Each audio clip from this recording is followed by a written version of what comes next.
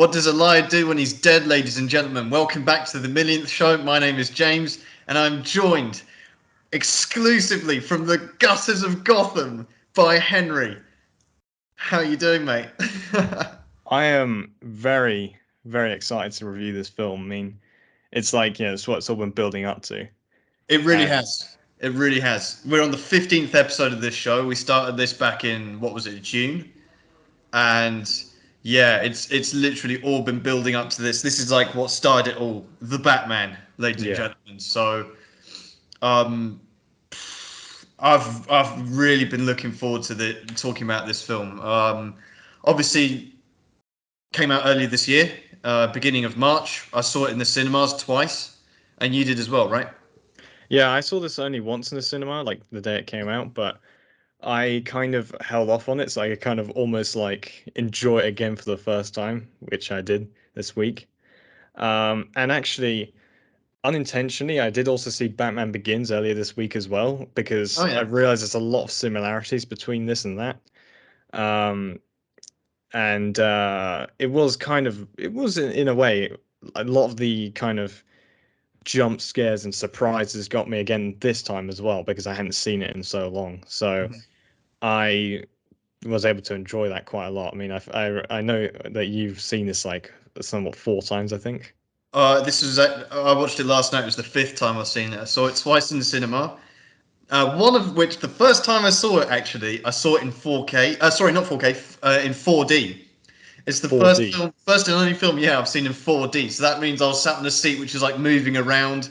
It had little effects, like when he's in a fight scene or whatever, and he gets hit on the back, you have like a little thing that sort of pokes you in the back and stuff, and like little, like for example, when he's driving in the motorcycle, you get like a gust of sort of wind or Oh, sort okay. of gas. So like, and flashing lights, obviously. So it How was a was that? very strange experience. But I don't know, like it's not really it's something I would recommend, but for a film that is not as important as this one. This film was so fucking good that it was a distraction for me, the 4D stuff, and I wouldn't do it again. But if it's Yeah. for a film that I'm less like, up for, if I'm like watching, I don't know, like it would probably do really well. 4D would be great for a Marvel film, for example. And then you're like, oh, da da da, it's Yeah, like they really should have immersive. used 4D for if it existed then for Dark Knight Rises when he snaps his back.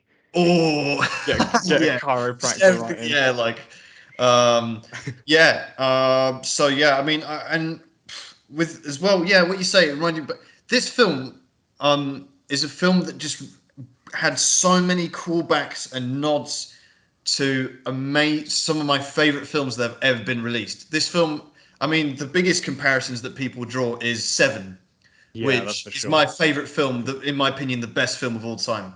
I absolutely love that film, and I'm going to go on a bit of a story here for you, so bear with me. But All right. Seven is I mean, this film is a vehicle for me to talk about my favorite film, which is Seven, which you don't get often a chance to do. But the reason I love Seven so much, one of the reasons, I mean, it's just a flawless film, right, by David Fincher, and it's a neo noir crime thriller, just like this one, and it's got very similar vibes.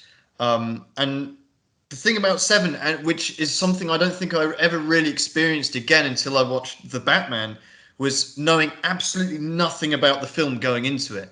Right. So with Seven, I'm going to spoil it. By the way, if you haven't seen it, then skip forward on Yeah, the we're also podcast spoiling the Batman thirty in case you seconds. haven't seen it. Yeah, but for Seven, I didn't know Kevin Spacey was in it, right? I didn't know he was in it. I didn't know anything about the film. I just went into it. I saw the poster and stuff, and I was like, okay, let me give it a go. I think I was 18 when I watched it, and I didn't know Kevin Spacey was in it. So for him to show up in the dramatic impact that he does, fucking blew me away. When he comes in the police station covered in blood, and you're like, oh shit, that's Kevin Spacey. What the fuck? He's the villain. Like, oh my, Yeah, no, he they're even all method hunting him down acted. and everything, and he just shows up like that, and it just blew me away. And the journey that film took me on, especially at that moment. But I mean, the entire film is so meticulously. It's a piece of art, and it really takes you on this journey, and it asks a lot of questions, and you have a real philosophical debate during the film as well. And it's a really gripping film. and I absolutely. And this film was very similar for me. I watched it in a funny time in my life. I'm not going to like go too much into specifically what was happening to me around that time, but it was very. I could say in March it was a very transitional period of my life. A lot of things happened that have that impacted my life, and at that moment, so I was in quite an emotionally vulnerable position to actually go. And I was watching this film. I went to watch the Batman. I didn't even know it was happening.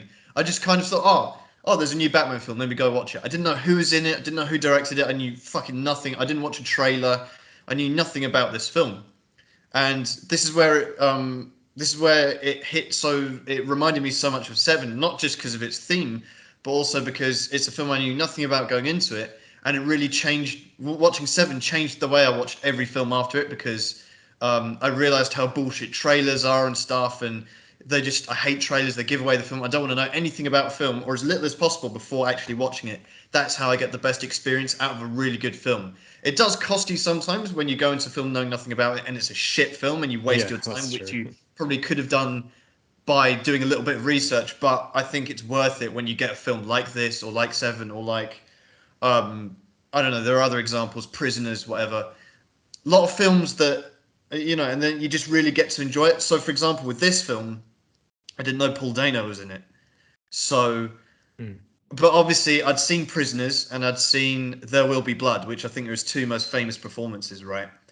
And so I was familiar with what kind of character he is good at portraying, right? So when I saw this film and the scene when Paul Dano was in it, I didn't know he was in it, and the way they reveal him, very similar to John Doe in Seven, and he's turning on that seat, and then you see his face, and it's not only the Riddler is in front of me, but I recognize it's Paul Dano, and I'm like, I can't even describe the emotional like fucking impact that had on me, where I was like literally, and upon the fifth time of viewing it last night, I was just covered in goosebumps. Every hair stood on its end. I was like literally every time, it's just blows me away, and his performance and everyone in this film is just absolutely phenomenal. um and this film reminded me of not just Seven the most, but it also had a lot of nods to Blade Runner. I felt like the original Blade Runner, just especially Gotham City itself. There's a lot of like neon. It's just dark. It's raining all the A time. lot of neon lights, that's for sure. Yeah, it gave me very big Blade Runner vibes. It gave me Prisoners. Well, just Not because mainly Paul because of Dano's Paul in it. Dano. Yeah, mainly because of Paul Yeah. Dano, but as well just the way the cinematography and the way it's shot, the angles, Mm. as well. It reminded me of a little bit of Batman '89 as well, in terms of Yeah, that it's more Gotham having gothic such a kind big of look. personality in it as well. Um, there were some really great callbacks to just even Planet of the Apes. The one, because obviously Matt Reeves Yeah. directed this film, also directed the latter two Planet of the Apes prequels. And there's a particular scene I'll talk about later when we get into it, but it really reminded me of it's like almost like a director's trademark from him, and I could certainly see his even though this film felt like something that was being directed by David Fincher or by Ridley Scott back in the day, Matt Reeves. This is a film that a film that has really put him on the map, I think, and like really on my map certainly as like a director now, where I'll go and see anything he does, because I watched Planet of the Apes and I watched this, and I know he's done another film, I think Cloverland, which I haven't Mm. seen, that I'm going to, but he's just proved himself as a phenomenal director and someone that can really capture very detailed emotions and just things like that. It's a real pleasure to watch a film like this in 2022. You Yeah, know? that's true. I mean, it was like a massive breath of fresh air. Like, I mean, to be fair, when I saw it, I watched it with my friends and my girlfriend, and it was like really, it was like like we knew it was 3 hours long, Yeah. but and like we were like, like kind of peppering ourselves because like it's gonna be long, but it didn't really feel like the time kind of flies by. You don't. It's very difficult for a film that's kind of this long to like not have you checking the time and so on. But I think this is probably the most successful I've seen a film do that. And like it just kept you going the entire time. Like Mm. there's never really a dull moment in this film, I feel. Yeah, the first time I watched this film, obviously in 4D, like I said, and being in the headspace that I was at the time, and I was just absolutely. I think it was great to be in that kind of emotional state as well. I wasn't like, it's, and when I say vulnerable, I don't mean like, oh, like I was like, anything like particularly bad. I was just in a moment where I was so susceptible to being, and just the fact that I went in the cinema watching this film with absolutely no knowledge or expectations. I was just like, let me just do something to take my mind off everything and just watch a Batman film. And then I was like, this just sucked me in from the opening moment. Just like everything was just really drew me in. And it's funny because I watched this with three or four of my mates as well, and none of them liked it. They didn't. What I found interesting about this film was how polarizing it was, because I think it divided opinion a lot. A lot of people were complaining about the runtime. A lot of people were, a lot of people I think had a lot of prejudice going into this film, which I probably would have as well if I had If followed you're a anything Zack up Snyder until fan, going into maybe. it. But because I just didn't know anything, or in this on this occasion it was unintentional. But usually I do go into films intentionally, um, making sure I know nothing about it. But with this one, it was unintentional.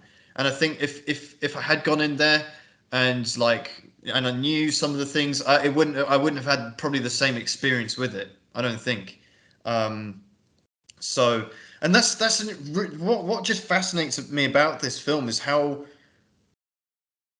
good it was. Like for one of it, it's like Warner Bros. And how brave it was, because Warner Brothers are like a studio now that just don't. I mean, most films in Hollywood, most production houses, they just don't like taking risks anymore. Okay, they go for the safest options, Yeah, and that's this is a true. film, and with the greatest respect to everyone involved in this film, is basically has a lot of B-list qualities to it.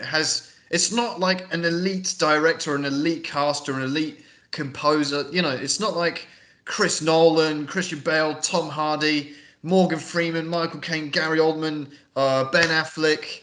Fucking, it's not like these legendary names in cinema, right? These are all, relatively speaking, kind of more just the tier below, like B-list, where you know about them, you've seen them Yeah. here and there, but they're not like the real big names in Hollywood.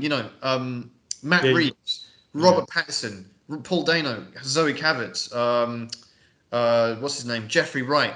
These are all, and the composer, Michael Yeah, Michael, Giacchino. it's like an Italian sounding name. I think it's Giacchino. I've probably Yeah. got that wrong. I'm sorry, but Yeah. um, I mean, a lot, a outs lot of, a lot of, you know what I'm trying to say. There's nothing really like A-list about this film. yeah. And it feels like to me this is an occasion where Warner Brothers kind of accepted that, and they said, because this took big balls to make a film like this, to make it with this kind of tone and theme, and it's Batman. And I think a lot of people probably weren't expecting that, but it was just so successful in delivering a film that you just don't get to see anymore these days. This felt like an instant classic to me, you know? Yeah, in a way. And I remember the only thing that I knew about going into this film, I think I'd briefly seen like a teaser trailer or something, but I didn't really remember anything from it, other than, there's like a brief bit from the Batmobile chase. Oh yeah. Um, but all I knew was that Robert Pattinson was Batman, and all I knew about him was, yeah, he was a guy who was in Stranger Things. So I was like, okay. Oh right. I was like, All I knew. Okay, actually, I tell a lie. I knew he was in this film, but I heard someone say, "Oh, the guy from Twilight's in it," and I'm like, I haven't seen Twilight. I don't care. I know oh people shit, yeah, talking it's to me. Twilight, not Stranger Things. Yeah, I was gonna say, he's in Twilight, and I'm like, obviously everyone's heard of Twilight, and it's something growing up. Yeah, You're like, oh, girls like that, da da da. But yeah, I didn't care about that. I was like, oh, big deal. I'm not gonna judge someone off a film A I haven't seen, and B just like you just can't judge. I was like, okay, he's in that. Don't okay, like yeah. Like people, I can't believe that really swung people's. I think there was as well because obviously this is coming off the back of a very tumultuous time for the Snyderverse and Ben Affleck. So there's probably a lot of those fans having prejudice against this film as well. And I understand, if you're a Snyder fan, if you're an Affleck fan, it probably hurt the fact that now they've Warner Brothers basically abandoning that and going now into this.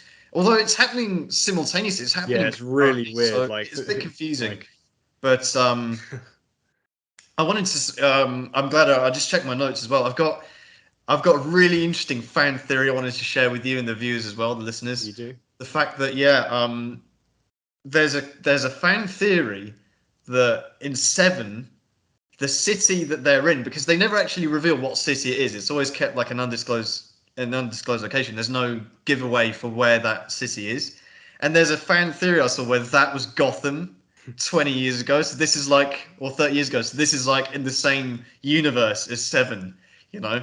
Like, and I know that's only on a very stylistic foundation, but still, like, I actually think that's like such a cool fan theory. The fact that Seven was based in Gotham before Batman and before everything.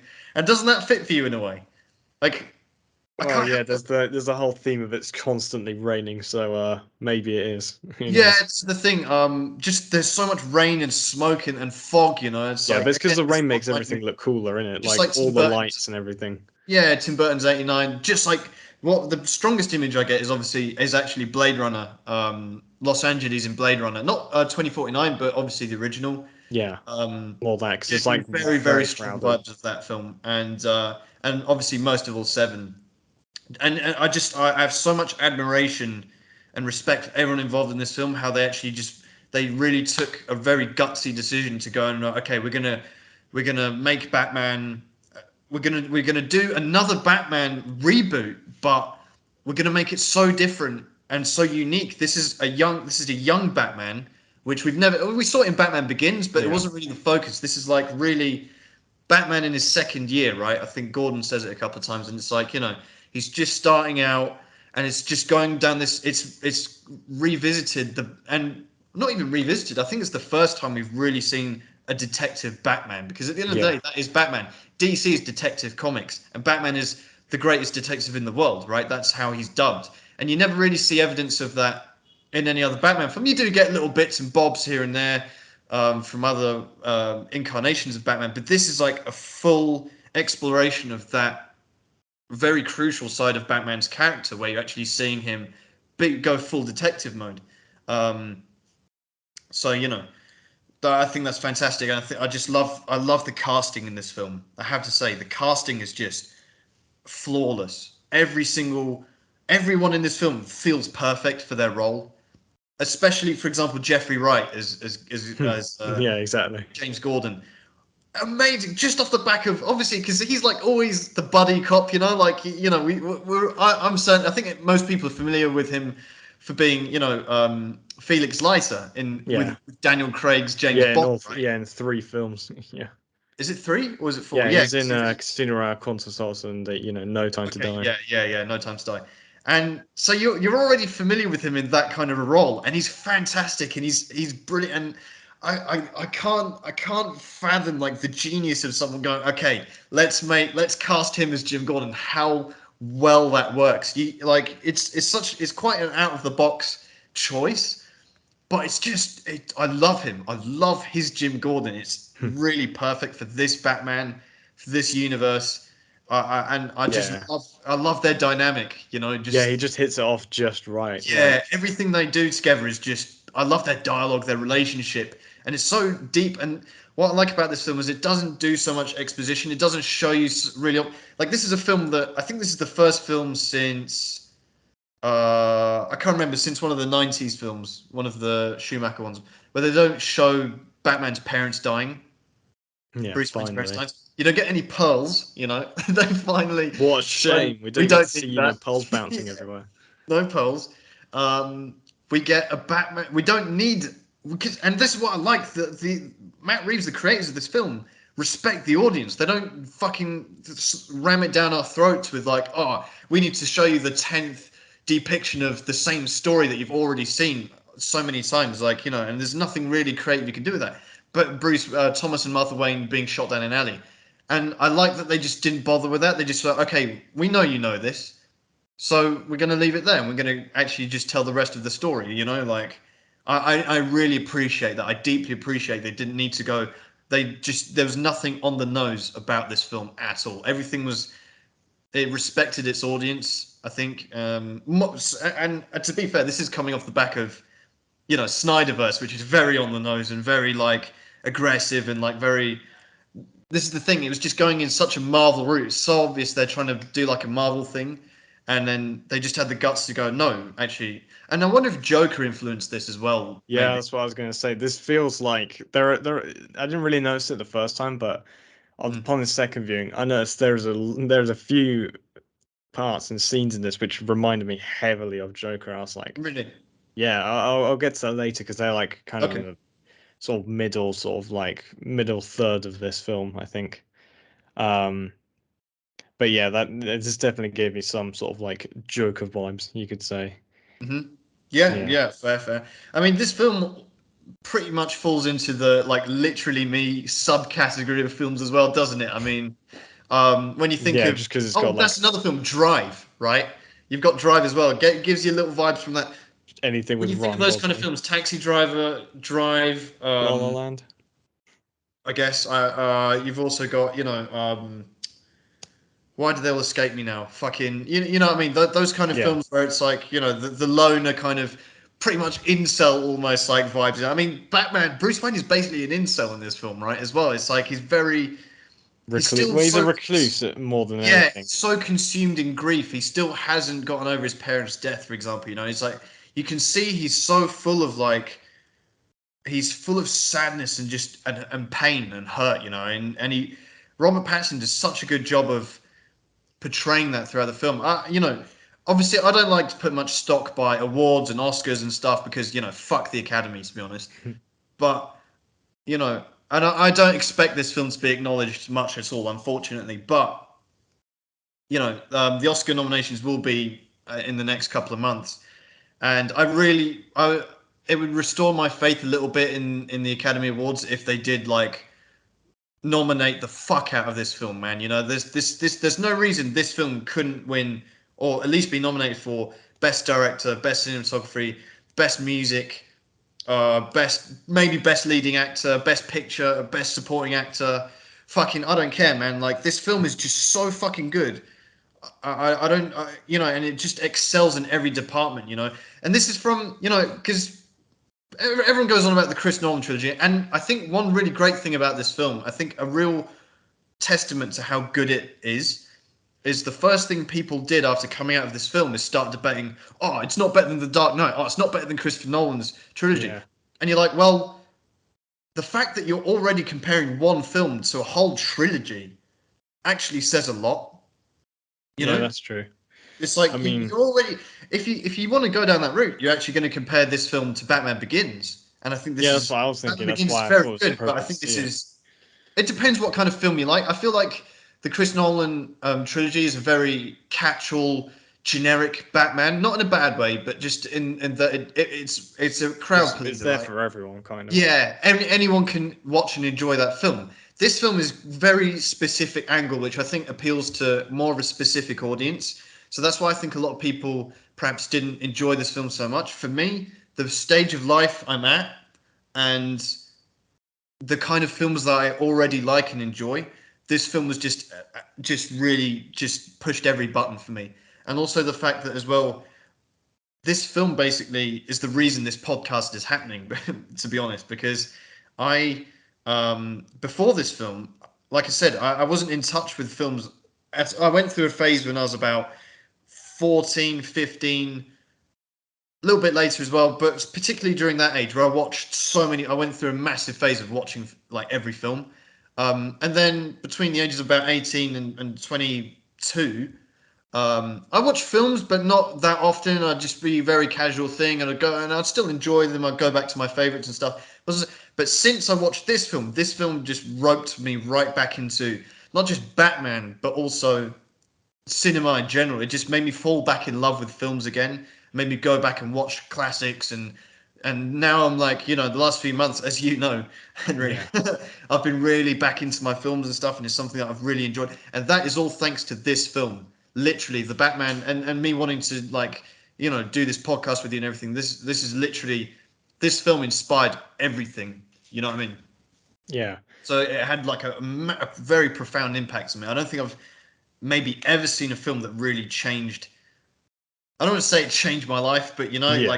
it really Guess did so. like have a massive impact on like the way I am in a way. Yeah. I mean, I feel like I'm a bit more I'm a bit of like the counterbalance in this. Not that I say like, oh, I hate this film, but in that I went to cinema to see this like as a moviegoer, kind of, Yeah, yeah. see, for entertainment's sake. I didn't it didn't like change me or anything. I just thought it was really good. For entertainment sake, and also for kind of having seen all of the Batman films prior, Mm. um, what this means for the future of it and so on, and how well it kind of Yeah, yeah, translates. I mean, obviously, this has a lot of comic accurate elements in it, but this yeah, isn't. I think the kind of the whole comic accurate standard isn't like a like the be all end all kind of if everything was like comic accurate in Batman, then it depends which one you're going with as well. And this like exactly. There's so many comic. Yeah, that's there's true. like this. I think this one was partially based off of Year One, Yeah, Batman Year yeah, One, I yeah, think, it was. and in another one, I think it was it might have been Batman Zero or Batman Year Zero or something like that, where like there's actually the same plot by the Riddler to blow up the Gotham seawall which floods it, Mhm. but we don't really see much of the aftermath in that. So um, I'd very much like to discuss this, I will say. But something I did notice, which I want to clarify, I'm not actually this white. I'm sitting in front of a window, so completely unrelated, but you know, don't get much sunlight in a bunker. Yeah. Um, yeah, this I think yeah, what you touched on there as well is what this means for the future of Batman. What is a real reassurance as well is the fact how successful this film was in the box Yeah. office. I think this made 3/4 of a billion. Yeah, it was like Um, 778 million yeah, if I remember correctly. so I think that's something obviously Warner's will be very pleased about. And for me, that doesn't matter to me at all whether a film's successful or not. It doesn't matter to me as a Yeah, fan. something like The Thing. I think The Thing even made a loss, but it's still a Yeah, great yeah. film. There's a lot of films that just, for example, Blade Runner 2049. That's one of the best films I've ever seen. But it didn't flop. I mean, I guess it flopped. It didn't make a loss, or it made like a very humble profit. Yeah. But it certainly wasn't making a billion. Like the Marvel films are Yeah, doing, well, or Marvel films now you know, they kind of take the attitude that if it doesn't make a billion, it's a failure. So that's right. And that's kind of unfortunately that's put a lot of pressure on the rest of the film industry to kind of deliver these like very safe films that will just draw as much audience in as yeah, possible. it has to be And PG. and that's also the fault of streaming services as well, I think. I mean, this is going into a very different conversation, but I think it is worth go. The fact that you've got so many now, it's just a lot of remakes, and it's just everything. You used to have a film. This is actually I saw an interview with Matt Damon earlier in the week talking about this, how DVDs were basically the fact DVDs don't really happen anymore. No one cares about the DVD release because when a film came out, it would be in cinemas for about a month, and then you wouldn't be able to get hold of it for 6 months before it came out on DVD, and then the film basically restarts again, and you get a whole Yeah, extra that's windfall true. of Like, money coming in. So and now you don't have that at all. So the film really has to deliver straight away, and then even if it in cinemas, it will just be released. I mean, this film, yeah, for on like example, was HBO released I Max or think something. not even 6 weeks after the film stopped showing. It was on Hmm. HBO Max. So for better or worse, that is definitely having an impact on the cinema industry, and Yeah, it's a shame to um, be honest, but it is. But again, it's just reassuring to me that this film was made in such a committed vision, and it didn't compromise on that, and it was successful by all standards, by all standards. um hmm. and that's really like a real credit. I just want to meet Matt Reeves and shake his hand and say thank you for making this film.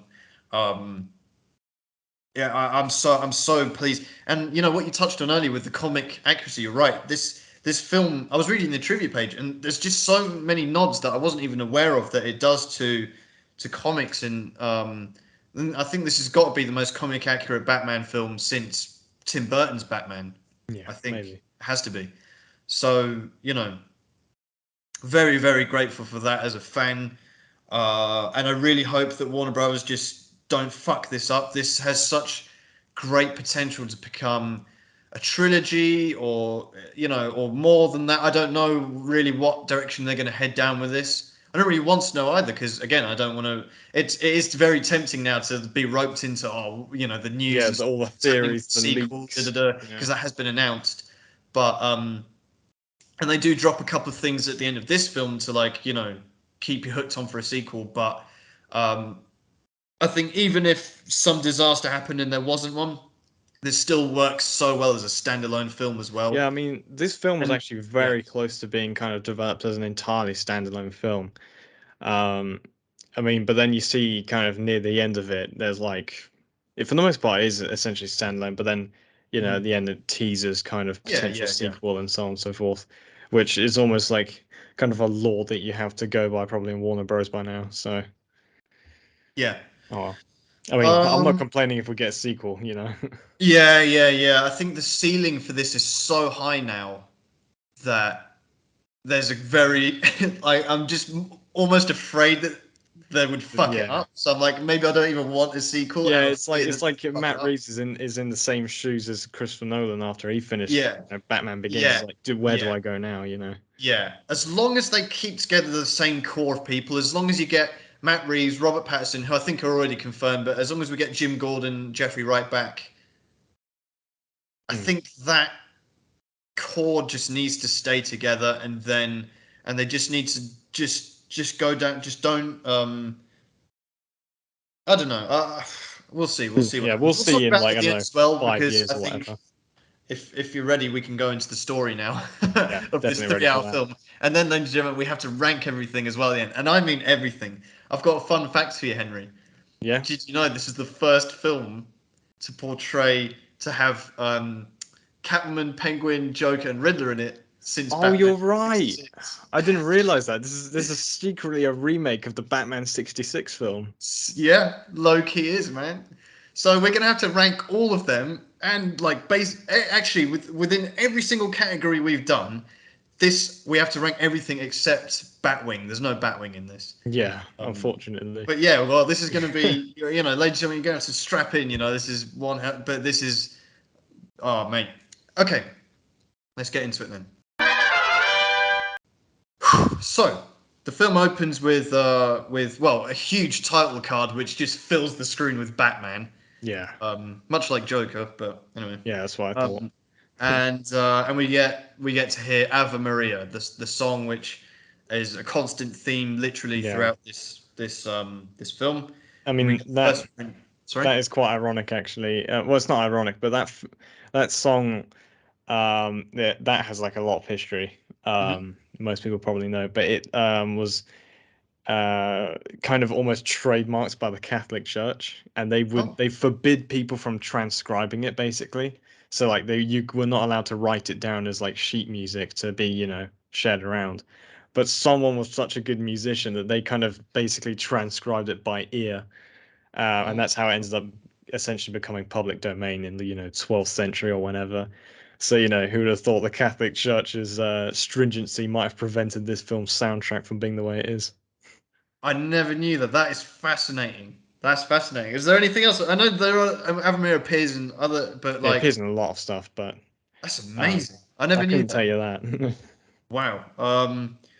Well, I didn't. There you go. So yeah, this is like this. So this is the first time we get to hear it, and we have the Riddler looking through. Well, we don't know it's the Riddler at the moment, but we Yeah, just see well, someone on looking through second viewing. binoculars at basically a mansion where the mayor lives, right? Yeah, I mean, And yeah, this time was quite almost chilling seeing it for the second time because this time you actually know this is yeah, the Riddler, and the first time kind of you're focusing on like this nice sort of family interaction you can see, but yeah, like the second time because I got earphones in and everything, like you can I hear you're constantly taken out of that because you can hear him he's breathing like. breathing. Yeah, yeah, Yeah, yeah, he's like yeah, yeah, I yeah, realized in this he fucking got like the breathing sound of like Darth Vader a bit. I only just realized. yeah, Uh, yeah, yeah. uh Oh, mate, the sound, the sound work, the audio editing in this film is phenomenal as it well. is I very have to good say to be that fair. should get an Oscar nomination as well because there's a bit later on in this same scene. But I mean, there's so many examples of it. You hear everything so crisp.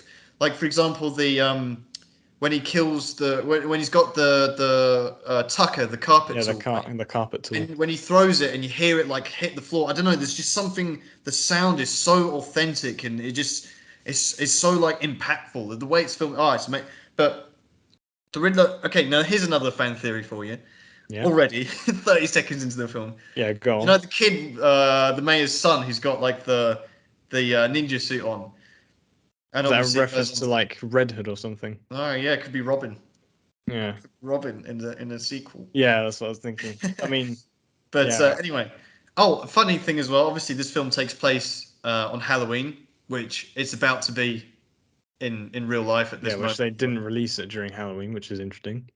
Yeah, well, probably. Well, you never know with this kind. It could have spawned some kind of crime. I don't know, wave or Yeah, something. maybe. But I am going to be interested to see this Halloween. How many Riddler costumes we see? How many of those winter defense masks we I see? think it's just going to be Jeffrey Dahmer, man. That's the problem.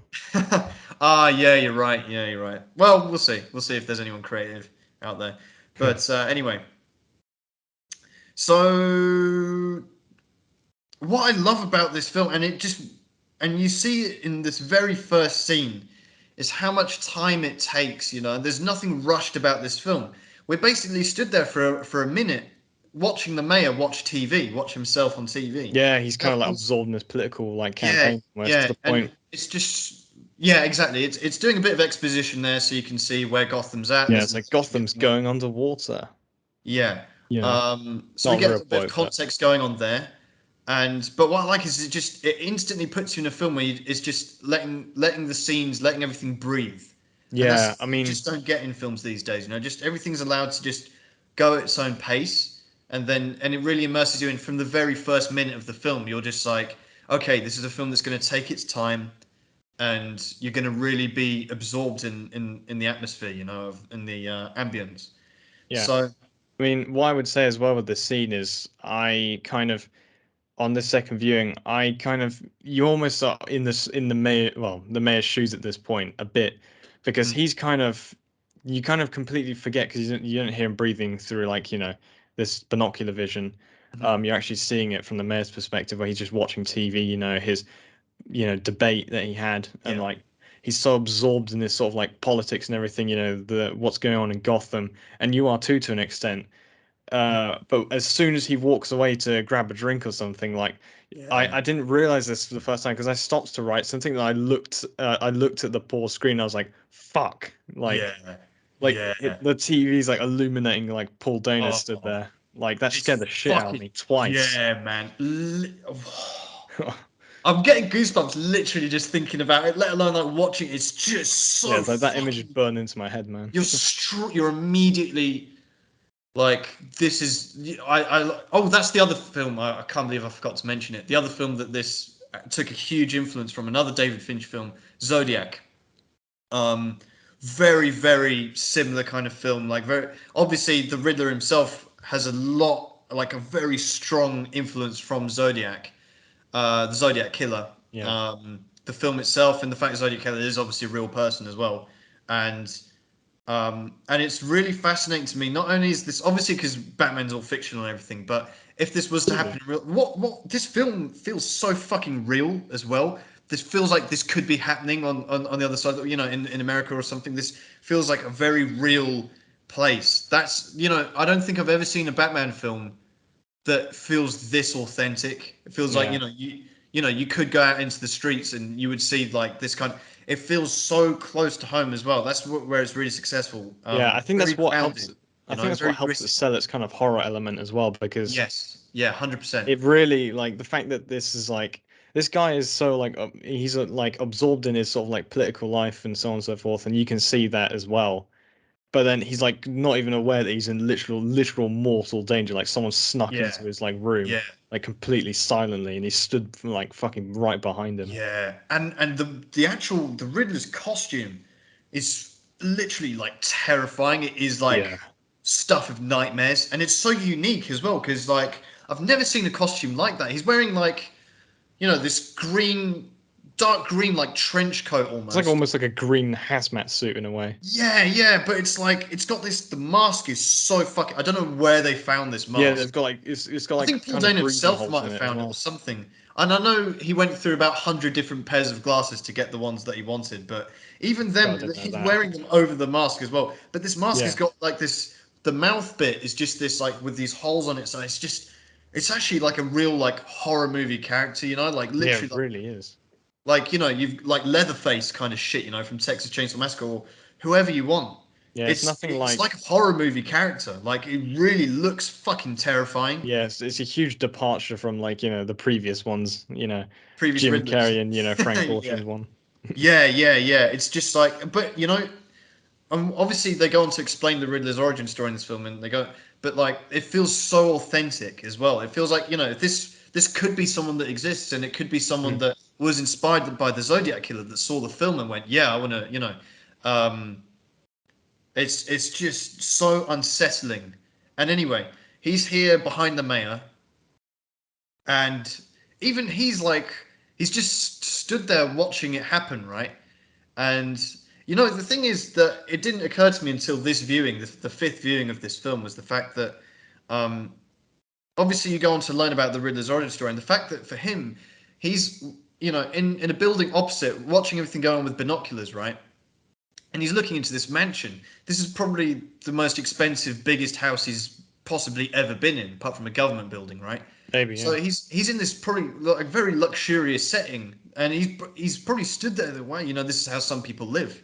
Yeah. This is like a completely different, like couldn't be further from what the conditions he grew up in, the Riddler, right? So he stood in this. He's probably looking around like the fireplace and all this, like the whiskey, expensive like Yeah, stuff it's like everywhere. It's fine like wow, glass and so on. furniture. Yeah, it's a huge place. And this and actually, because at the beginning, this is something I've very noticed. He's panning over this entire mansion, like it's huge. And anyway, so he stood behind the mayor. He's just having a phone call to he's walking about, and then yeah, he just leaps out and he's like just beats him over the head with this this heavy metal blunt Yeah, so it's instrument, like basically. it's proper brutal, like killing as well, like Yeah, bludgeoning someone's exactly. head to death.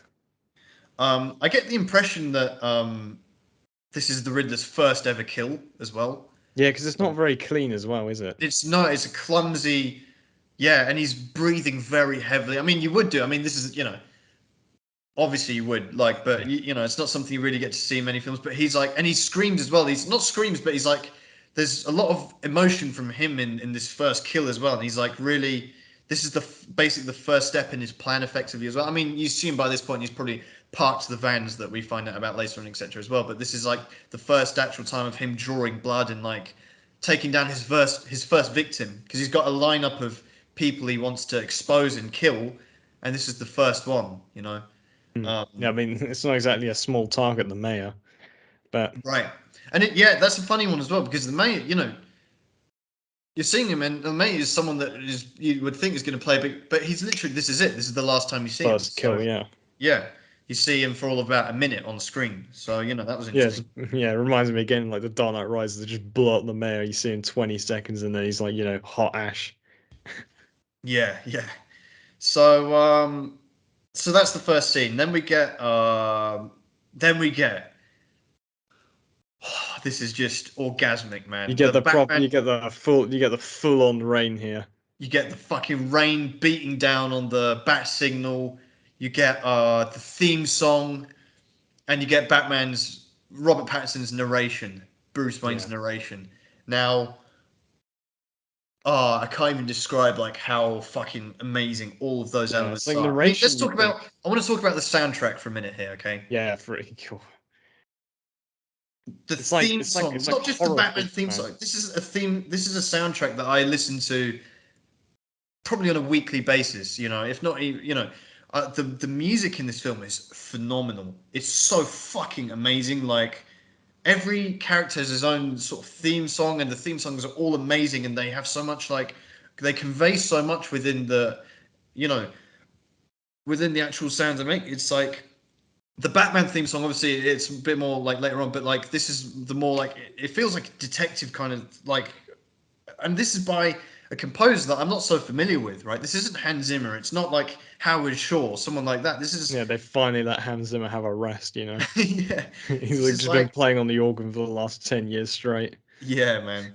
This theme song is like so immersive. It's like the music is like almost its own character in this film as well.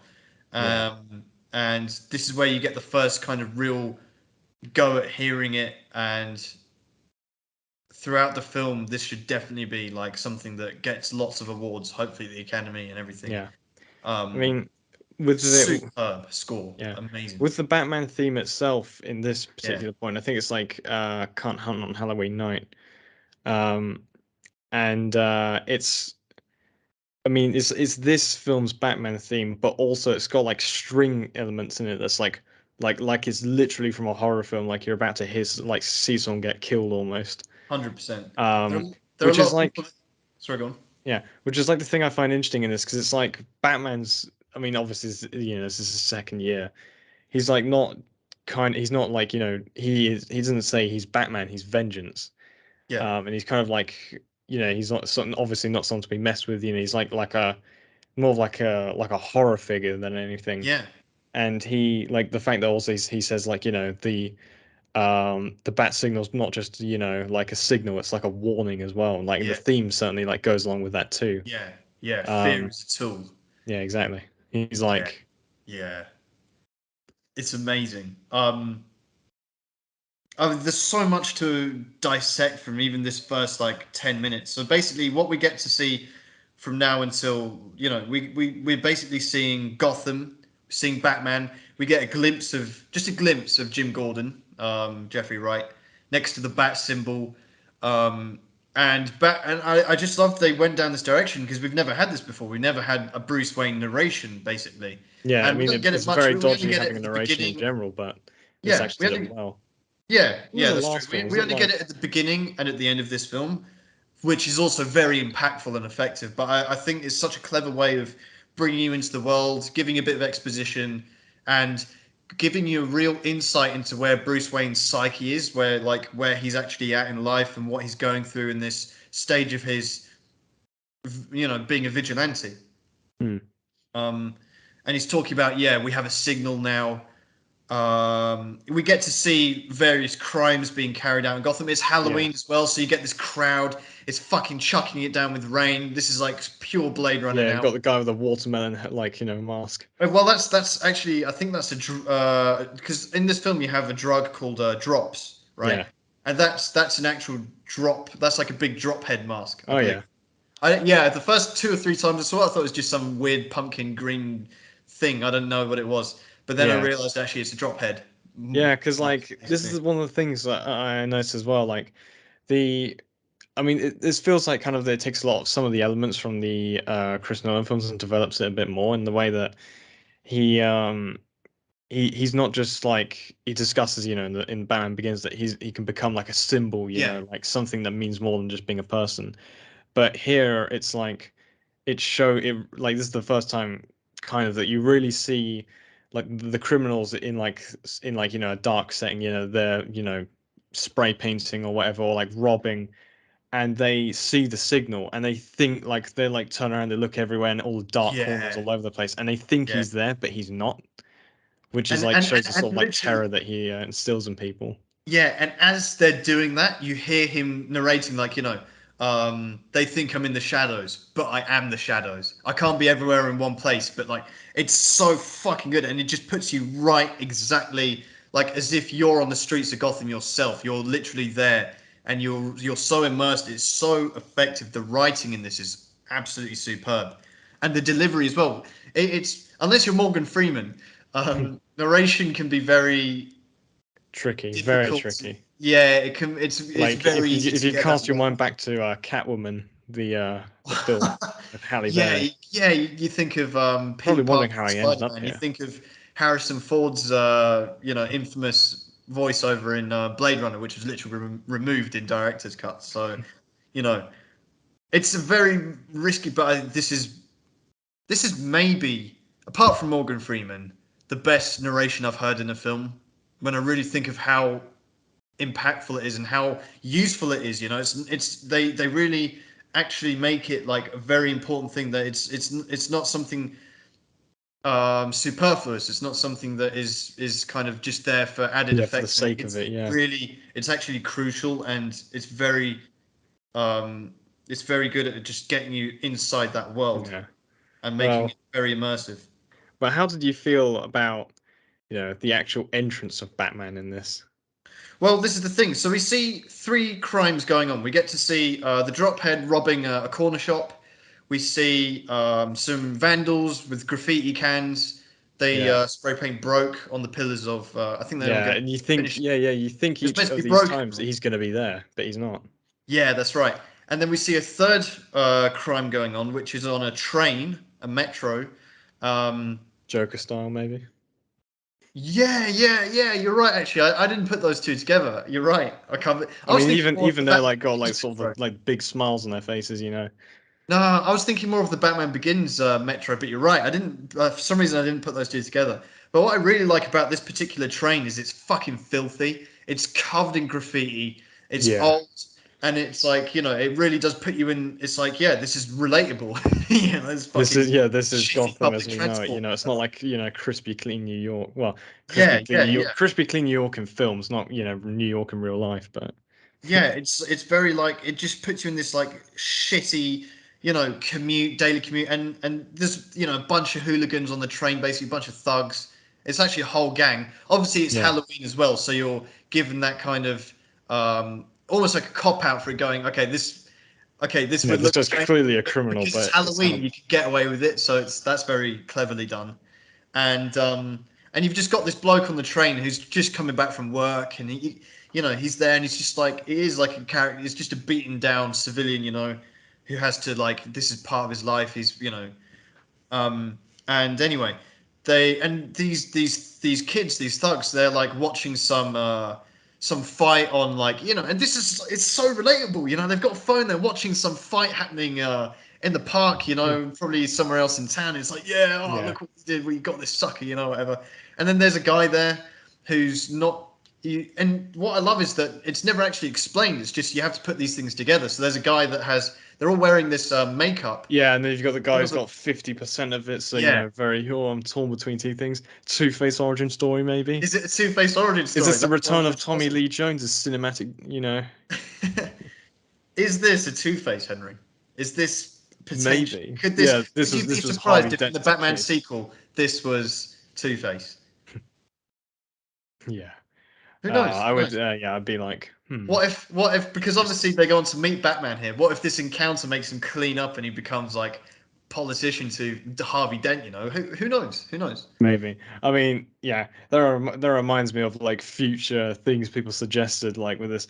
I was reading like earlier today. I saw someone on a comment unironically saying they should bring all three of the current Jokers together in a film. I'm like, I just wrote underneath found the Marvel fan. Like Yeah, that for is the man. worst idea. That's even worse than Batman No Way Home. Someone suggested. Like Yeah. who I don't know who wrote that.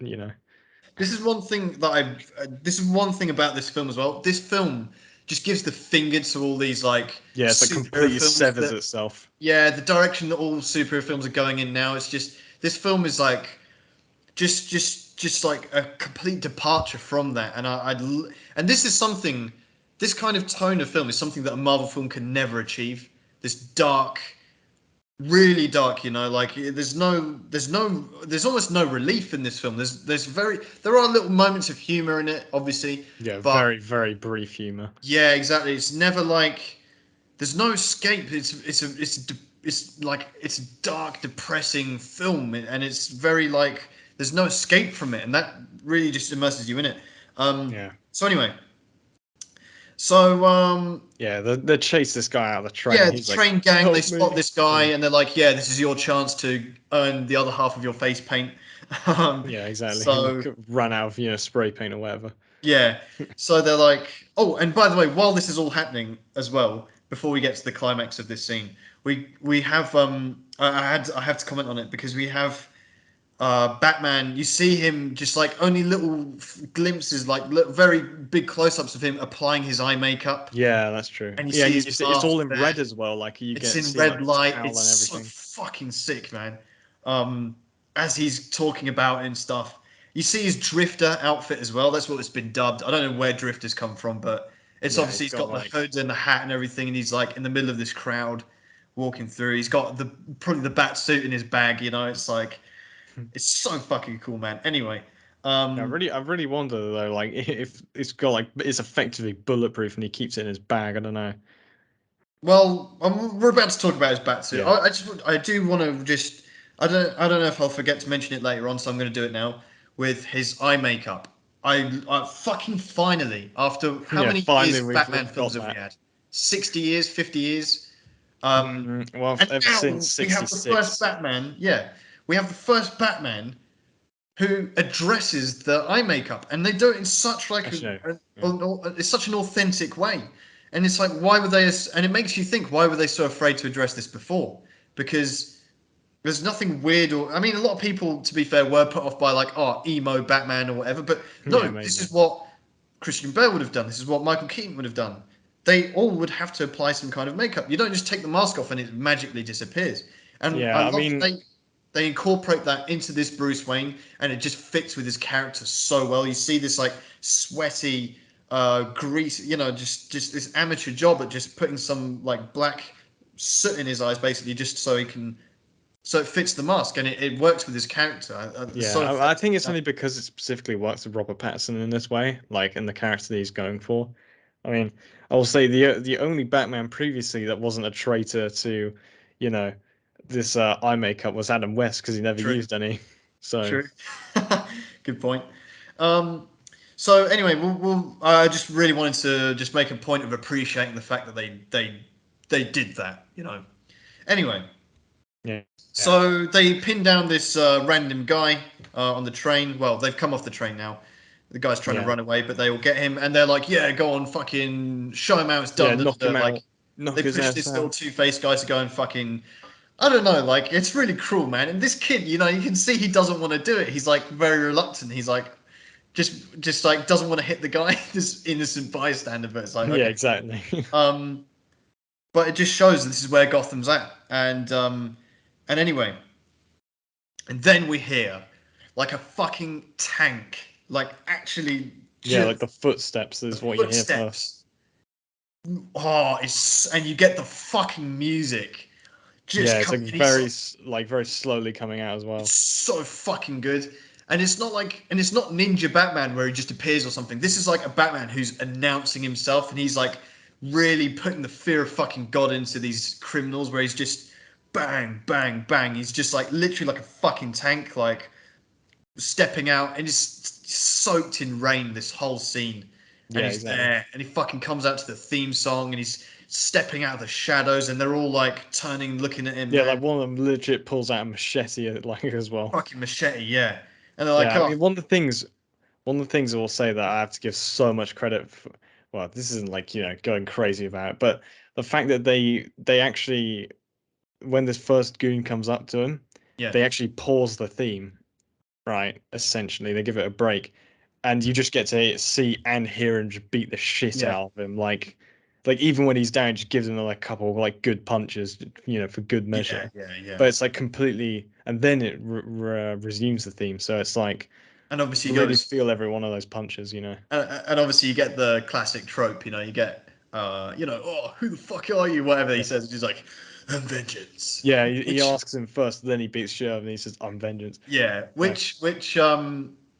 which I believe was, or I read it was improvised, or at least it was a suggestion of Robert I Pattinson think it was himself. intentional by Matt Reeves because I like think Robert Pattinson suggested it, and then he was like, yeah, do it. yeah, because they've always Uh, said I'm Batman, which is obviously Michael Keaton coined that, but in yeah, the comics it was I'm Vengeance, and I think that makes more sense in this because people refer yes, to him as yeah, yeah, Vengeance for because he's sure. more like angry and so on and so forth, And you can see, for resentful. example, in a sequel of this, imagine if that became like a running thing within. Say this becomes a trilogy, and then in the second one he goes, I'm Batman," and then the third one he says, "Oh, I don't know." Maybe in the third one he says, "I don't know." Like, but they could make that a thing, Yeah, because yeah. obviously this whole film is about Batman's journey and him, growing, right, and becoming a Well, better becoming Batman kind symbol, of. becoming better, becoming Batman as well. Instead, Yeah, he's I mean, he's just learning, and obviously you get to see throughout this film how vengeance isn't actually a good thing, basically, and it gets misinterpreted. What he's trying to do a good thing, but and as well, I really want to a really great thing. Probably everyone's seen these interviews with Robert Pattinson, but I think it's definitely worth just acknowledging because of how fucking how much I love his Batman. And how seriously he took the role. Um, and also the fact that I think one of the reasons this film succeeds so much and why I was going through the trivia and I didn't read much of different how many different actors were considered to play Batman yeah, because Matt Reeves was signed on very early on, right? And there were a couple of other directors, Denis Villeneuve, for example, who directed Blade Runner and Prisoners, Blade Runner 2049, I should say, Prisoners. That would have been interesting. Although I feel this film might as well have been directed by him because it is very much his style. But Matt Reeves, obviously, phenomenal as well. Anyway, Matt Reeves, when he was writing some of this film, he's in the creative. He always had Robert Pattinson in mind. He had his image, and he didn't know that he would be interested in this role, and I think he almost assumed that he wouldn't be, but he wrote that he basically created this film with Robert Pattinson in mind as his Bruce Wayne, having watched him in a couple of films, and and so obviously he was delighted when Robert Pattinson was offered it and accepted as well, and turned out to be very eager to do this role, Mm. which I think was amazing. And I think that's just, and that's why you have such a distinct style of film here, because it was all written with one vision in mind, and everything actually fell into place to execute that vision as it Yeah. was originally intended, which is something that, for example, Zack Snyder, I think, has suffered from, where he has a vision which hasn't been, well, obviously forces out of his control for the most part, but no one was ever committed to one direct vision, and that is why Snyderverse has, had mixed results basically. Yeah. But But anyway, I just to come feel, back to it, yeah. yeah. Um, The real question is though about this scene is, do you think it could have been improved by the sort of like bop and zap like kind of things that pop up in 66 Batman? yeah, imagine that. Yeah, it's like the guy This, shoots the gun over and it goes kapow. yeah, this is when the 4D thing really kicked in, because he's having this very. It's a great fight scene, by the way. Yeah. The thing about Batman is, with his various bat suits and everything, in certain films, in the earlier films, the Michael Michael Keaton ones, for Keaton ones, example, yeah. it's awkward for him to have a fight because of the limitations of his suit. Even Christian Bale's Batman doesn't have that many actual hand-to-hand combat scenes Yeah, the best because, one's really with Bane, yeah, that's because right. of that. And even that film is very much like, I'm sorry, that fight is very much in the shadows as well. So, and even the fighting in that is a little bit awkward, and it Like doesn't seem stunted in a very way. realistic. Um, Snyderverse, Ben Affleck's fights, they're quite good. But this Batman feels like these are real fights. And he's taking a lot of blows himself, right? This is something you actually very consciously experience when you're watching it in 4D, as I did, because you're feeling the fucking thing on your back. Like, Yeah. it's like, what Yeah, the they're fuck? just in 5D they're just gonna hire someone to beat the shit out of you in the next Yeah, one. man, trust me. I'm like, what the fuck? So that's when the 4D was really kicking in. I'm like, oh shit, it's like hitting me in the back and God, stuff. I fucking despise that, man. I just leave the cinema. It was quite distracting, but it was interesting. It was strange, but I don't know. Anyway, I just wanted to make one final comment about Robert Pattinson's Batman, because I think it's very much demonstrated in that first thing he does when he knocks the guy down and then he hits him a couple of extra times. And I think because Robert Pattinson said is that the way he approached this role is that it was a Bruce Wayne that's obviously still traumatized and hasn't moved on from that at all, from seeing his parents die. And he basically views going out into the night and fighting these criminals as therapy. This is his therapy. This is him reliving that night and stopping the criminal that killed his parents. This is his therapy, beating up criminals. This is how he gets to Yeah, release that's how his he deals anger. with it almost. Yeah, this is his coping, exactly. Um, and the fact that he's punching the fuck out of this guy, and as the guy's probably slipping into unconsciousness, he's going, "I'm vengeance." So the last thing he hears in his subconscious is this fucking like this Yeah, message, as he this scary zones out. shit going Yeah. on. You got the rest of them as well, like they all like arm up to. Yeah, right. So they all have this fucking fight. Most of them just basically pussy out. They're like, yeah, fuck this, they run off. The Two-Face guy, he lingers for a bit. They make eye contact, then he fucks off. And I think a really poignant moment is when the civilian, he's left there, and he Yeah. says to Batman, please don't hurt me. And the effectiveness of that line is just that it's like, yeah, it's like you said before, Batman is basically, no one really knows if he's like, he might as well be a He is criminal like as a well, as legend far as anyone almost else still. is concerned. This random guy, he's expecting to be fucked up as well now. um so his message isn't clear at all, because he's like, yeah, he's vengeance and he's Yeah, punching and these criminals. And But the something I noticed as civilian is well is the also fact that afraid. Like he doesn't know like what side of the law Batman's on. You yeah, know. and like Robert Pattinson up until this point, all he said is well, his monologue and narrative, and then I'm vengeance. One thing I noticed in this film, he does a lot of like not talking to people. He Yeah. just kind of looks at them. He's like, and then they just Yeah. stop. I'm going to comment on that Yeah, a little bit into the next scene. yeah, But yeah, I love how this is a film that actually almost taught me how much silence can speak.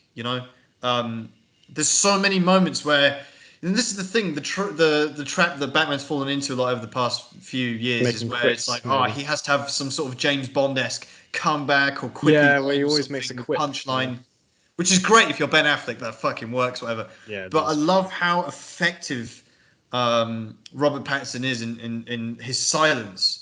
There's so many things he could say something, but he just doesn't. He just lets whoever's talking continue. He just listens and he's observing. He's very silent. He's just in the background.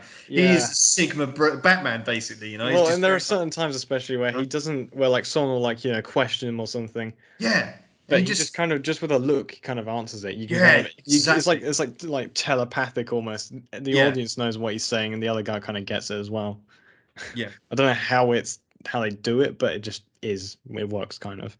yeah. Now, this is where okay. So the guy says, "Please don't hurt me." He looks up, he sees the bat signal, and he goes over to the crime scene where the mayor's Yeah, just been killed.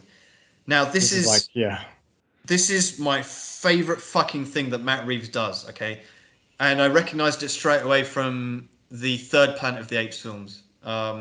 I get the titles mixed up, but it's the third Planet of the Apes film, and he does this POV shot of where he does it with I forget what the fucking Caesar. yeah, That's the name of the the leader. ape, right? The leader, and he does it with Batman here, where he's walking into a room and you're seeing it from his point of view, and like you've got people lined up either side and they're reacting to him, Yeah, and it's like they're like kind of friendly with it's Gordon. good, yeah, because Gordon's in front of him, and you're just in this, and the music just because the music has been on such a high, such a climax with that fight scene, and then it just goes back down to this very Yeah, it's like very subtle. low key.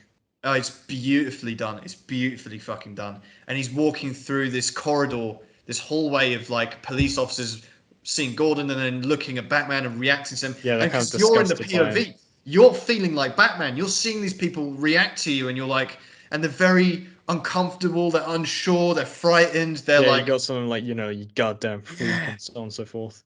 it's fucking amazing. I love it. And I love Matt Reeves. This is something that is specific. I don't.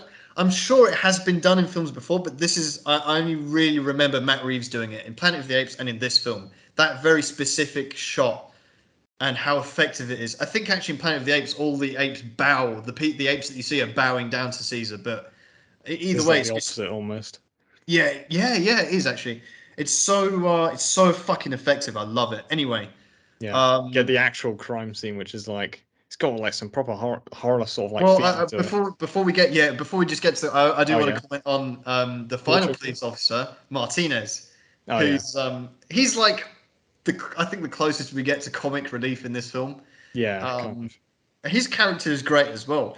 He's like a little bit of an MVP, man. He just pops up all the time. He's just this guy. He's got to be in his bonnet. Everyone's seen cops like this before, right? And he's just like, oh, a job's worth, but he's like, and he stops Batman. I love the impact of this, man. He puts his hand on Batman's Yeah, chest, you can stopping literally him. hear it. Yeah, and Batman just looks at him, and everyone's like, everyone knows Batman could fucking kill him like immediately, and I just love Batman doesn't say anything. He just looks at him, and can you imagine the restraint and the self control that Batman has to just not fucking break this guy's hand or something, which every other Batman would do, by the way. Well, And this Ben one, Affleck. I don't think Adam West wouldn't even be in this situation. They'll be like shaking well, his that's hand as he true. goes in. Yeah, like, It'd be oh, like the how you guy's doing? probably got like an egg cracked on his window or something. Like, and he's like, "Oh, it's Egghead back at it again." True, Yeah, true. But you've got Martinez there. He like fucking puts his hand on Batman. Like, oh, it's so he stops him like where he's going, and then Gordon's like, he's with me, and he's like, "Are you fucking serious?" And he calls him a fucking freak. Yeah, it's like the commission's just like, you put your job on the line for this, I love that. I love that. I love this is the thing. Gordon's relationship and his position in this, and the whole thing is amazing. We get to see it a lot here. It's like he's breaking all the rules by having this association with Batman. And not only that, he's incurring, I think, a lot of jealousy from other officers because a lot of them are bent, they're corrupt. They know Gordon's a good cop, and that is why Batman only fucks with him. And then Batman's not working with any of them, just him. Mm. And he gets that exclusive access to Batman. But that's very much his reputation as well. And everyone, you can imagine Gordon when Batman's not there, and they're all hating on him, making jokes at him and stuff. But he is this upright, upstanding police officer, and Yeah. there's so much unspoken. Everything that I've just said there has been, a conclusion that you come to without it being spelt out to you. It's just, the pressure that Gordon's under, and the shit he probably gets from his superiors and stuff for having Batman around. Why don't you turn him in? Why don't you expose him? Why don't you arrest him? Whatever. There's so much unspoken there that is just, but it's so visible and it's so present. Anyway, Yeah. Yeah. they I walk mean, into the crime scene. yeah, the actual scene itself, like, Yeah, it's like, I think the main thing that like kind of freaks you out in this is the fact the guy's head's taped up like yeah, entirely. yeah. And obviously, they're like, there's like this, he's lost so much blood from his head and so on, like they address. It's like Mhm. really fucked up. Yeah, and from his hand, right? Yeah, because they chopped his thumb They off. take the bag off, and his thumb's been severed. The only thing Batman says is he makes a comment about how the thumb was severed while he was still alive. I think. Yeah, it's like, in encephalitis or something Yeah, around the wound. yeah, that's right.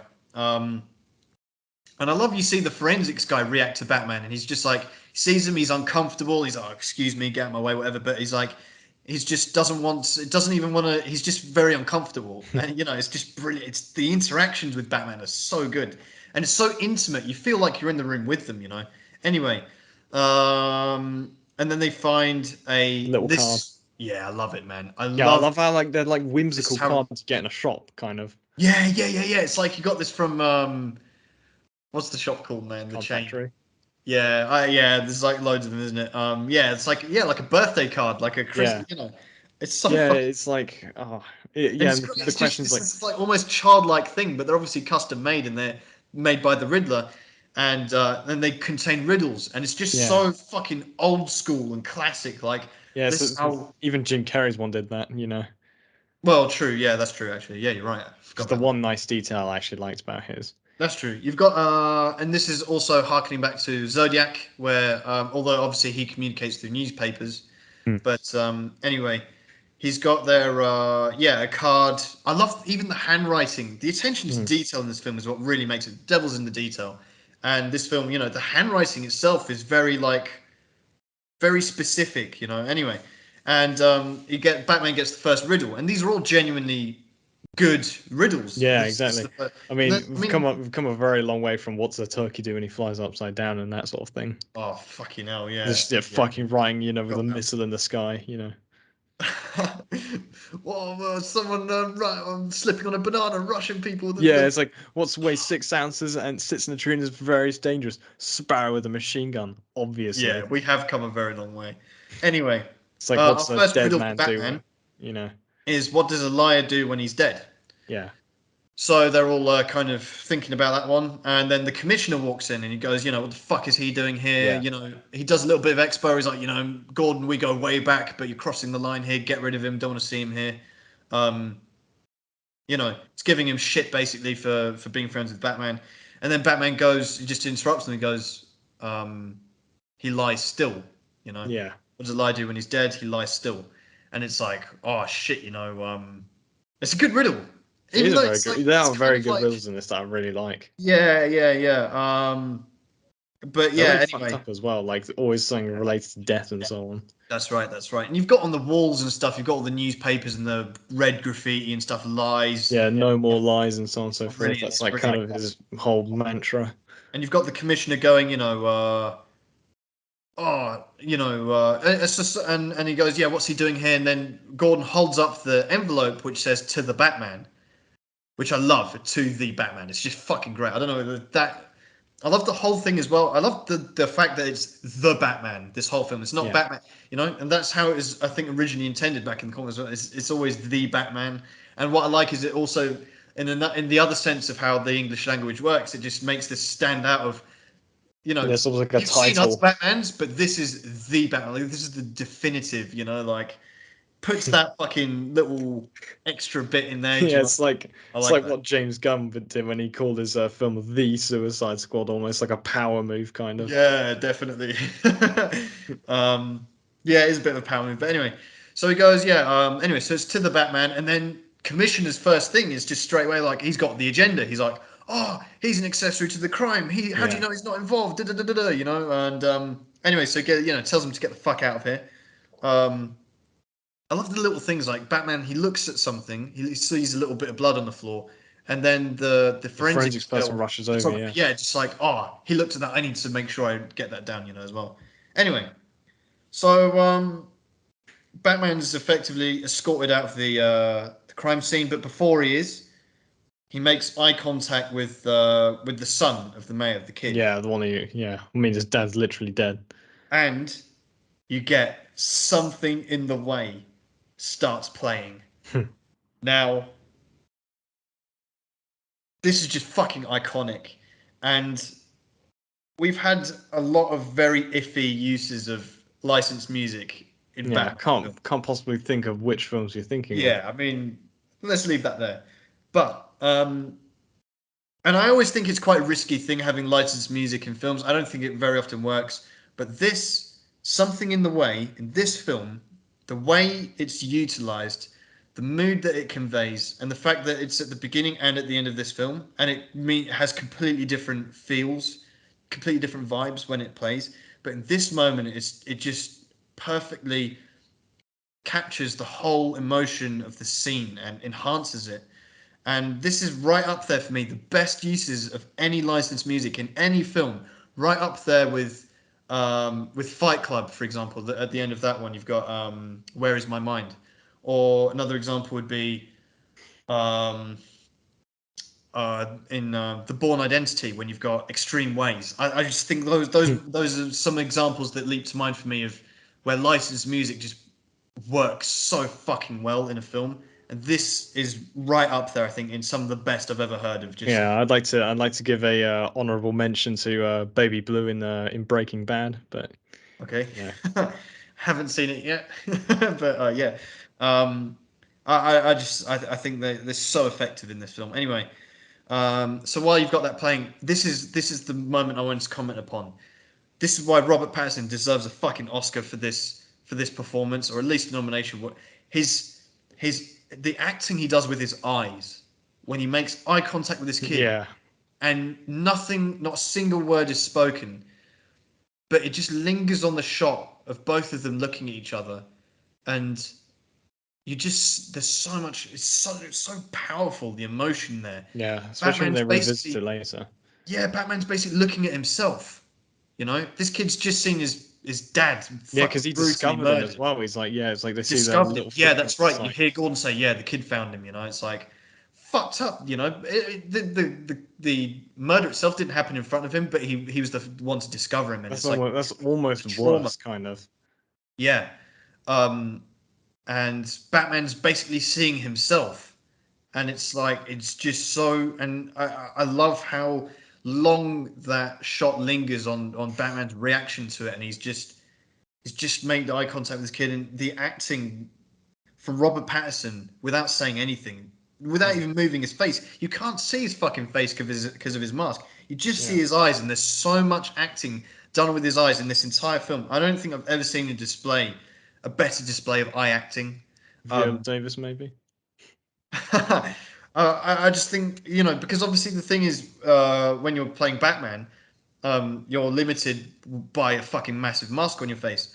Yeah, Um, I think this is probably a good time to talk about the bat suit itself as well. yeah. This time, like, I mean, in Chris Nolan's one, the sort of the kind of one of the revolutionary ideas they had was the fact that you could see a lot more of his face. And in this case, they expanded it even further. You've got this like whole jawline you can see effectively.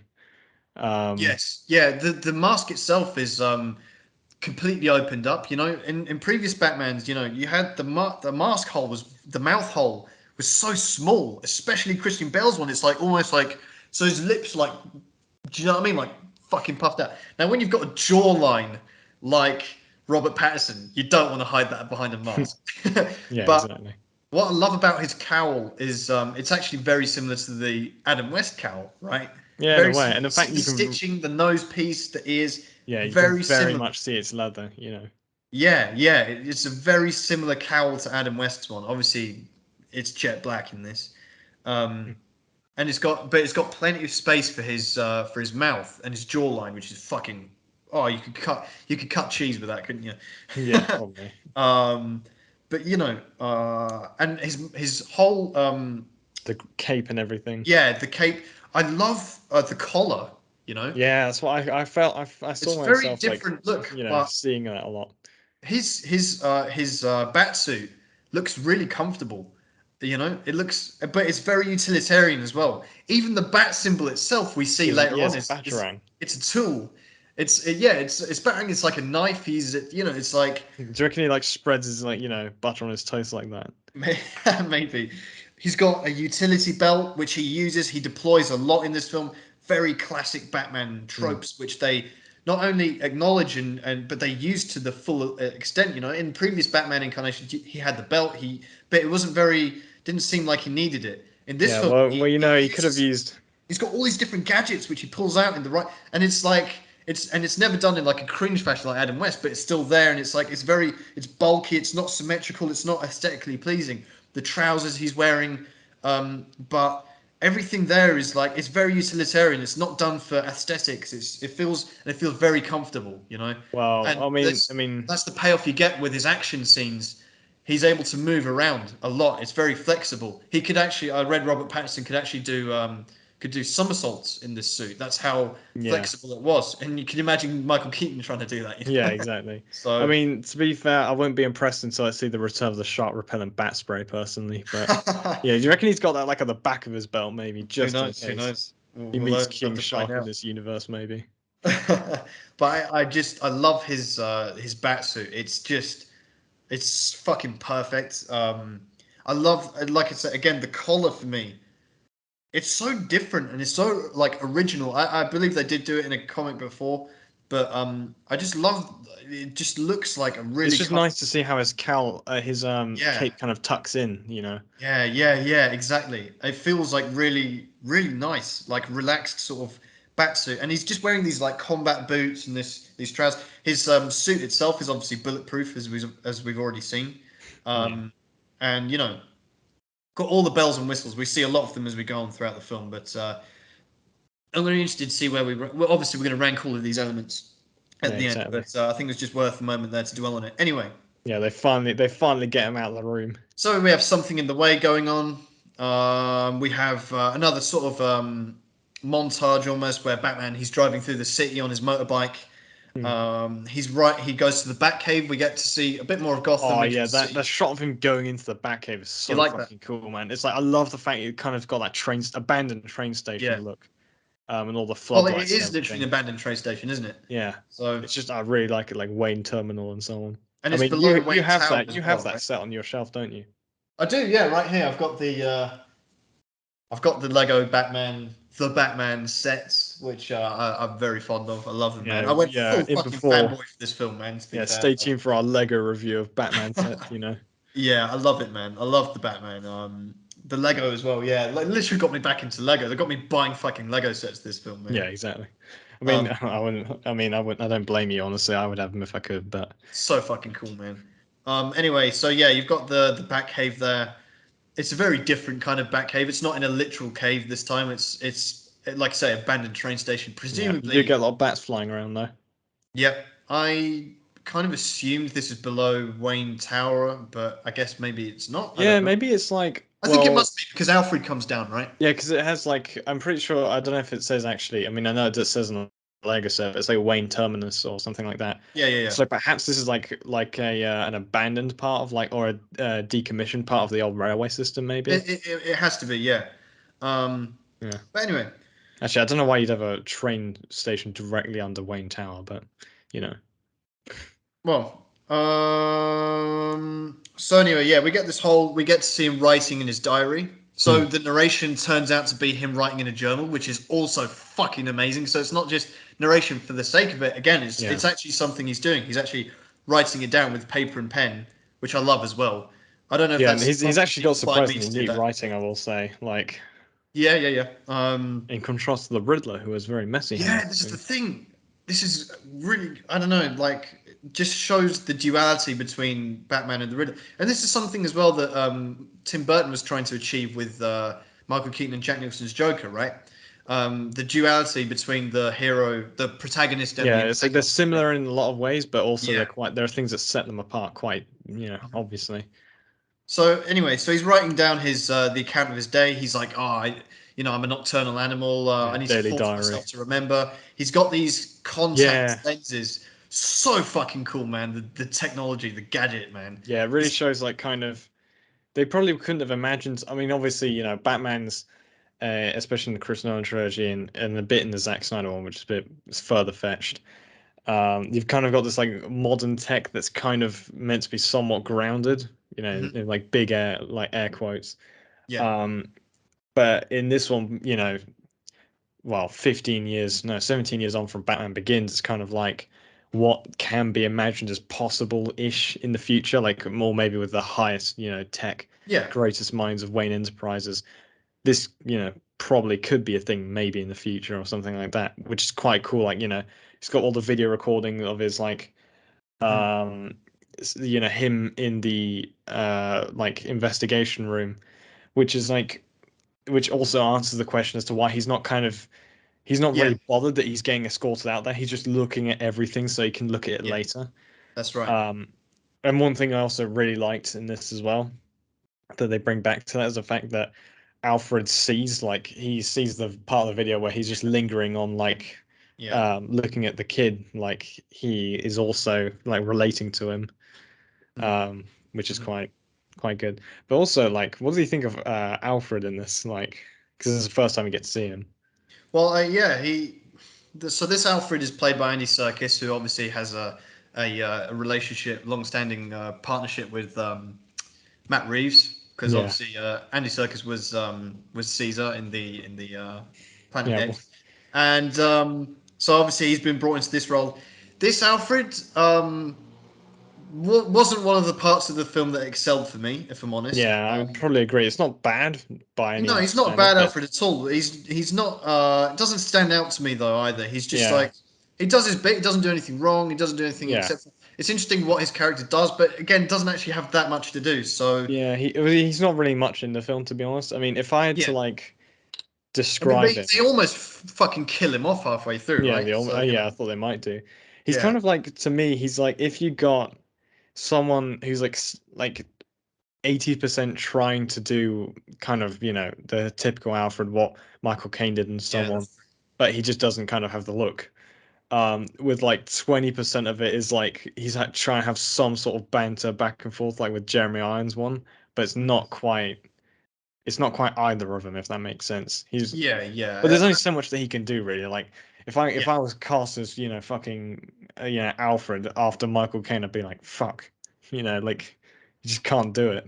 And he's not just been cast after Michael Caine, but also Jeremy Irons, Yeah, who are exactly. like Like you're just done for, man. There's these nothing else two. you Yeah, can do. you got Alfred, fucking Michael Caine, and Jeremy Irons. It's like the Ronaldo and Messi of footballers, and then you've got like you know Yeah, everyone Andy else. Serkis is a very talented actor. And he's very versatile in some great roles. But and his Alfred, nothing wrong with it. But again, he's just against these titans of Yeah, the film exactly. industry. Like So the only kind of Alfred you could go for now is like, that one Alfred from that one comic where he turns into the Joker or something. Like it's completely like there's no more avenues to go down with this. Like yeah, I this feel like they're Alfred's running out good. of avenues with Joker as well. Like there's only so much you can do.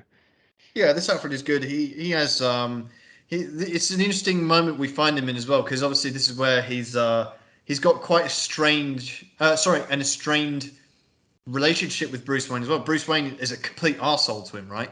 He's Yeah. like, oh, So you're you're not not my my dad father, and so Alfred. on. Stop trying to be my Yeah. father. Da, da, da. He's like very fucking rude to him, you know.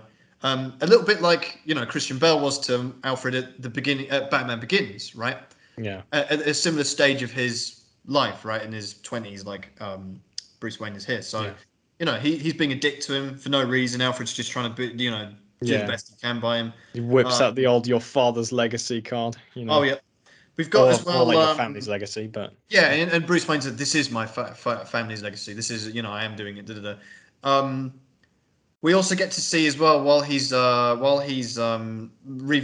looking back at his tapes. He's got the TV on and he's hearing it's in an eerie coincidence. This is 20 years on since the last since Thomas Wayne's mayoral campaign, yeah. before he was killed. So you get a little bit of exposition there. Again, it doesn't have to fucking show you Thomas Wayne being killed because we've seen it a million times, but it just mentions it and it just reminds you, and it actually plays, as we come on to see, it plays a crucial role in this film, Hmm. in the Yeah, that's plot. true.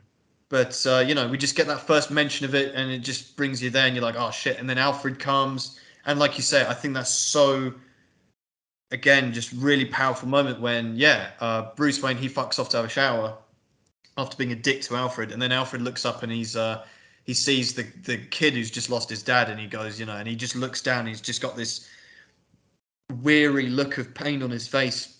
And Hmm. he just again sees Bruce Wayne there, and he's just, that's something he's witnessed himself with his own, with Bruce Wayne Yeah. himself. So, yeah, Yeah, I very, think very powerful stuff. I think isn't Uh, it we get a brief shot of him like walking to the shower and he's kind of got like yeah, you can see the yeah, scars yeah. on his He's got back and so bruised on. back. Yeah, yeah, yeah. Exactly. You see like these bruises on him. Oh, Um, imagine going to bed like that. Like, I don't think he does, man. Like, well, he's nocturnal, right? So, yeah, but true. Maybe he has like maybe he doesn't even have to put on like the eye makeup at a certain point because his eyes have that many yeah, rings around him. got two black eyes, man. Yeah, exactly.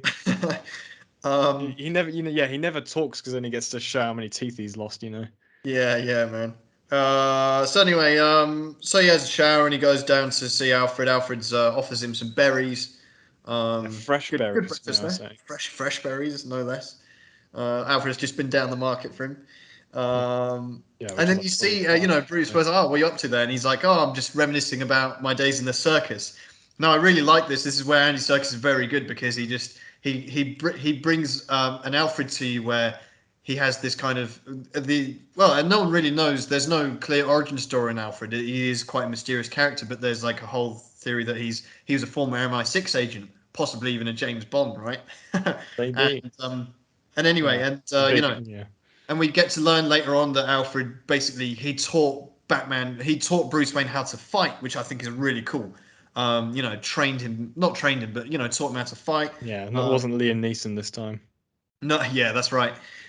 He's helping Batman in that sense, and and he's like reminiscing about my days in the circus, which is, from what I understand, is kind of like slang for MI6, for like military, Yeah.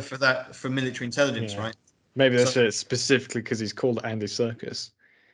oh yeah, yeah, I didn't, yeah, Yeah, I you're mean right. that was a joke, but I know, but you yeah, never know. yeah, yeah, you're right. I never. I was like, oh, Yeah, Andy that's funny. Circus reference in this film. Will they cast Andy Circus in the Batman? Oh Um, wait. we got a very little nod to Batman 66 here, and I wish they just went the full Monty here, where you get the housemaid, whatever, right? And Oh that yeah. was so clearly Aunt Harriet, and I just wish, and I think they call this some like generic name, doesn't matter. I just wish they called her Harriet, just so you can have that kind of little nod to the 60s, because that really felt like her. You remember Aunt Harriet, right? Maybe Very, not. very vaguely from From the like 60s Batman show. yeah, I was Anyway, watching that when I was like 6 or whatever. yeah, well, I think it was, I don't know if that was intentional. I probably wasn't, but I don't know. Anyway, Yeah, we'll so just say they're it was. cracking this code. They're back in the Batcave. They're trying to crack the Riddler's Cypher. cipher, right, from the Yeah. from the card. And Batman's like, oh, they have all the things. Anyway, they basically get to where it says drive on Yeah, the because he's screen. like they're trying to figure out in like the conventional sense where they're like, Yep, yeah, trying to make like, there are words here and so on and so forth. Like it's got a long message, but then Batman kind of he figures out he goes like a complete unorthodox method with it, out the box. and Yeah, it's not the actual message itself. It's kind of a message written in like the actual yeah, yeah, letters. yeah, So it's yeah. just it spells Text. out drive, but It's brilliant. like in giant letters, if that makes sense. Like And it's I a love the whole fact that it's like, paragraph really. yeah, I love that this is Batman, Bruce Wayne detective, and I like that Alfred's helping him crack the code as well, Yeah, and it's like yeah, I've just been doing this over the it's night. great. And you have and again, I don't think it's a coincidence that you see the word drive on the screen like that Yeah, in a that's film true. like When I this as saw that, well. I was like, wow, That this wasn't is so. literally Ryan Wow, Gosling, you know. it's just like me, Ryan Gosling. Yeah, man, we're gonna see Bruce Wayne in the jacket in a minute, Yeah. But anyway, so this leads Batman to go and probably hit up Gordon, and we see them in this garage, Yeah, the right? garage, yeah. And this garage, yeah, and I love the shot of them like coming down in the lift, and the lift opens, and you see them in Mm. like the reflection of a car, and it's a little bit stretched out. So Yeah, that made me think of like, the wide Putin walk, oh, Like yeah, I didn't I'm think of glad that. I'm glad they did it where it was just them standing, because if he walked out, I fucking lost it, man. I never caught that, but you're right. We get a little bit of exposition here where Gordon's like, oh, There's so many Batman's like, oh, cars. don't you trust me? And he's like, oh, how, I've known you 2 years. I don't even know who Yeah, you are, man. Da, da, da. You exactly. get a little bit of conversation between them there, a bit of dialogue. Anyway, they go over a beautiful Aston Martin Mm. DB9, I think that is, um, where they see a tool that's punctured a cutting tool that's punctured the tire, and presumably that's the tool which the Riddler used to cut off the thumb, right? Yeah. And they go inside the car, and they find a thumb drive. Yeah, USB. And Oh it's man, so I, good. I The way remember. when he picks it up, when he lifts it up, and he just goes thumb drive, and it's like the thumb. Yeah, It's like when I this when I comedy saw that's that, so dark, and it's like it makes you laugh, but you're like, oh, that's fucked up, but I it's don't like know. funny as When well. like Robert Pattinson had to deliver that, he must have been like reading the script, like, what the fuck? And he's like, thumb drive. Like that. The only thing that reminds me of is like the way in like James Bond, when Timothy Dalton's given like a quip to deliver and he doesn't know how to do it. And he's just like, it's too serious. So he's like, yeah, No, it worked for me. I think it worked for me. Rob Pattinson did that, and and obviously you've got Jeffrey Wright playing off it as well. His reaction, like, yeah. oh, He's just like, yeah. He's like, you have to use this to like yeah, he's authenticate, and he's disgusted just and like, horrified at oh, every twist and turn, man.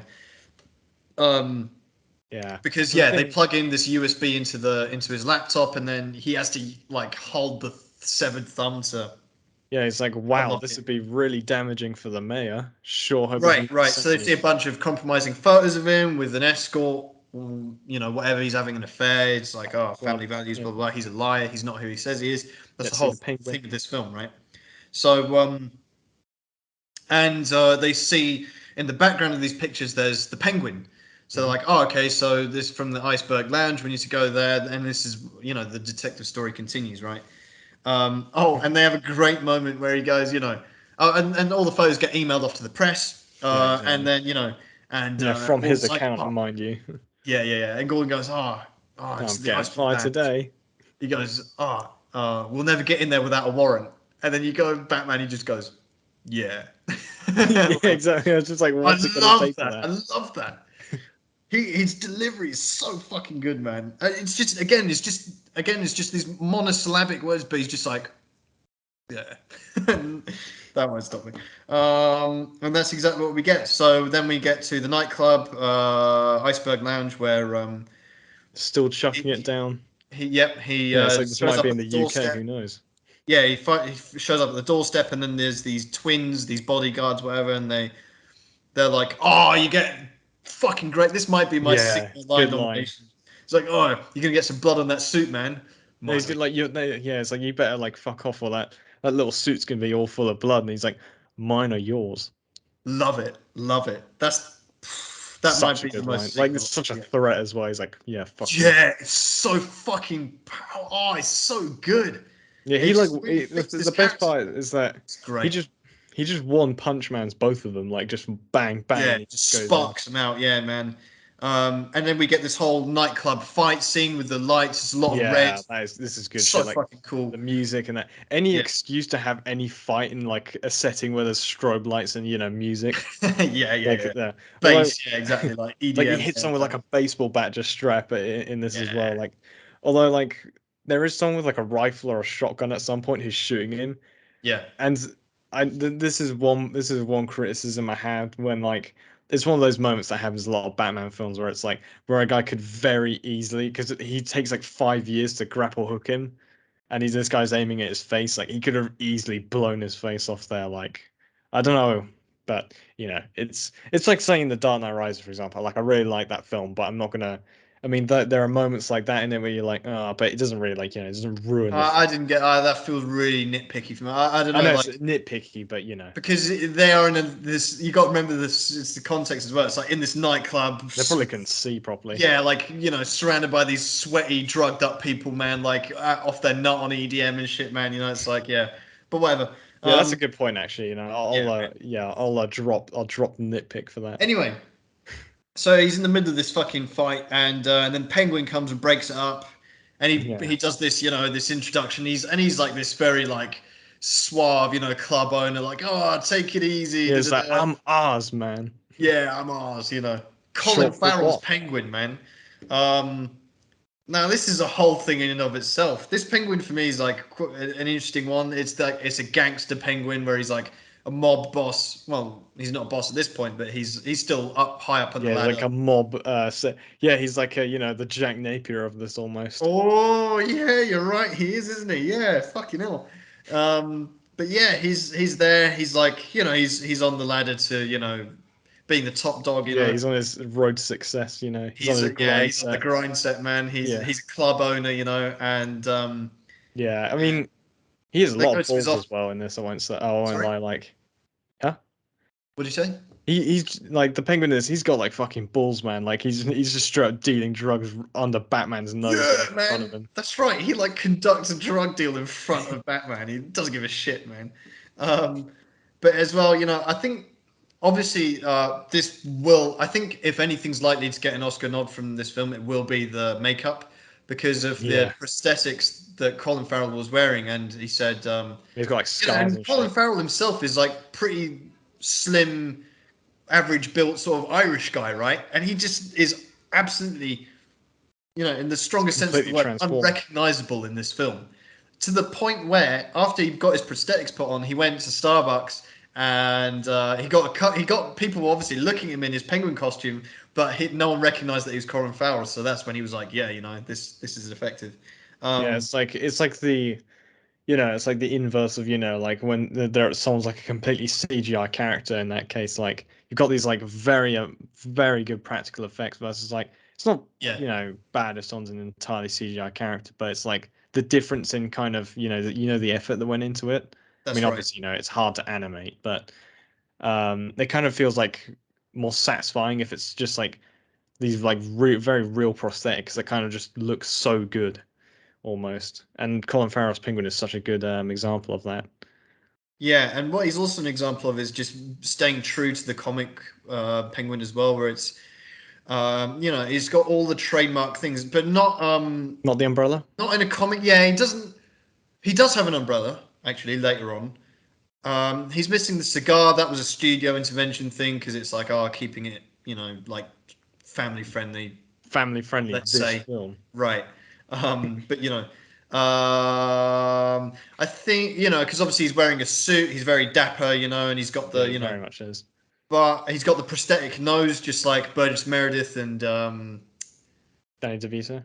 DeVito, yeah, before him. I'm not sure if he needed those massive scars on his face.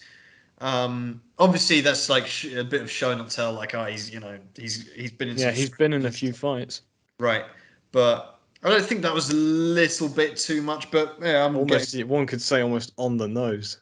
yeah. Yeah. That's very nitpicky from me though. Anyway, so Batman and him are having a chat in his office, and this is where we get to meet Catwoman, Selena Yeah. Kyle, played by Zoe Kravitz. Very interesting choice. I think she's a great Catwoman. I must say. We're going to go on Hmm. to rank her as well.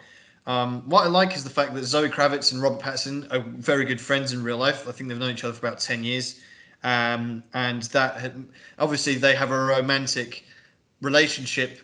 Well, not like just they're flirty. They're like very. And when you see interviews with them as well, they're good friends. You can They're tell. good. They're very chummy. Yeah, that must have like really helped in this film. You Yeah, can because see. their chemistry is so authentic throughout this whole film, and you've got basically him going there, and he's like, yeah, she comes in. She's like, her reaction to Batman as well. She's like, oh fuck, she shits herself a little bit, Yeah, And she's then she like, does this oh drug deal with fuck. Penguin, and she recognizes one of the photographs that the Riddler emailed him. Da da da. So like, then that gives Batman a lead to follow. He threatens Penguin as well. Yeah, like Um, grabs him straight up, like. yeah. So it's like, this is one of the lines where I wasn't convinced, but it was a bit strange for me when he goes, "Oh, I've got reputation." And he's like, Oh "Yeah." no, I really like that where Oh, you did. he's like, do you know my reputation? And then he's like, yeah, I do. Do you? I Like, That didn't work for me actually. really? Like, do you Like not get it, or is it just not like kind I don't of? know. What did you take from it? Well, when he says like, do you know my reputation? It's like, oh, I've got so many people who kill you, but then like, Batman's like, actually, I do know your reputation. Like, there's like 50 people who like eat him alive in his group, kind of, but he's not aware Oh, of it. I don't know. I got it more as I don't know. I got it like Penguin thinks he's this guy. He's like this important, and Batman just sees him as like a sleazy fucking club owner. Or whatever. I don't know. It didn't I mean, really. there's a It few was a ways bit. you could interpret it, but I think Yeah, I that don't was know. really That good. line I didn't. I literally don't know. wrote That that was one of down. those deliveries that didn't work for me. But maybe I'm on my own there. To be fair. Um, I don't know. Anyway, so he sees Catwoman's also looking at him from the shit. So he goes to follow her, follows Yeah, her, because and he basically realizes like stalks her. she's wearing the same thing as the escort Yeah, was. that's right. Those leather boots, right? Yeah, Um, so he goes and stalks her. Basically, follows her on his bike. We see her in a taxi as well, and we see her return to her apartment. And Batman's stalking her in exactly the same way that the Riddler was doing with the mayor earlier, with the binoculars from a distance. yeah, You know, exactly the same, and it's a very clever and subtle way of them showing that duality. But we see Catwoman, and he goes in, and she's got this. It's a bit questionable whether this is her roommate, her friend, or an actual girlfriend. If she's I like mean, it's kind of bisexual or obvious when something, she's like, "Hey, baby," like you never know. Like she's because Catwoman in this film calls everyone baby, right? So it could be one of them. I think that was I think deliberately left ambiguous, but could have I don't know. Doesn't really matter that much, but that's happening. Batman's looking at getting changed. I mean, fair enough. I bit don't know. suspicious, Yeah, a bit A like lot. I I mean, mean, Zoe I guess in Kravitz this case, it's not like is she's it's not spectacular. purely. She looks spectacular in this film. To be Yeah, fair, I guess to be fair, it's not purely. Oh, actually, I don't know because I think he assumes that she's a criminal I'm or sure something. it's for research purposes. Of Yeah, course. research purposes, and that she's getting suited up for Catwoman. Yeah, I mean, right, I right. wonder if anyone spies on him, getting changed. I'm sure he would have had the discretion to look away if she undressed anymore. But so she goes in a Catwoman outfit. We get her little theme song as well. We see a bunch of cats as well in the Yeah. thing. And she Has got goes, like that hat with the very tiny little ears on them. I love that. It's like like a beanie, isn't it? Almost. Yeah. I It's love kind that. of like It's yeah. it's kind of like that. This Catwoman's outfit is like it's not obviously not the same as Michelle Pfeiffer's, which is probably the most kind of like cat suit that you ever get really. But it's like kind of walking like the line between that and Anne Hathaway's one, if that makes sense, because you got the full leather suit. Mhm. Um, Mine, but the only thing she has is like yeah, the mask and the little hat with obviously the very like the slightest ears you've ever seen, like makes Christian Bale's kind of like bat ears look Yeah. gigantic. But I quite liked it. Like that was a very nice little hat. I think that was Yeah, that really. I had the same reaction. I was like, "That's perfect," because it's not even intentional. It's just like it feels like that's just almost like a coincidence. But because it's like the hat she's wearing, and it's just the way the stitching is, and the way it just happens to mm, point up that way. But it looks like ears. I think that's so beautifully done. yeah, And and it's so subtle. It's finally, not on the yeah, nose, but it's just a little like friendly reminder. And it's like I love, and that's what makes this film so realistic because it's not like some women like Halle Berry or something, man, with like like a fucking Halloween costume cat ears like thing going out there, yeah, like or exactly. Anne Yeah, but she Hathaway, has like whatever. the where yeah, where like Halle Berry's a cool suit, then she just ditches it halfway through the film. Yeah, or where Michelle Pfeiffer is like it's not on the nose at all. It's very like nicely done. So and she does the safe. She's Yeah, being a cracking the cat safe. burglar. She's like cat burglar, and obviously Batman comes and says, "Oh, you're good at that," and they have like a little, they have a they The have a good little fight, fight which is very nicely coordinated choreographed. there. Yeah. Yeah, very nicely choreographed, and and it ends up in a position of him being just like an inch away from her face. So it's like there's this sexual tension already, right? And then there's a police officer there, so they like go around the corner and he's holding her to keep her quiet, but then it's becomes almost like a hug, you know, and it's like the music comes and she's like the heavy breathing and she's looking around and it's like the sexual tension is crazy, man. Yeah, to And be fair, I wouldn't want to be her. I'd be like fucking creeped out almost. I don't know. Like I think at this point they're already having like a little. I don't know. It feels like straight away there's like because again it's the Zoe Kravitz Robert Pattinson thing. It's like they have a genuine connection in real life, and that Yeah. very much. And also the fact that they're kind of similar in a way. Like, I mean, Yeah. out of all the Batman characters who are the most similar to him, you probably put up Catwoman up there because she's kind of almost like well, not exactly like female Batman. Like you've got Batgirl, but Mhm. kind of walk a very similar line to him. Yeah. Exactly. That's the thing with Catwoman. She's a villain, but she's always like she's tempting Batman to Like cross a the femme line into fatale crime, kind which of. he refuses to do. And again, that's something they do in this film, where you know she later on. We'll get to it, actually. Yeah. So anyway, so then the whole thing they find that she's got this passport from her friend, and they're like, oh yeah, she did look stressed out back at your place, and it's like, oh okay, Yeah, she you've said, been "You're watching. fucking watching me on a Yeah, rooftop," and yeah, he's like, "Yeah." yes. So then they're both on their motorbikes back to her place, which has been fucking ransacked in the meantime. Yeah, So may I presumably there say? was another person stalking her, Yeah, waiting for her may to I leave. say? Oh, yeah, he's just like on the same rooftop as Riddler. Yeah. But may I say also that you do see a little bit where Batman opens a drawer and you see that got Oh an yeah. overdue payment. You could say maybe the house is about to be repossessed by the bank. Oh, Got a Ben setting this Affleck up for reference there. yeah, man. Oh, very nice, very nice. Yep. Um, yeah, the flat is obviously fucked up. They stole her phone as well because an expert burglar will, of course, leave their phone so they can't be tracked by the police. Provides an alibi, etc., etc. Um, and she's like gutted, you know, her friends or her girlfriend, or whatever that is, she's vanished. So, and as they're doing that, they look on TV and they see the Riddler, his public address. Yeah, The first time we saw him at the very beginning of the film, yeah, but now the Riddler reappears and now he's doing a public broadcast. He does it. He addresses Gotham City exactly the same way as the Zodiac Killer does. He's like, citizens of Gotham, this is the Riddler speaking. And this is a thing Batman suffered from over the past few decades, 2 decades, let's say, right? Where obviously they're trying to make. There's been an attempt to make grounded Batman films, and that conflicts with their names, right? Like it feels like there's a pressure on the creators to give these characters their actual names, but to not make it sound cringe. Because a lot of the names do. Let's be honest. Batman, yeah. Catwoman, Joker, Penguin. They Mr. sound. Freeze, Mr. Freeze, like No one seriously. would have a name like that in real life, even a criminal, right? But this is like the Riddler. He's chosen his own name, and this is his alter ego. This is his fucking online personality that we see Yeah, later on. basically. And he actually goes on to explain it. He's like, the mask is who we really are. Da, da, da, Yeah, but it's just maybe it's a bit of reference to Jim Carrey, the predecessor, saying no one cared about me till I put on the mask. yeah, um, yeah. It is a little bit of that, and you just Oh, have this that really, wasn't. Never mind. He was yeah, in a film called The Mask, which is why I got it mixed up. yeah, and it was Bane as well. But you've got this, yeah, you see the Riddler on TV there, and he's addressing his people.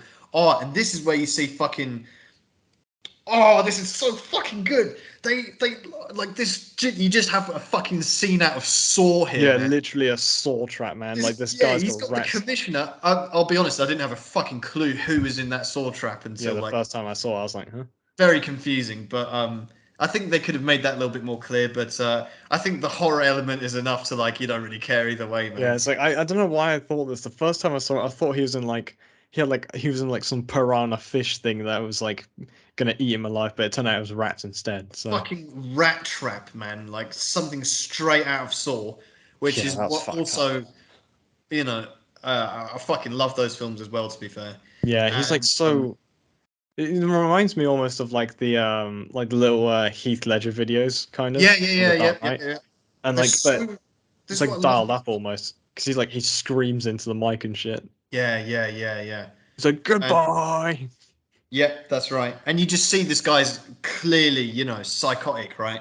Um, and yeah,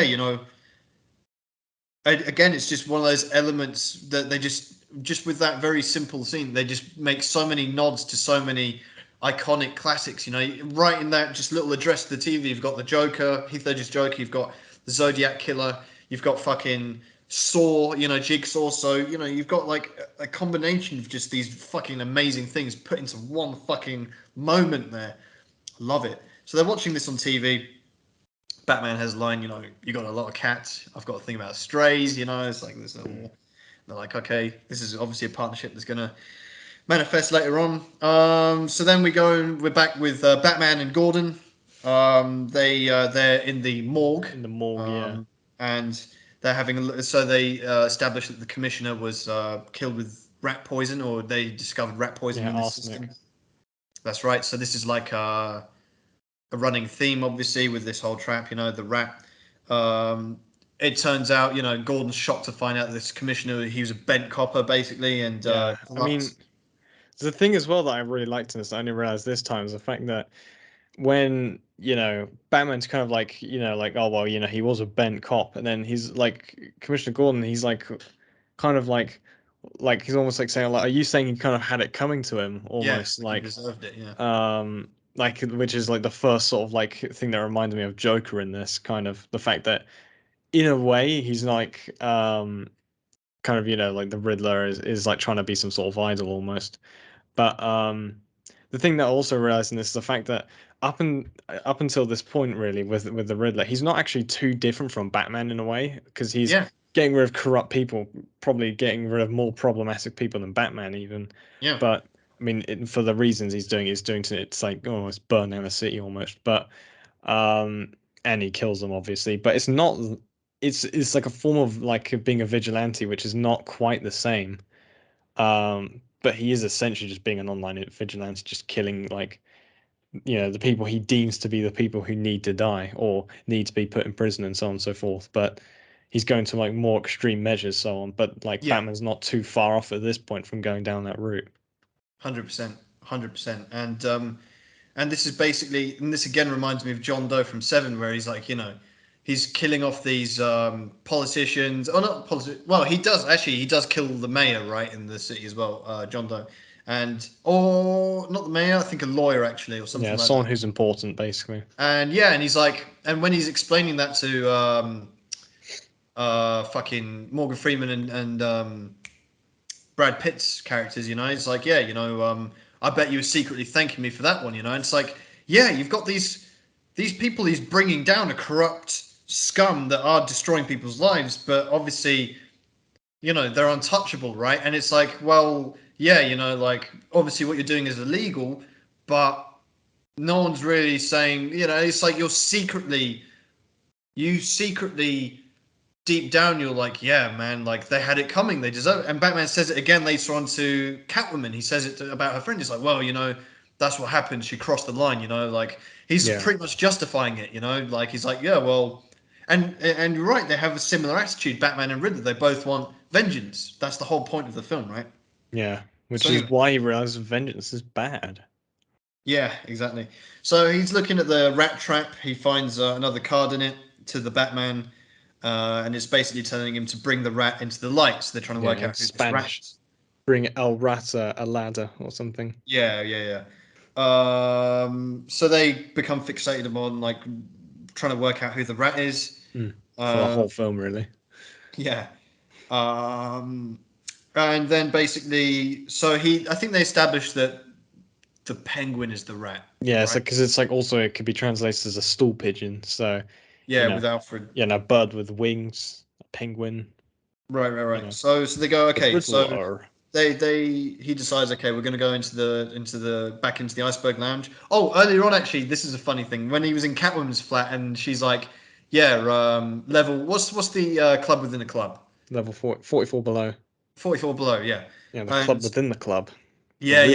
And what I like there is it shows like how, like Batman, he's this guy, but then like Catwoman looks at him as if it's like, when you're looking at someone like, well, from my POV, like a younger brother or something. It's like, and you're just like, oh, you don't know about this. Oh, you don't. Oh, you Yeah, fucking exactly. noob. You know, like it's like, oh, and it's like almost like a little humbling for Batman, where he's like, oh, you don't know everything. You know, it's like, oh, you don't know about this club within the club. This is where the cool kids hang out, whatever. You know, Yeah, something. it's where it's like, yeah, because this reminds me again of something from Batman Begins where he's like, there's like that scene where he like meets Falcone in the club Oh that's yeah, like, full of, it's got like a judge over there, like a blow your head off yeah, and so on yeah, and so yeah, forth. yeah, yeah. But this is like kind of that dialed up even more. It's like Right. fucking everyone's down here effectively, and it's so dangerous that he can't even go in there himself. So he has to get Catwoman to do it for him, That's which is right. like, That's right. yeah, he has Um, to. He also spends plenty of time making sure for sure that her, lenses aren't visible, just staring into her eyes this like, is one of my favorite bits of dialogue in the film. Actually, he hmm, gives it these contact lenses because the sexual tension is there, but then it's like she says something like, "Oh, you don't care what happens to me in there, do you?" yeah, And then he goes, "Look at me," and you just think there's some kind of cringe romantic thing, or they're going to kiss or something, because they're making this deep eye contact, and she's thinking that, and the audience is thinking that, and then he just goes, "Yeah, look fine. Put these in now," and I love no, that. no, he's like, no, those lenses aren't visible. Essentially, like they're good. No, he just says, "Oh, yeah, looks fine. Now, Yeah, yeah, he's in." And I love that fake out. It just like I yeah, it was love good to that be about fair. this film. It's brilliant. Um, you know. And anyway, You get a good bit like Catwoman effectively gets almost her own scene here, which is I think is quite cool. Catwoman, by the way, she looks fucking stunning, man. She's wearing this corset, and she's got this, and she looks spectacular. She's walking through. Yeah, she gets her own sort of bit going on here in the club. Um, there's a bit where Batman's looking through her eyes, obviously through the contact lenses. He's like, "Oh, yeah, that's the guy I ran into last night. Looks like I broke his nose." Yeah, he's just flexing. He's like, yeah, I Did you really like fucked that him or not? up. I thought that was a little bit of an awkward delivery as well. Like, looks like I broke his nose. Is that like the driest humor of all time, or I don't know? I don't know. I felt like it's kind of like something that they would make Batman say almost, where he's like, yeah, I fucked him up. Yeah. Moving Um. on. It's probably like just some poor guy who can't make enough money almost, like so he just fucks him up. Well, it turns out to be an undercover police officer, Yeah, I right? know, but the police Because probably don't the pay much, do contact they? lenses have also built in this face recognition technology, which means she has to linger on a few of these people that make eye contact with people. Yeah, that's one Obviously, thing I have to I love say. that.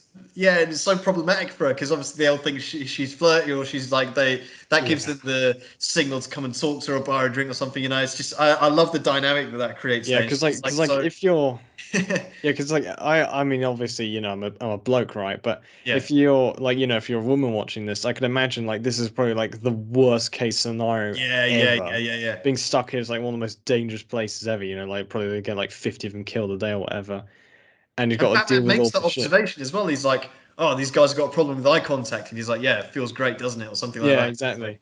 And yeah, then it's also like puts you in there, doesn't it? yeah, and she also is like I don't know. Zoe Kravitz does like such an amazing job with like she's obviously trying to keep it like low down the fact that she's talking to Batman through this, Mm. but she's got like able to portray kind of this like kind of like veil of like politeness, but she also simultaneously looks like she wants to die on the spot kind of, Yeah, she's where like, she's like yeah, she's bricking it. Yeah, exactly. Um, and anyway, she sees the DA Colson, right?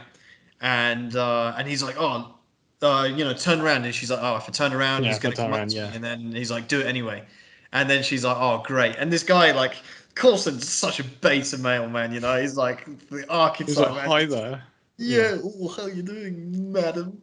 And anyway, so he's like, yeah, go and talk to him, So he's been fucking used here, man. To be fair, but they're all doing drops, like their drop heads, right? It's like this drug thing that's going on, and she hates it. To be fair, and they're talking about she basically gets out of him some about the rat and this informant yeah, that's been going on with this. Uh, Massive drugs bust from Moroni, sorry, Maroni, another yeah, crime boss. So there's all this going on as well. And anyway, and then someone mentions her friend Annika, right, the Russian girl, and she's like, yeah, oh, don't talk about that, or we'll end up like that girl. And she's like, oh, and then that yeah, piques she goes Catwoman's after her attention. instead. And Batman's like, no, stay there. And she's like, no, fuck you, So she goes and follows this girl. And then as she's like, there's a little bit of a a bit of handbags going on. Falcone shows up, and he's like, yeah, and he has this See who really it was. creep vibe with her. Yeah. He's like, oh, like touching her face and stuff. He's like, oh, don't be a stranger, And she's like, oh fuck. Um, and yeah, and then she's like, and then Batman's assuming all kinds of shit, man. He's like jealous incel now, man. Yeah, yeah, Uh, he's like, I didn't know you had a. Yeah, because he, oh, you're not a virgin. Oh yeah, no. because she goes like, she escapes the bathroom basically, Yeah, and he's like, oh, I didn't know you had a relationship with Falcone. You never mentioned that, and she's like, what the fuck, like, yeah. and like this is the point where she just like takes out the lenses, like, I can't Right. fucking do this anymore, which is fair enough. Like Yeah, Batman's yeah, yeah. really being a cunt at this point. Very cool. Yeah, that's very nicely done. And it's not over yet because Catwoman, she fucks off out of the club. Got Probably, the guy she's had following her. enough. Yeah, the DA's following her, man. Fucking base mail. He gets fucking snubbed, man. He gets rejected, man. He's like, Yeah, but that's still probably oh kind of scary because she really like she could have really just killed her there almost like if yeah, that taxi definitely, hadn't come. definitely, yeah. He's Like like, some oh shit, American Psycho shit almost. yeah, 100%. This is again so. Oh, and you get the POV and you don't realize what's happening until it's like too Until you late, can hear the basically, because you breathing. see the car and you see someone looking out, but you don't really realize what's going on. So you're like, oh, okay, and then You and can when then you hear it's the like, breathing though. That's when you got yeah, you earphones can, in. yeah, but like, and then he's just been rejected, and he goes in his car, and he's like, oh, like Still bummed high. out, whether he's gonna have a wank, and then he looks over, he sees the fucking headrest has been like removed, Removed, yeah. and he turns around, and then he turns around, Riddler's there, man. He fucking hits him over the head, and you get the music, man, and you get the tape, and he's like, hold still, puts on this fucking massive neck brace on him, and because it's Yeah, all in again, the rain and sword it's all style kind dark in the of. shadows, you don't really see what's going on, but you just get the music. It's fucking terrifying. This guy's like an actual horror movie character, and he's just popping up and like taking people out, man. Yeah. The thing is that I kind of wish is that they didn't, because I would have forgotten about this if it hadn't been for the fact that you can like when you see that shot, there's like a shot where you see it from the car's point, well, from his point of view in the car, where like this interaction between him and Catwoman is going down, Mhm.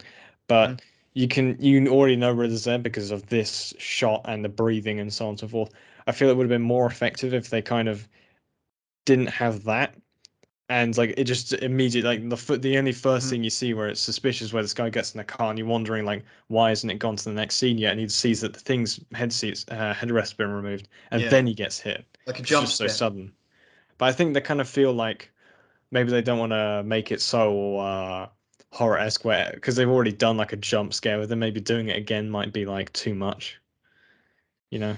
Maybe. I'm trying to think back now. I mean, I've seen it 5 times now, so I'm like, I'm trying to remember. Like, if I don't know, I can't remember if it really registered me the first time I saw it that was the Riddler in there.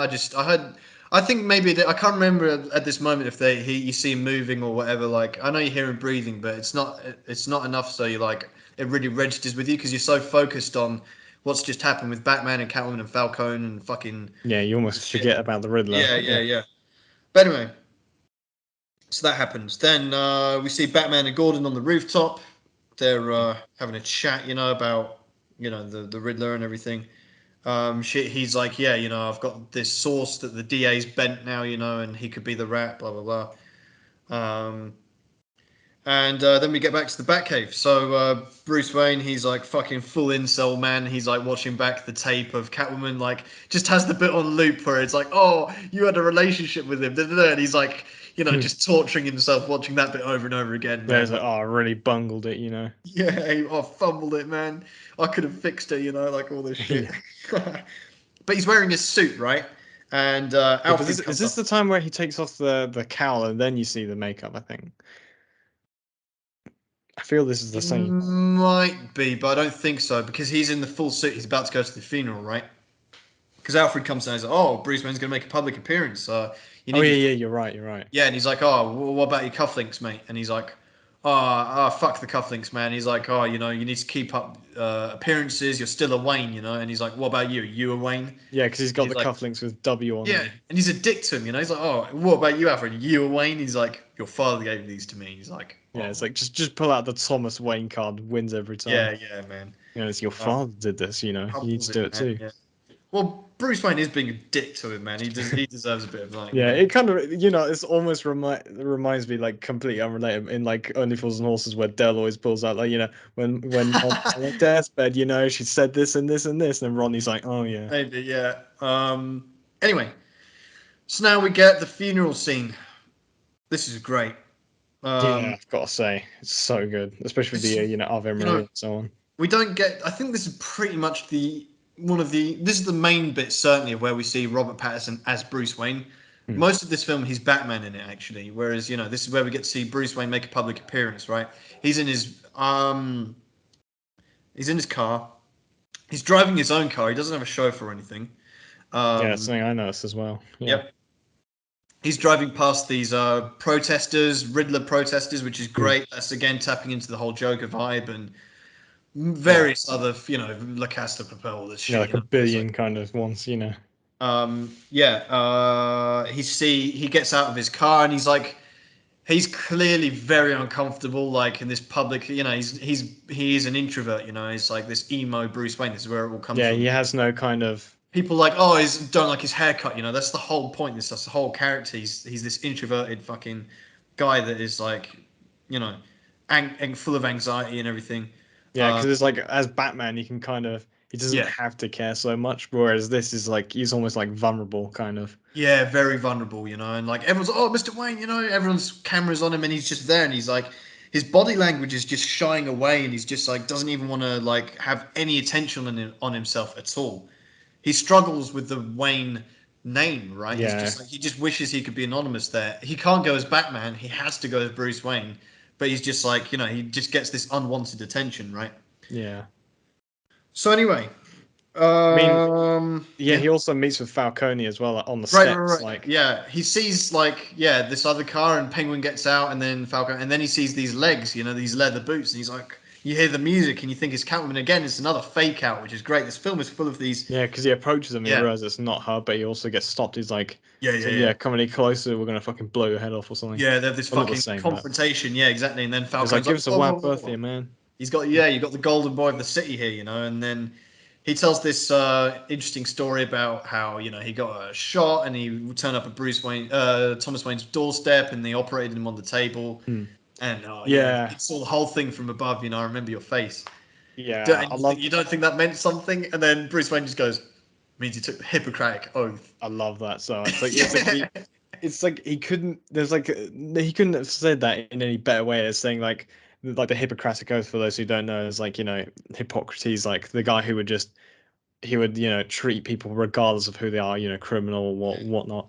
He's like the only way of him saying you're a piece of shit. yeah, he's like fuck you without saying fuck Yeah, you. and then It's he finds that really brilliant. funny. Obviously, Yeah, like Falco's just laughs. like Hippocratic oath. That's good, like, and he's laughing, man. That little conversation there is, I just love it, man. Yeah, And Penguin's there, and Penguin's just in the background as well. You just, he's not so obvious. I think it's just very nicely done there. He's just like, he's just he's there as kind of well. just waiting. Right, right, right. I just love that. Yeah, it means he took the Hippocratic oath, and that is all Bruce Wayne says. That's his only line up until Hmm. this moment. At this point, Falcone's just talking and talking, talking. Bruce Wayne's just stood there, Yeah, not he's saying like a word again. cool. Um, anyway, we get a couple again. What I love about this film? It gives you so many red herrings, so many fake outs. You have this bit. It confused me a little bit. Now this is a bit that confused me. It did it a little bit too much at this point where he's walking into the funeral and you see a guy trying to break through the barrier. You think, oh, is something going to happen there? And then you've got a random pissed off guy next to him. He's like, oh yeah, safety net. What's good is a safety net if it doesn't catch anyone. Yeah, I think that's a Didn't guy really that you think much see of it. later on in Yeah, this. it is. Yeah, Yeah. but at the time I was like, what the fuck? Yeah, that's true. I thought something was going to go on there. Yeah, he's like, and he's like, fuck those guys, man, they deserved it. And he looks up at Batman, and he's Bruce Wayne. He's like, yeah, you know what I mean. And at this point, he's just talking to He's like, wait, himself. don't I know you somewhere? And he's like, Yeah, yeah. that was confusing for me when he Yeah, he said, pulls like a Michael Keaton where he's like pretends not to be Bruce Wayne for a second. It's like, why? yeah, it's just this pissed off guy. But it's great. It's just because Bruce Wayne, at the end of the day, he is one of the elites. He's one of the privileged, wealthy people. So this is him like. This is his pint of milk moment where he's just like, he's looking and he's like with this common guy and he's just so angry and pissed off. And obviously this guy returns later on, and it just shows, like it just makes it feel more realistic. This is someone, just a random member, random civilian who's just pissed off with society and he wants to do something about it. It's like at his wits end. Anyway, he meets Bella Real as well, and Yeah, then you the get person yeah, who was running against the mayor until he got killed. yeah, man. He's now going to be the de facto mayor now. So she's like, yeah, Bruce Wayne, as far as I can see, you're not doing anything for the city, it's this whole bunch of stuff, like Yeah, irony. because like she Good already like chat shit about Batman during the debate, Yeah. and now she chatting shit about Bruce Wayne, so he can never take a break. It's great. She's so oblivious, it's again, it's a comedic moment that is just, but it's so like, it's so dry and subtle, where it's just like, it brings a little bit of humor into the scene, but it's like, in the darkest possible way. You're at a funeral and the guy's like just being shat on basically, but he has to like suck it in and just Yeah, he's pretend. just like, okay. Yeah. And again, Bruce Wayne says nothing in this entire scene. He doesn't say anything to the guy, the pissed off guy in the audience. He doesn't say a single word to Bella Real. Um, and then he makes eye contact with this kid, the kid from before, the mayor's son, and you have this powerful connection again. He's overhearing Gordon say something. He's like, "Oh, the DA's gone missing." So Yeah, again, you he's like, just oh have. shit, not again. Yeah, Sorry. yeah, because like he'll say Jeffrey Wright's like, oh shit, not again, Yeah, basically. yeah, yeah, yeah. And again, Bruce Wayne has said absolutely nothing since he said the Hippocratic Oath. That's the only line he's spoken, man, in the whole scene, the whole funeral scene. Anyway, Hmm. and what I love here is where you got the Martinez guy he's the biggest Batman hater, but then you see him sucking up to Bruce Wayne. He's like, "Oh, hey, Yeah, Mr. Wayne, how you doing? Whatever, like." I love that. I love that. Again, a little bit of relief there, a bit of um, and then we have some disruption going on outside. The crowd screaming. They're yeah, hearing the you shit start going on. hearing It's like, screaming from the back, yep. and then And then this fucking car just comes crashing through the building, right? yeah. Um, Yeah, and but what I hang on, love, just yep, before that, there's a thing where, like, obviously I didn't know what this meant the first time, but on the second time, like, just before that, before you hear the screams, effectively, like, Bruce Wayne's looking up yeah, at Riddler, who's looking yeah, at him from above, and it's yeah, got like, but he's completely obscured because the light's shining at him from behind, yeah. which is like really cool, I won't lie. Oh, it's fucking amazing. It gives me goosebumps even thinking about that scene. It's just so beautifully done, man. Because the whole crowd runs away, and he's the only one stood there. And what Bruce Wayne said to Alfred before, he's like, "Yeah, the Riddler might show up," and he actually does. And it's this moment where he fucking basically makes eye contact with the Riddler, but it's like he's so far but so close as well, and it's like, oh, it's so effective, man. But then obviously the car comes crashing through, and he goes and saves the kid. Yeah, well, I mean, he doesn't really save the kid because when I looked at it, it was like, I mean, obviously it all happens in like a span of a couple seconds, but like the car's turning away from the kid, but like like it goes in the opposite direction effectively, but he jumps. It doesn't really matter anyway because it just shows how he Yeah, feels, yeah, like that's true. Yeah, you know. yeah. And yeah, Yeah, but so there's nothing like I realize in this like there's nothing. There are a few things like more evil than literally crashing like a funeral with another murder victim. Like yeah, pretty just much, how man. fucked up this Riddler is. And the Riddler's there in person as well, watching it all unfold, man. The guy's like complete. It's brilliant, man. Um, I mean, yeah, I've also just realized because he's got the phone. He probably had to get to like the basement or something, get suited up, ready for the live stream. yeah, yeah, yeah, that's right. But obviously, in the meantime, this is something I'm just realizing as we're talking about. Batman has We to know do it's the a same big thing.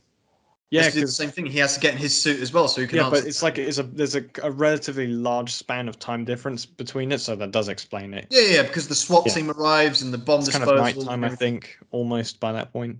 Sorry. I think it's close to nighttime by that point as well. So Yeah, that I don't know. phone's ringing for a long time, isn't it? Yeah, exactly. He's But probably anyway, like, imagine him being him on the live stream, like being like, "Yeah, guys, so I'm just waiting on the Batman. I hope he turns up this time. I've been trying to yeah. get in contact with him." Um, So yeah, and the phone's ringing anyway, and obviously the Coulson, he's got another letter to the Batman strapped to him, taped to him. You get a really cool shot of Gordon where he's just like he's got his gun drawn, and he's like reacting to the whole scene as well. Fucking love Jeffrey Wright in this film, man. hmm. Anyway, Yeah, they get a little rover that goes over to him, kind Yeah, of. the little bomb disposal robot, and then Batman shows up. You hear his footsteps once again, and he comes up, and police are like, "What the fuck's he doing there? He's going to get himself killed." Da, da, da. And then this is where Batman effectively he meets the Riddler. So he Yeah, answers. I mean, No, he opens the letter first, and then he answers the phone. yeah, it's one of the things that I find like that this could never not be funny. I find in this scene where it's just like for a brief couple seconds, it's just Batman on like a Skype call with him in Yeah, like the yeah, you corner see in a his little little in the box. corner. Yeah, And like yeah, that's right. seeing that in the cinema, I was like trying so hard not to laugh, but it is still cool. Yeah, yeah, yeah. Like this whole like Um, this showdown. apparently took about 200 takes. This bit, like with 200. yeah, Paul Dano trying to find the right. He was trying all sorts of different angles and different techniques, like because he literally filmed his bit on the cell phone, right? So cell phone, what am I becoming? On his Yeah, phone, right? So he put the phone, and he was trying it from different things where he'd walk onto the. So it took actually 200 takes for Paul Dano to get it how he wanted it. that's Yeah, dedication there. yeah, yeah, man. Right, Um, unlike the complete opposite, Jared actually wouldn't even rehearse the scene beforehand. yeah, man. And yeah, he's on a live stream. And he's like with the Batman, and he's like, Yeah, "Okay, Colson, I'm going to give you three riddles to save your life. Three riddles in two yeah, minutes." He basically, and obviously the neck bomb, the neck brace around him, which is actually a literal trap in Saw 3. yeah. Yeah. In one of them, I mean, one thing I just have to mention with this, like, which I Go on. yeah, you get a little good little bit of weather down there. And that's the passage of time for you folks. It's one of the things that I find kind of really funny with the scene that I specifically made a note of in this. Like, I paused every single time, like, just to read the chat in this. Oh yeah. On his live stream, and I found some really funny shit. Like, there's a guy who's just like he's like spamming the tombstone emoji in there. Like, Oh there's really? that someone says manifest effectively like manifesto dropping when. Someone says like who is this idiot in costume, and I don't know which one they're talking about, which is kind of funny. Like, I don't know if to talk about Batman Oh or really? Riddler. Yeah, Well, someone unironically says like near the end, like, don't you mean the anticipation is going to be killing him? Question mark. And then it's like the last comment like before the guy's head blows up is like it's probably the funniest where it's like the one guy who's saying like, yeah, this guy's kind of bad, but I don't think he's that bad. Like, do you really think we need to see his head blow up? Like they just really? straight out added that in there, and I thought like it was really funny just to read it. But That's it great. could, I love you took the time to do that. I didn't even realize that. That's yeah, amazing. like if there's one of the best parts like that I just found really funny just going through that. Oh, I good job. like it was kind of accurate what like a real live Yeah, stream yeah, was yeah, supposed for to look sure. like. Yeah, man. Well, I mean, a live execution. I don't Yeah, know what the exactly. comments are like for Yes. that, but yeah, man. Yeah, someone literally said in the chat as well, like, yeah, it's my first live execution, like, really excited. Like, Oh, right. yeah, yeah. Whenever any of you see this or see it again, like, just read through the chat there if you can. I did that for later on when he does the video for his guys at the Yeah, end. but it's like a static chat. There's only six Yeah, things. yeah, It yeah. never You're right. moves. Oh, that's really cool. Yeah, and what I like as well is he gives a very little bit of his own story as well. He's like, no one ever gave me a chance. Yeah, When I was young, I used to love puzzles, and they were escape from the horrors of society for me. Maybe they could yeah. bring you some comfort too. Hmm. And basically he gets the riddles with the riddles. He gets Colson to admit to taking bribes, which he initially denies, and then because obviously his fucking life is on the line, he's like, "Oh yeah, I took 10K a month to not prosecute." Da, da, da. Yeah, and he's almost laughing at him because like he'd Yeah, really sell his soul for like that. yeah. And Batman solving solves the justice one for him as well, and he's like, "Yeah." But then and then there's a funny little bit where like Batman goes, "Oh, who are you protecting?" He goes, "Oh, he didn't ask me that. Fuck off," like. Yeah, Um, he's like trying to he's like we're cheating on like yeah. an online quiz basically, like with your And then mate. the third riddle is basically telling him to confess who the rat is, but he won't say it. He's like, "I'm a dead man either way," and Yeah, I thought that was like powerful as well. To the point where yeah, it's like this, like he's like, yeah, I'm dead, man. But if I confess this, like other people I know and love are gonna die as well. Like that's just how scared he is of him, which is yeah, like yeah, makes you yeah, wonder yeah, who yeah. is the rat then. And he's like, "Oh, you don't understand. This is bigger than you could possibly imagine. It's the whole fucking system." Um, and the thing is, right? The little problem I have with that is that it sets the stakes to these like levels where you're like really wondering, like, oh fuck, what does he mean? You know, does this mean like the League of Shadows are involved or some Yeah, shit like Bane that? You actually know, like didn't die. He's just, been recovering the whole time. yeah, you're like, whoa, whoa, whoa, what the fuck? You know, the stakes get so high, and it continues as well with other things that other people say. But like the stakes become so high, and then obviously, yeah, I mean, the climax of the film. But again, you're thinking that, and you know, it's funny. It's a very similar thing with Seven, actually. The climax of that film. Skip forward if you don't want to hear spoilers, but you know, it's just he's like he really builds it up. John Doe's there, and he's like, yeah, you know, this is going to be studied for decades, for hundreds of years, blah blah blah. This work that I've done, da, da, da. And then I didn't know what to expect, But it's not but the quite like earth stakes, shattering yeah, stuff. it wasn't really like yeah, exactly. It wasn't like exactly like world breaking stuff. It was amazing, but it's like obviously they have to do it for dramatic effect. But you know, that was just a little bit like, oh, okay, yeah, it doesn't really like. I mean, it does because the city ends up being flooded, Gotham, you know, and everything like all that shit, you know. And I don't know, but I just thought that was something worth pointing out. So anyway, this bomb goes off around the guy's neck, and it doesn't kill Batman. Yeah, So he's like right up next to him. Like if it yeah, got to 5 seconds, I'd be like, "Fuck, I'm out of yeah, here." yeah. Because Batman doesn't even push him away or anything. He's like, he's right there, and I'm like, yeah, his chin is gonna be like he won't need yeah, the cowl anymore with like how black his face is like from like charged that like bomb stuff. that was a little bit like, okay, yeah, it knocks him out, and he has the ringing sound in his ears. Okay, Yeah, get that sound and he does editing there. pass out.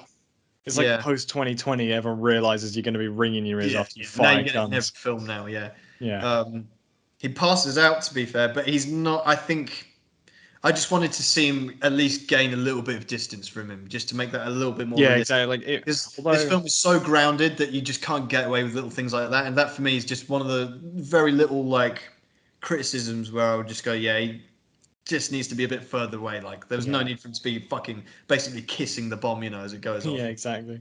I mean, Anyway, yeah, but it the thing that does. I quite like Yeah, is like obviously the police storm it, and the next thing you see is him in yeah. their like He wakes unit up in effectively. GCPD. Yeah, man. Yeah, and they're like I'm surprised no one's tried this already, but like one of them's like, yeah, they're all looking at him like, is he dead or something? And he's like, one of them's like, oh, let's just find out who he is, and then like fuck, I want to see like, and then that's what wakes him up effectively. Mhm. Someone's tugging on his head. It's very fucking good. I love the way he just wakes up, yeah, and like, oh fuck, you know. He's like in And a room full of them, like that's how yeah, dangerous he's they in take like him. basically an interrogation room, yeah, with like uh, maybe 30 two cops, probably. dozen, yeah, police officers there, including Gordon. And Batman's like fucking like, you know, he's not like having a full on fight because I don't think even he would win in that He's getting situation. them all off him effectively, Right, right, right. He's just trying to make a little bit of space for himself, and Gordon's also like, trying to negotiate, kind of. yeah, right. He's being the go-between. Um, Yeah, and I love their fucking teamwork because I like that Gordon does this as well because it gives him a little bit of something to agency do. as well, where Yeah, you know he's not just Batman's bitch. He's like, you know, fuck. He slams Batman against the wall and he's like, you know, this isn't the way to do this, you know, and like obviously he's doing it as well to fool yeah. the The others other thinking police he's on officers their as side. well, Yeah, but he's also doing it to Batman as well. He's just like, you know, you're not in control of everything either. I'm gonna help you this time now. You know, yeah. I really Well, like that. It yeah. I gives love this this extra thing as dynamic. well. Where Yeah, like this is one of the best. But this is what I love about Jeffrey Wright, man. no, but there's a bit just before because like there's the Oh yeah. first time where he gets up, get Oh yeah, like yeah. kind of having a half a fight, Oh yeah, yeah. and then in the middle of them talking again, someone tries to like grab his head from behind, and he starts beating the shit out of him as well. And like the commissioner's being a cunt to him. He's like, "Oh well, now I've got you on charge for assaulting an officer." And then Batman says, "No, you got me on charge for assaulting three." Yeah, yeah, yeah. Just right. um, that's right. And he goes, yeah, you know, and then Gordon's like, yeah, give me a minute with him. I'll sort him out, you know. Yeah, it's like you got 2 minutes and that's it. Yeah. So they leave him in the room. This is one of my favorite bits, man. I Yeah. love, and it just show a great bit of like improvisation. I just love what they do with the Gordon character, man. And he's like, listen, hits him in the chest. He's like, we need to get you out of here. And you're just like, Yeah, oh, yeah, yeah. They're both you like know, he's kind of trying to make it look like he's like telling it to him, but at the same time they're both like, "Yeah, how are we gonna get yeah. you out?" Yeah, they're having a chat, and he's like, and he's doing this face, like, oh, but you punch me in the face, and he's doing this like, Yeah, so you're you gonna know, get like, this key, by the way, you hear a jingle, you know. yeah, yeah, I love this, man. It's so fucking well written and acted. I just love this is one of the really great little bits of like really nice like bit of interaction between Gordon and Batman. It's really puts you in there. Yeah. Um, And they're and it's like both their also friendship and their partnership, but it's so like it's so it's so well done. Um, hmm, and Batman notifies him of another bent copper there, the one with the broken nose from before. yeah, they're And both then looking out as like Gordon looks over, he fucking chins him and then like escapes from the room onto the roof. And he's like, he runs through the corridors and he shoots up, and all the police are running after him, and he's like being shot at. He gets up onto the roof. yeah, he's like scared Um, almost. He's like, oh shit. yeah, yeah, he shits himself. And this is what I really like. It's just a moment of Batman being vulnerable where he's like, and that's what really makes this character real. He's not prepared. He just gets to the top of his roof and he's like, fuck, have I bit off more than I can chew here? He's like looking down and he sees this massive, like, huge drop, and he's like, he's scared. He's really like, Yeah. he shits himself. He has to Um, test out his suit, his you glider, know, yeah, man. his glider. However, his Now, like almost kind of so like the flying squirrel suit almost. yeah, right, exactly. Well, that's exactly where Matt Reeves got this idea from. He was watching these videos on YouTube, and he just tried to recreate that basically with the angles, with the camera angles, with the GoPro, basically. Now, Yeah, well, you yeah. weren't a fan of this, were you? I mean, it's not like I think it was bad. It was like it was. I think it was good that they kind of made him like it was successful, but he also fails in a way. Like the Yeah, yeah, that was blowing cool. his I parachute, think the like actual gets effect caught. itself you didn't like, did you? The CG or whatever. No, it's the close up part where it's Yeah. like I don't know what it was. It just kind of looked really out of place. I don't know what it is. Like where it's like you just got his face and you can clearly see he's like on a green screen. And it doesn't mesh well together. I don't know what it is that they could have done, but I think the close up wasn't really necessary. Like I mean, there's like three of them, I'm pretty sure, but just seeing him like the bit where he like flies past the window like a bat, that is really cool to see. But Mhm. like seeing like those close-ups at that angle and everything was just kind of like really weird. It kind of took me out of the film a little bit. Like I literally remember seeing it in the cinema. And my girlfriend was like, "Yeah, like that CGI was like really bad," and I was like, "Yeah, That's funny. I never know. I watched it 4 times and then I never noticed it. And then when you pointed it out to me last week, and then I watched it, I looked out for it and I was like, I didn't notice it until I was like, oh, I don't know. It bit didn't. naff." It doesn't like. It never flagged up for me. But now I notice it. I'm like, oh, I don't know. Like, it was okay for me. What I It's like not like is it's not like obviously, a film yeah, ruining yeah, thing. It's yeah. just a little thing that irks you. What I like is that, yeah, he succeeds in escaping, but he also fails, man. Like the parachute fucks up. It like gets caught under a bridge, and he like slams onto this bus, and like, oh shit, Yeah, and he fucking rolls on the floor and shit, and he gets battered, yeah. And the and fact he doesn't he actually have limps his off. cape anymore as well. He's just Yeah, yeah, walking off. yeah. He's like really he limps away. Yeah, he's Uh, like, oh, kind yeah, of, again, it's another like very vulnerable Batman that we're seeing here, Yeah, it's and like, how it feels after you sit down at the office for 8 hours. yeah, he's susceptible to like these injuries and stuff, and I think he's quite lucky to have. I mean, he didn't walk away; he limped away, but still, like, He survived didn't that. end up under a car or something, man. Like anyway. Um, so anyway, then he goes and meets Gordon on the roof, and you get a funny bit where Gordon goes, "Oh, you could have at least pulled that punch, man." He goes, "I did." Yeah, exactly. um, and yeah, they have another little chat where they're like, okay, we need to go and take down the penguin. So they go and they both basically show up at one of his, a Yeah, drug exchange drops going on, thing. right? Yeah, they basically find out that the warehouse where the drugs are being produced is still the whole operation is still up and running. And Gordon's like, what? The whole thing was a fucking fraud? And he's like, well, Yeah. it looks like it. Yeah, because Uh, this reminds me a lot of the same, that kind of that drug bust like fight scene like from Batman Begins again as well. oh Because yeah, yeah. You're right. except this Um, time it's with, Penguin rather than Maroni or Falcone in that instance, I Scarecrow. think. Yeah, yeah. Good point. Um, so they're ready to like intervene or whatever, and then Catwoman shows up, which is interesting. You're like, oh shit, that's unexpected. And she's stealing some money basically, and but then and then Batman comes like, well, what are you doing here, whatever. And then she unzips one of the bags, and she's like, "Oh, her fucking dead friend is there." And you're like, "Oh shit." For me, I totally didn't realize who that was. I was just like, oh, okay. There was no impact there for me. I think that was a little bit weak. I think like could have at least, oh shit, it's Annika or whatever, like just explain that for the audience a bit. I like you work out afterwards who that was. A bit Yeah. like Commissioner early in the Rat Trap, but still. Um, and then like Penguin hears them and he's like, oh, he fucking, oh, it's so fucking cool, man. He's like got an Uzi there, man. He's like had like fucking Yeah, spraying like it everywhere. just Yeah, shoot the proper shit like out of a man. gangster penguin man. Yeah, very cool. And the twins are there as well, I believe, and like Yeah, some like thugs, whatever. Jeffrey Wright comes in as well, trying Yeah, to he MVP here. helps out Batman because Batman's on the ground. And he's like, you think, oh shit, he's gonna like get fucked up, or whatever, and then Yeah. You just gentlemen, get to hear like the car revving.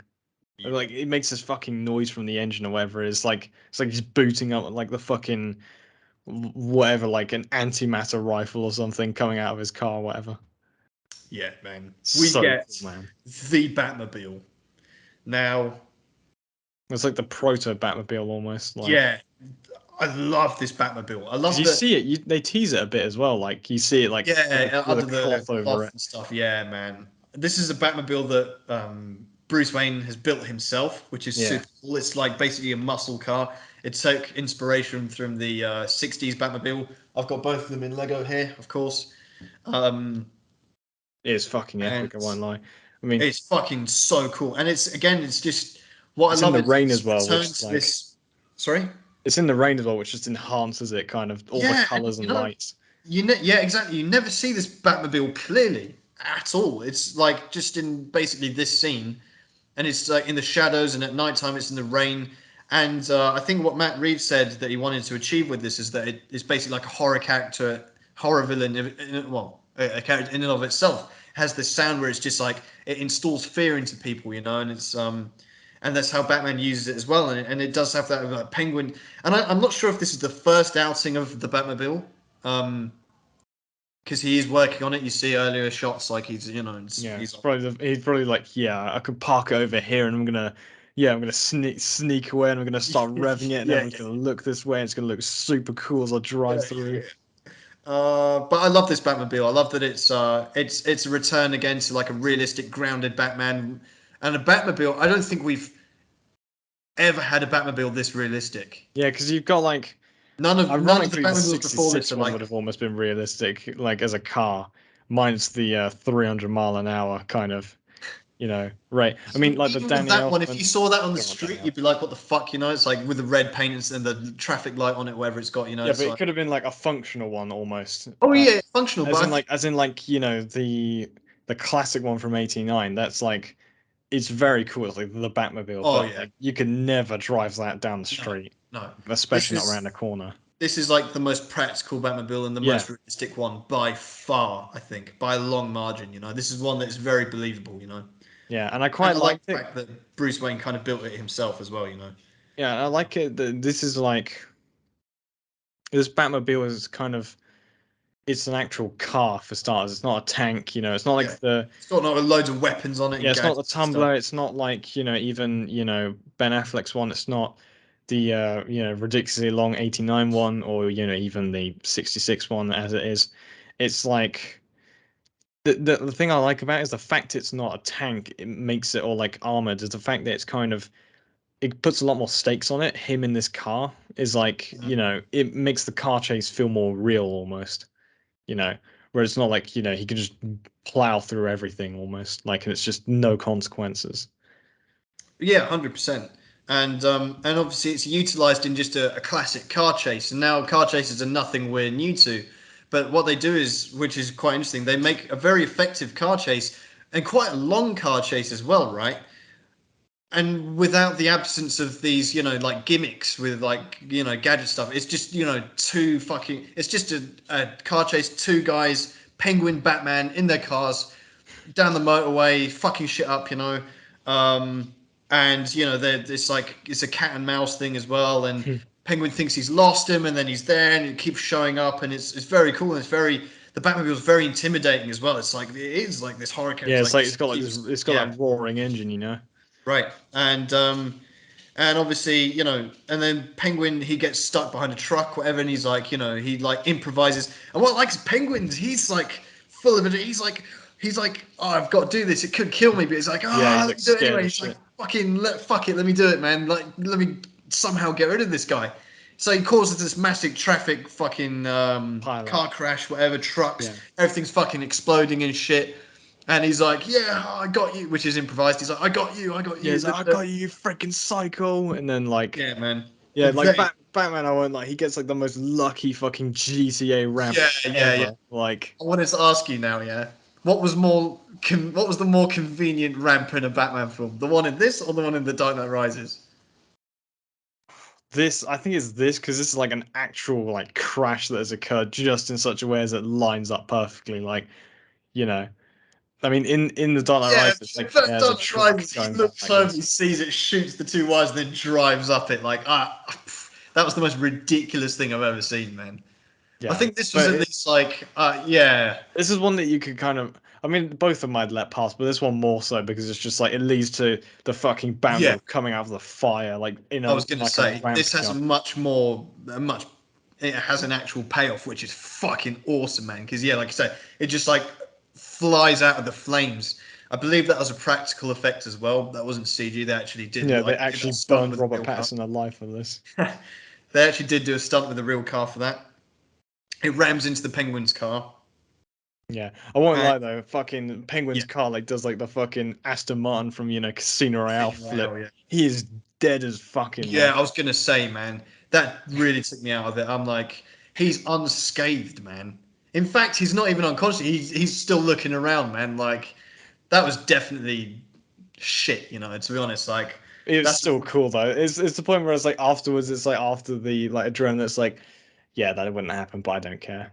it's cool, but you didn't need that many flips. Just have him turn over Yeah, and scrape a bit. Like that would have had yeah. come to the Or if it same would have thing. been like it sends him spinning and then it like slowly flips onto its roof or something. I don't know.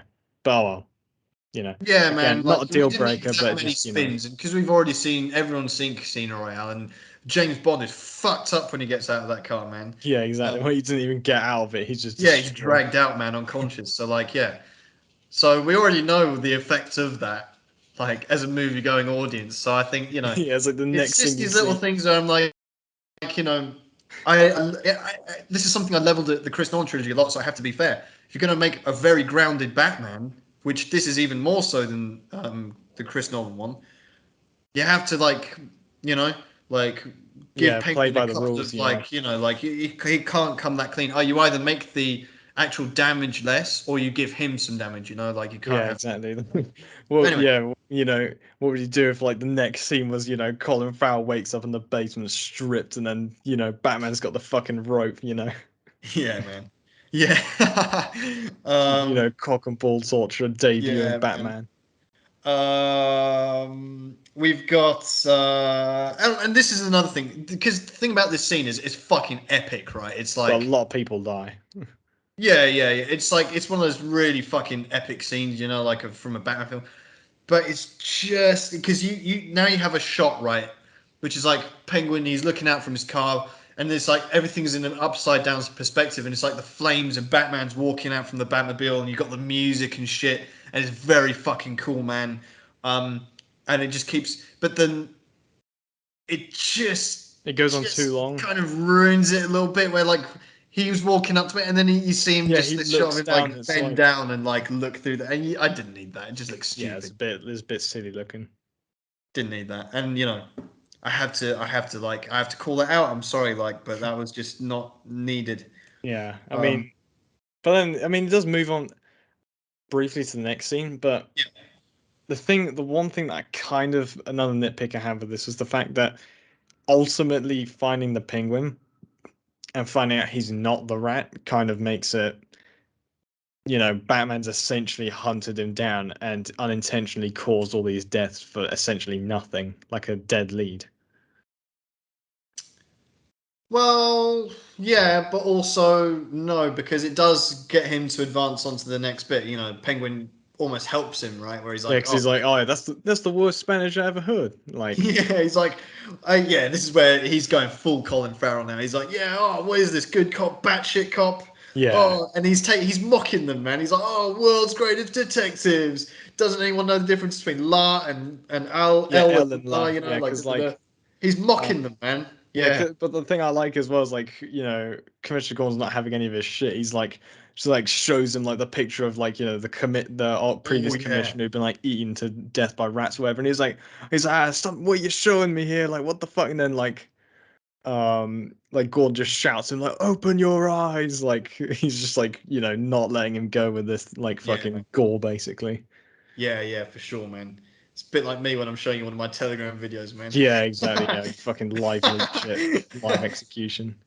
I mean, Anyway, but they're like, and Gordon is like, it's funny because Gordon's like, yeah, fuck you, Penguin, and he goes, yeah, did we fuck up? You know, like, yeah, he's like, did oh we get this shit, wrong? yeah, how many people died in that pile up? He's Yeah, like, he's like, shit, maybe we did fuck up. You know, like, he's yeah. like, but Batman's like, nah, don't worry, man. It's obviously URL, and Yeah, it's like, oh, yeah, exactly. It also, it's not the same as like, when he's like in the 6-6 one, he's like, this is like a riddle or kind of, yeah. but it's not that bad, I Did feel. you? Okay, but did you think this is like? Did you buy it like, where he's like URL Rata and he's like URL? Does that? Did you buy that, or was that a bit That too that like? felt like it's It's on the something that, line, I think. yeah, it's not, it doesn't feel like something that you would just figure out at some point. It's just like, the script demands it now, so he figures it out, instead of after the car chase.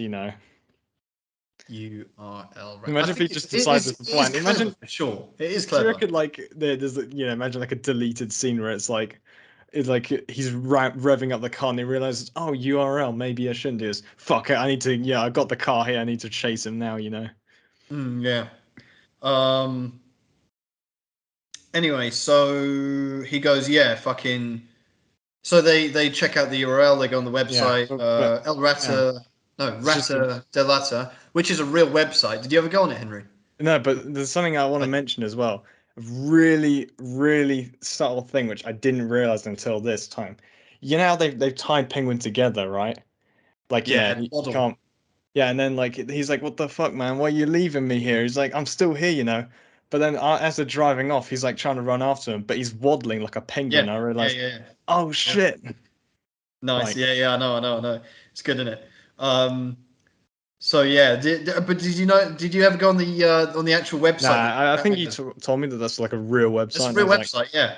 And it was being updated as it went along. So for the first month or two, you could go on it and like there was something there. And then after a couple of months, it now if you go on it now, it says this website has been taken down by the Gotham Police Department, Gotham City hmm, Police Department. So that's that's quite fucking cool. cool. Yeah, it's like fourth wall shit, man. I really like that. Um, but anyway, Batman has a little chat with Riddler on there, and he's like, "Oh." And although I'm kind of like, "What was Riddler just sat by his laptop Yeah, and he's waiting been for there for Batman like to?" 16 hours, being like, when's he Yeah, gonna figure this one out? Do I have to send him an email? because he does, because he's an instant responder, man. You know, which probably someone like the Riddler would be. Yeah, he's just Uh, been he's in this like little cave. He's like in the middle of making cards and shit, preparing the next yeah, thing, yeah, yeah. It's like, sending oh, off the let's answer package this. bomb, paying it, sticking the stamps on. He's like, Yeah, oh, he's finally responded. Let me just yep, you know, yep. So they have a little bit of they have a chat on there. He's like, oh, it's the penguin, the rat, and he goes, interesting. I need to show you more. This is the next clue for my next victim that's dead. And then basically it's a good, I think it's a genuine riddle where it's like, mm, the answer is an orphan. So he's like, oh, we need to go to this orphanage to go check it out. mm, And then yeah, like you say, we get the penguin. Yeah, they're like they crack the thing and they're like, okay, let's go. And then you get it cuts away and it's like, oh, penguin's still there. He's like, yeah, I'm still here. Like fuck mm, you guys. And it's great. This is where Colin Farrell he brings in that comic a bit of humor there and takes the edge off, which mm. I think was very effective, very nicely done. And yeah, of course, you get the penguin waddle there, which is great. Um, I'm going to insert the deleted scene around this moment. I don't think it would go exactly here, but obviously the deleted scene for this film, which has the Joker in it, right? Yeah. I almost feel like it's not like I don't think they ever even intends to have it in the film. They just say it's deleted scenes so they can be like, No way, yeah, no way, really? mate. They filmed it. They filmed it and edited it completely perfectly. That had to have been included in the film, and then they removed it. I don't know why they were removing though. A Well, I think sequel bait. because I think the appearance of the Joker would have been too abrupt there. I think it would have been too out of place. I think, or it would have just been like too distracting. I think Yeah. that's the thing. I mean, Because they do have Joker's Millionth here anyway. now. Da, da, da. I think that would have completely distracted the audience. And the more I think, when I first saw the deleted scene, it was released online very shortly after the film, right? And I saw, I was like, oh, they should have included it. That'd have been great. But now, as time's gone on, it was a good decision they took it out because I think that would have just distracted everyone way Yeah, it too would much. have like Everyone would have been shattered thinking kind of about your the immersion Joker for almost. the rest of the film, so it's good they took it out. But let's talk about that scene because I think that was a very interesting scene because it put Joker in that Hannibal Lecter consultancy role, which I think was very cool. Yeah. Um, we see it's You get to see, Barry Barry Keoghan's Keoghan, right? Riddler. Barry Keoghan, yeah. Keegan, yeah, yeah. And he's like, you never see a clear, full face of him, but he's like been fucked up by acid burns and shit, Yeah, it's like an actual chemical attack survivor, kind of. Yeah, man. Very fucked up, and he's like having this chat with Batman. He's like, oh, is it on an anniversary now? Like all this Hmm. shit. And Batman's like just there for business, and they have a great bit of dialogue. And I'm not sure exactly where that would have been inserted in this film, but I think it would have been around this kind of moment Yeah. because he's trying to. And I just love that Batman and Joker have that relationship at this moment. It's like consultancy role basically, and it's like quite. He's like Yeah, he it's like can't if work out you're the a Riddler, so he criminal, goes to the Joker for another yeah. angle, that psycho angle. Yeah, it's Basically. like, if this was your job, what would you have done? Like, who would Yeah. you be after? And he's like, I don't know, I haven't been out of the game for a couple years, thanks to you. I think from that angle, that would have been really great in this film, and it would have fit. But I think the fact that it is the Joker, and obviously the significance of that character in this universe, would have just been too much. If they did another character, it would have felt less relevant and therefore unnecessary. So I think they just did they made the right decision in removing it. Maybe they shouldn't have released it at all, but either way, it was kind of like I don't know. It's an Yeah, interesting one. they should have edited a bit where he's like, it sets up a future film where he's actually you can see he's hoarding spoons in the corner so he can dig his way out of Arkham. Yeah, man. We'll obviously rank the Jokers at the end as well because we have a new one. But Yeah, I five just minutes think that was footage. it was an interesting scene. And if they had put it in the film, it's a weird one. I think maybe what they could do is, for example, do like an extended cut, and it's just the same film with that in it. Maybe, for example, and then so we can see where that would have been, and Yeah, then but when it comes to, like I have a real like problem when it comes to extended cuts like 6 months after the film because it feels like it's like the thing that Marvel does a lot where it's like with No Way Home for example they release the film and then they release stuff where it's like effectively what they should have just had in the film anyway kind of but 6 months later so they can get an extra cash grab. yeah, maybe, yeah, maybe I don't know. Doesn't really matter. I just wanted to mention that scene as just like having it in there. It was about 5 minutes long, I believe. It's on Yeah, YouTube. true. So just interesting there, and the obviously the fact that the Joker's in obviously in the theatrical release he is at the very end of the film and does bring you on for a. So it's going to be interesting to see where the Joker comes in the future. Anyway, we'll come back to him. So anyway, Batman and Commissioner Gordon. Oh, he's not Commissioner yet, but Batman and Yeah. Gordon they go to the orphanage, and they're entering the building. It's one of the old Wayne charity Wayne Foundation orphanages, of course. Presumably the one where the Riddler was Yeah, like the whole as a renewal youth. program is in someone. Yep. What I really like again, this is one of those things where it's like Gordon and Batman, they're walking the building. Gordon has his gun drawn, and Batman goes, no guns. And Yeah. and Gordon just goes, yeah, that's your thing, man. Yeah, and also it's like Gordon has like fucking right to have a gun Yeah, out yeah, because Batman's fucking bulletproof, man, bomb-proof apparently as well. Like he yeah. doesn't have to have a gun. But that's what I really love. I love the fact that again, it's like the no kill. He says it with Catwoman later on as well. Just a very subtle, and that's all you need.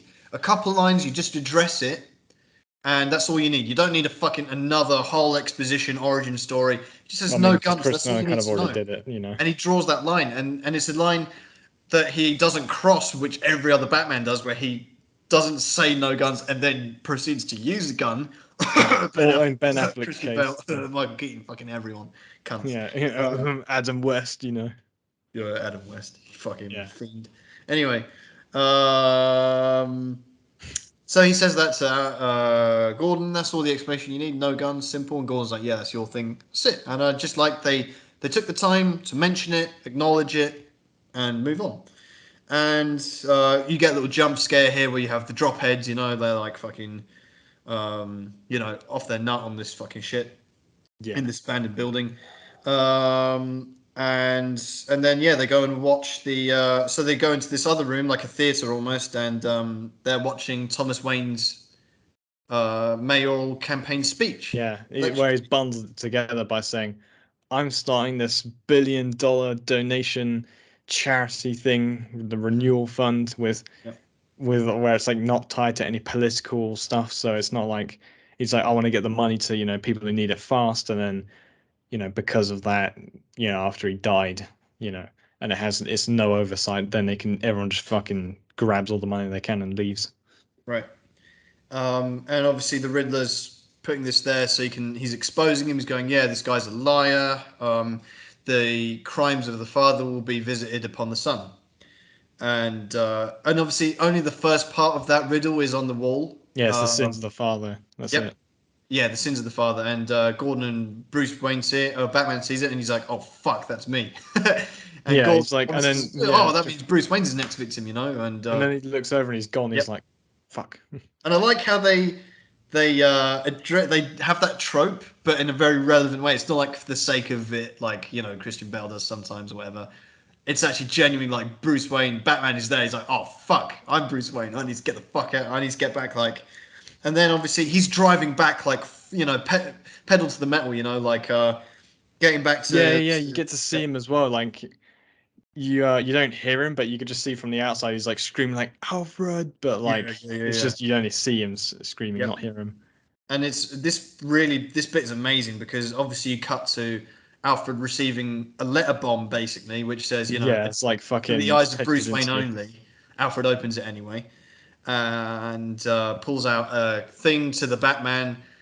And obviously, the first time viewing it, you're like, "Oh shit! Does Riddler know Batman is Bruce Wayne?" And you're like, Yeah, "Oh, like, what just the as fuck's going on here?" fireproof. Yeah, Yeah, because you have to kind of go back and then you go, oh no, it was Bruce Wayne was the target, and Batman he's done this with all the victims, all the targets, but it takes you on this red herring, and later on does it in the film as well, where it's like, oh, does Riddler know that Batman is Bruce Wayne? It's like, oh, this it's so fucking good, and then yeah, of obviously. all the people who'd figure it out. Yeah, Yeah, and it's on this fireproof letters. The envelope is fireproof, whatever. So it's like meant to kill Bruce Wayne, and then Batman's meant to read it, and it's like, oh, it's fucking great. yeah. The thing And is that I kind of didn't like with this is hmm? like the Riddler selling a package bomb kind of feels too basic for someone like him. It's like all his kills so Yeah, far it's not have that been kind thorough, of is it? Yeah. elaborately planned and so on, or to an extent at least.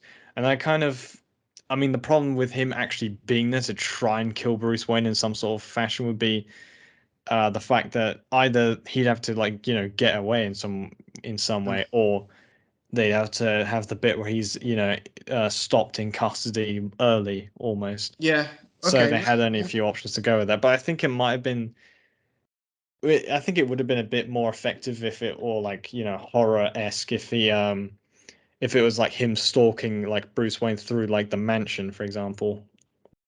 But Yeah, that's an unfortunately, interesting take. What I would say is, I think the reason they get away with that is because they put so much emphasis on Bruce Wayne being a recluse, and not even his own accountant can get a meeting with him. So I think Riddler probably would have explored one of those avenues, but just finds it impossible to actually go yeah, and. maybe he's like this guy's Yeah, like so protected by never yeah, going exactly. outside. So, and he's like, oh, of course he is, fucking elite, whatever. Yeah, I know what you're saying though. Yeah, the letter bomb does feel a little bit complacent from the Riddler, and it's like, like you're leaving a lot to chance there. Like that's not Yeah, it's guaranteed like to. how's it not going to just blow up in the the mailbox or something? I think it's ignited when it's opened. Yeah, So, I know, but like it could have been literally opened by anyone. Like that's the thing. well, no, because it says strictly for the eyes of Bruce Wayne, and it is plausible that would. But the thing is, obviously Alfred's gonna open it, but again, I don't know. Does It's he not like, have like a mailbox filter? Like probably most rich people, you can't just send a package bomb to their house, can you? well, Alfred is the filter, obviously. Yeah, So exactly. He's like, yeah, he's like, like the king's food taster almost. yeah, exactly.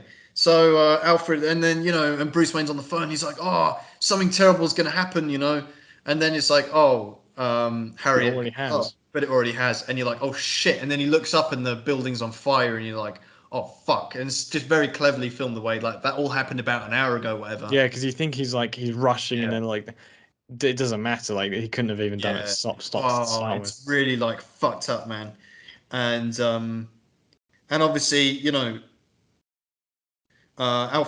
Bruce Wayne turns up at Wayne Manor, and one of the police officers goes, "Yeah, look at this," and it's like to the Batman. And he opens it, and this is where Riddler's just like, "Fuck the riddles, man. See you in hell," that's it. Yeah, exactly. Just like, oh, I've got to rush this. The fucking delivery van. It's gonna be getting out the post box soon. See you in hell. I've run out of riddles. Yeah. Shit, man. Let me Yeah, just he's put like see you looking in some of them up. He's like, oh, I can't steal that one. I already used it before. hell. Yeah. Yeah, I can't open it up again now. Fuck, it's gonna explode. Yeah, like his Wi-Fi's down or something. Yeah, man. So anyway, then we get to the hospital and Alfred's there. He's on life support. So they didn't kill off Alfred, which I'm glad about. You can't kill Alfred, but Well, you can with Michael Goff's one apparently. yeah, but he didn't die, did he? Yeah, I know, but they're probably planning to like when they turn him into like a fucking computer or whatever it was by the end, Fuck yeah, man. just to remind you of that. Yeah, thanks for that. Yeah, I hadn't deleted that from my brain. Yeah, that's great. Well, So anyway, dumb. yeah, Alfred's in hospital, and that's fucked up. And Batman's like, the nurse is like, "Oh, has he got any? Is there any friends and shit?" And he's like, "No, it's just me." Yeah, Um, yeah, that's the point where he realizes shit. He's only got me as well. yeah, man. Um, so anyway, Bruce Wayne, he's like, "Fuck this," I'm gonna do some proper detective work. So he like puts all his evidence out on the floor and he's graffitiing and shit and he's looking at Yeah, I was everything. gonna say like he ruins a perfectly good fucking floor with spray paint, man. Like couldn't have done that any other way. Like seriously. Well, I don't know. I mean, it is proper like detective trope. Although it's interesting because usually you get it like all the strings on the wall and stuff. But this time he's done it on the floor. I think that's a little bit different, which I thought was Yeah, and it's like I interesting. think he didn't draw like a giant cipher in the middle as well. With the Riddler cipher. Yeah, Yep. which I think Uh, is very like it's visually quite cool. But then when you think like, God, imagine the fucking cost to redo that. yeah. So that's cool. And then while he's in the middle of all that, Catwoman manages to contact him through one of the contact lenses. So it's in a sink or whatever, and she's put, "Can you see me? Can you hear me on it?" Yeah, And she comes. She's like, "Yeah, come and meet me. I guess on yeah, the I need to rooftop." talk to you. Yeah, yeah. So they go and meet on the rooftop, and basically bottom line is she goes, "Yeah, I'm Falcone's daughter, he's my Yeah, father." she had like a tough fucking life as well. Like kind of Yeah, man.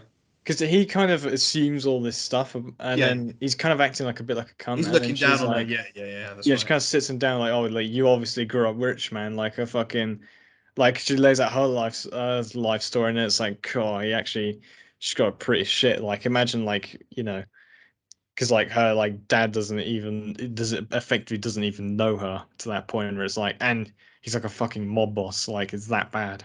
Yeah, man. And yeah, And her killed her mum and so on and so forth. yeah, man, exactly. And yeah, and he's like judging her and shit, and he's like, "Oh, I'm sorry, man. Sorry for what I said." And he's saying about a friend as well. Oh, well, she got in the wrong crowd. Basically saying, "Oh, she had it coming." Um, Yeah, again. Yeah, man. And yeah, she's like, "Oh, you obviously grew up rich," which is, and then she goes, "Oh, I'm going to go after this guy, Mackenzie, and one of the cops, I think. And Yeah, she's gonna you're gonna kill help him. me, yeah." And you're gonna help me, and he's like, "Oh, basically agrees to. He's like, don't make any moves without me, whatever." And then she's like, "Oh, you just why'd you wear that mask? Who are you under there? You just You hideously scarred. you hideous this guy." He's like, "Yeah, I am, whatever." And then yeah, she kisses him. They have this moment, and it's like pretty romantic and stuff. Yeah, because she interrupts him and he's in the middle of talking or something, and then she's just like, "Yeah, I don't want to hear this anymore." Yeah. Mwah. But it feels genuine. It doesn't feel Yeah, like forced or cringy. It's like it's a nice moment, and obviously that again can be very attributed to their real life, connection that Patterson and Kravitz have, which obviously really works well on the screen. This is where, for example, Anne Hathaway's Catwoman fell down for me. It didn't feel authentic at all. Their chemistry with Bruce Wayne, it just didn't feel right. Um, and this is obviously the complete opposite, pretty much. Yeah. So then, okay, now this is where you get to see Bruce Wayne. He's back in the Batcave. He removes his cowl, and this is where you see the eye makeup, and he's Yeah. like, yeah, But the he's proper fully there. depresso mode, Yeah, yeah, full emo man. Um, and he's watching another Riddler video Yeah, it's where on the news, isn't it? that's right, yeah, Yeah, because like because I pointed out by this point in my notes, like the previous ones, videos and all that shit was like, all right. But then this one is like they're just broadcasting his manifesto effectively, and I'm like, I don't know if the news would actually be allowed to do that or yeah, whether they would. It's like if fucking Bin Laden like posted like, yeah, death to the West and so on, we're gonna like take you down, whatever. Like they wouldn't put that on national TV, would they? yeah, that's true. Yeah, he's seeing the Riddler basically exposing Thomas Wayne publicly. And what I thought was very cool is they go down this route of like the Waynes and the Arkhams. They make Martha Mm. Wayne an Arkham, like Martha Arkham, and like they're the founding families of Gotham, which I think is a very interesting route to go down. That was cool. Yeah. Um, Certainly more intelligent than fucking the Snyderverse Martha shit they pulled in that one. Yeah, I was about to reference that later. Yeah. Well, they're both but called Martha. In the origin story, we've got to have his dad say Martha. You know. Yeah, and what I like is it gives, for the first time, Martha a little bit more relevance than her being just Yeah, Thomas Thomas Wayne's Wayne's wife. wife. Yeah, Like, um, yeah, because the whole like thing of it is like, yeah, she's kind of like was kind of insane, and right, right, right. journalist was trying to expose it, I you know. thought I thought that was a bit of a strange angle Yeah, to go weird. down because it's like, oh, really? Like, you never really consider that because Martha Wayne has absolutely just the most one-dimensional character ever until this moment, and it's like, oh, yeah, she has a past. She has like Yeah, that kind issues. of She was in and out of an asylum, and you're like, oh shit, yeah, and because then that made like, me think like immediately. I don't know if this is also for you, like made it like this second time. I was like, oh, just thought Penny Fleck, from Joker, where it's like his mum is also in and out of mm, the asylum and so on.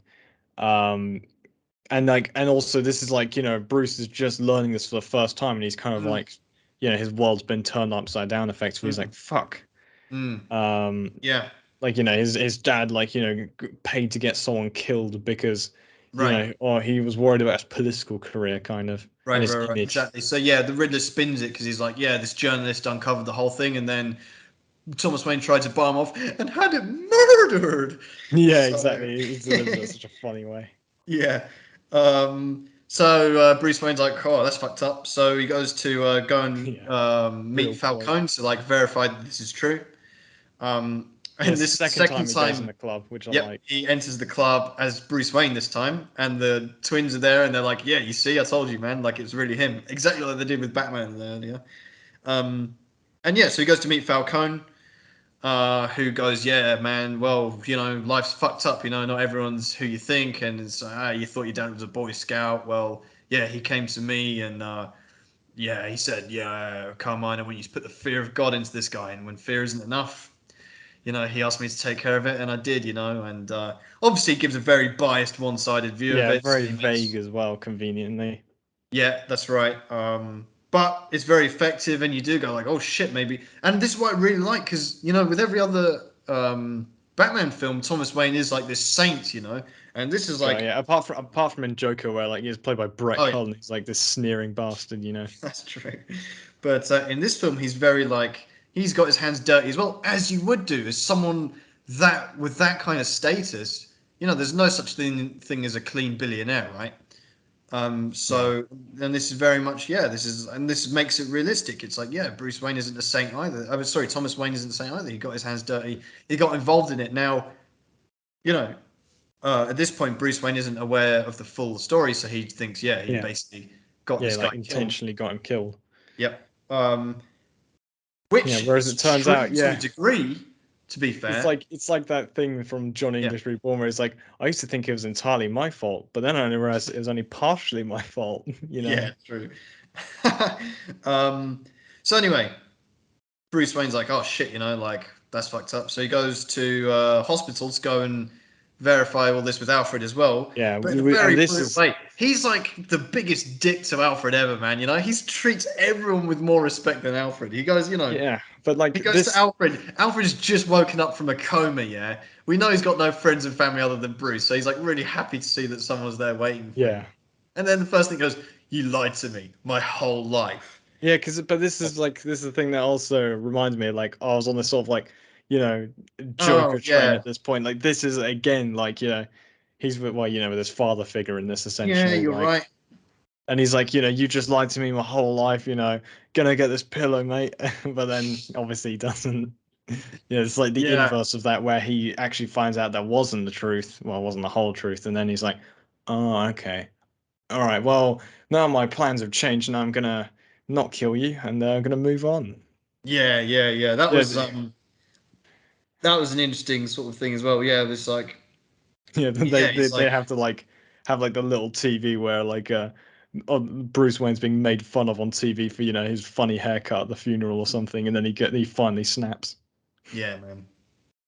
But yeah, Alfred's like, yeah, your father was good, man. He fucked up Falcone after that. Um, Yeah, he was like and then infuriated. yeah, because what Falcone says makes it sound like Maroni killed Thomas Wayne, and then Alfred goes like, no, actually Falcone killed your father and shit. So it's like, oh, okay. Yeah, it's So like, oh, interesting. So do you know for sure? No, this is the because that thing, would and go you're like, against comic accuracy. and what's very interesting about this whole dynamic is it is like it plays into the theme of the film: who's right and who's wrong, who can you believe, who can you trust. And obviously you want to Hmm. trust Alfred, you want to believe him, and Yeah. Bruce Wayne does obviously do that. But you can see within these two conversations from Falcone and from Alfred, they're both telling the same story, but from their own perspectives, and they're trying to portray a picture of Thomas Wayne to fit their own agendas, Yes, which is this very, harkens. very current. That's very relevant. That happens Yeah. all the time in society, doesn't it? You could almost say this is harkening back to a previous theme in a Batman film of who do you trust? Good one. So yeah, yeah, you get Prince walking with his boombox into the hospital. Yeah, exactly. Um, and what is cool, obviously, Alfred drops in this conversation. Yeah, I taught you how to fight and stuff, um, and obviously, and then Bruce Wayne's like, yeah, man, I thought I mastered all that shit, like emotions and stuff, but I realized I can't go through it again, losing someone that I care about. And Alfred's like, come here, son. Yeah, Uh, yeah, yeah. He does like, yeah, it's not like it's like the actual good version of like the when George Clooney's like, "Oh, Alfred, you're dying. I love you, Alfred." Mwah. yeah, you're right. Shit, man. Yeah. You're making all these connections that I'm just Yeah, like exactly. blissfully This ignorant film of. actually relates to every previous Batman film, and you didn't know it. I'm like, oh man, yeah, yeah, I love you, Alfred. Mwah. Yeah, you big sloppy fucking kiss, man. Yeah, we're Yeah, referencing the Batman and Robin film, which is the which you complete don't need to inverse see. of this. Yeah. Yeah, don't watch that, please. So anyway, and then this moment, this nice intimate moment, is interrupted when Bruce Wayne looks up and sees the bat signal. So this is interesting because he's driving up to the rooftop, but at the Yeah. bottom of the stairs he sees Gordon, and they're like, "Oh, I thought you turned on the switch." He's like, "No, I thought you did." It's like, "What the fuck is going on then?" So they go up there, and you see Catwoman beating the shit out of the cop she found, Mackenzie, without any help from Batman, Hmm. and he's got her phone, and then there's this voicemail on it. It's like, "Oh, she tried to call me," and you hear this voicemail of like basically incriminating Falcone as the informant, as the rat. Yeah, because like he's like yeah, it's like asking her like how what did she find out, so on and so Yeah, forth.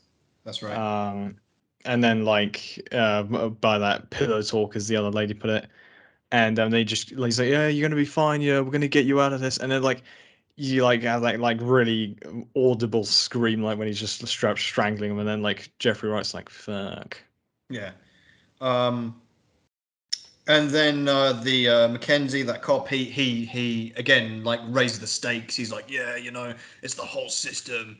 Falcone doesn't work for us, we work for him. He's the mayor for the last 20 years. Yeah. He's the whole system, and you're like, oh, okay, that's what the stakes are. Okay. Yeah, it's like, thank you, Gotham. You're always reliable. Yeah, it's like we use the renewal fund to, wash money basically and stuff to Yeah, launder bribes, money, all everything, that because shit. like we said, Yeah, there's no oversight, so on and so and it's forth. very realistic. It's like, yeah, that all adds up. It's a That good would plot. happen, yeah. Yeah, 100% happens.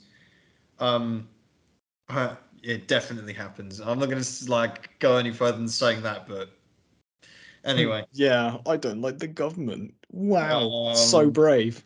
I was thinking more with certain charities, but anyway. Oh yeah, of course. So anyway, Catwoman's like, yeah, let's fucking waste this fucker, and Batman's like, no, if you shoot him, you become one of them, basically. Yeah, like you And lose your life as well. And she's like, yeah, that's all right. I've got 9 of them. yeah, it's a good bit of dialogue. They both get their fucking point across. She does the most obvious build up to kick him on the roof, which no one stops. But Yeah, the Batman is she, really puts a lot of faith in his grapple hook here. Like, what oh if they're yeah. like shot into the guy's like shoe and just rips out the rubber and he just goes through?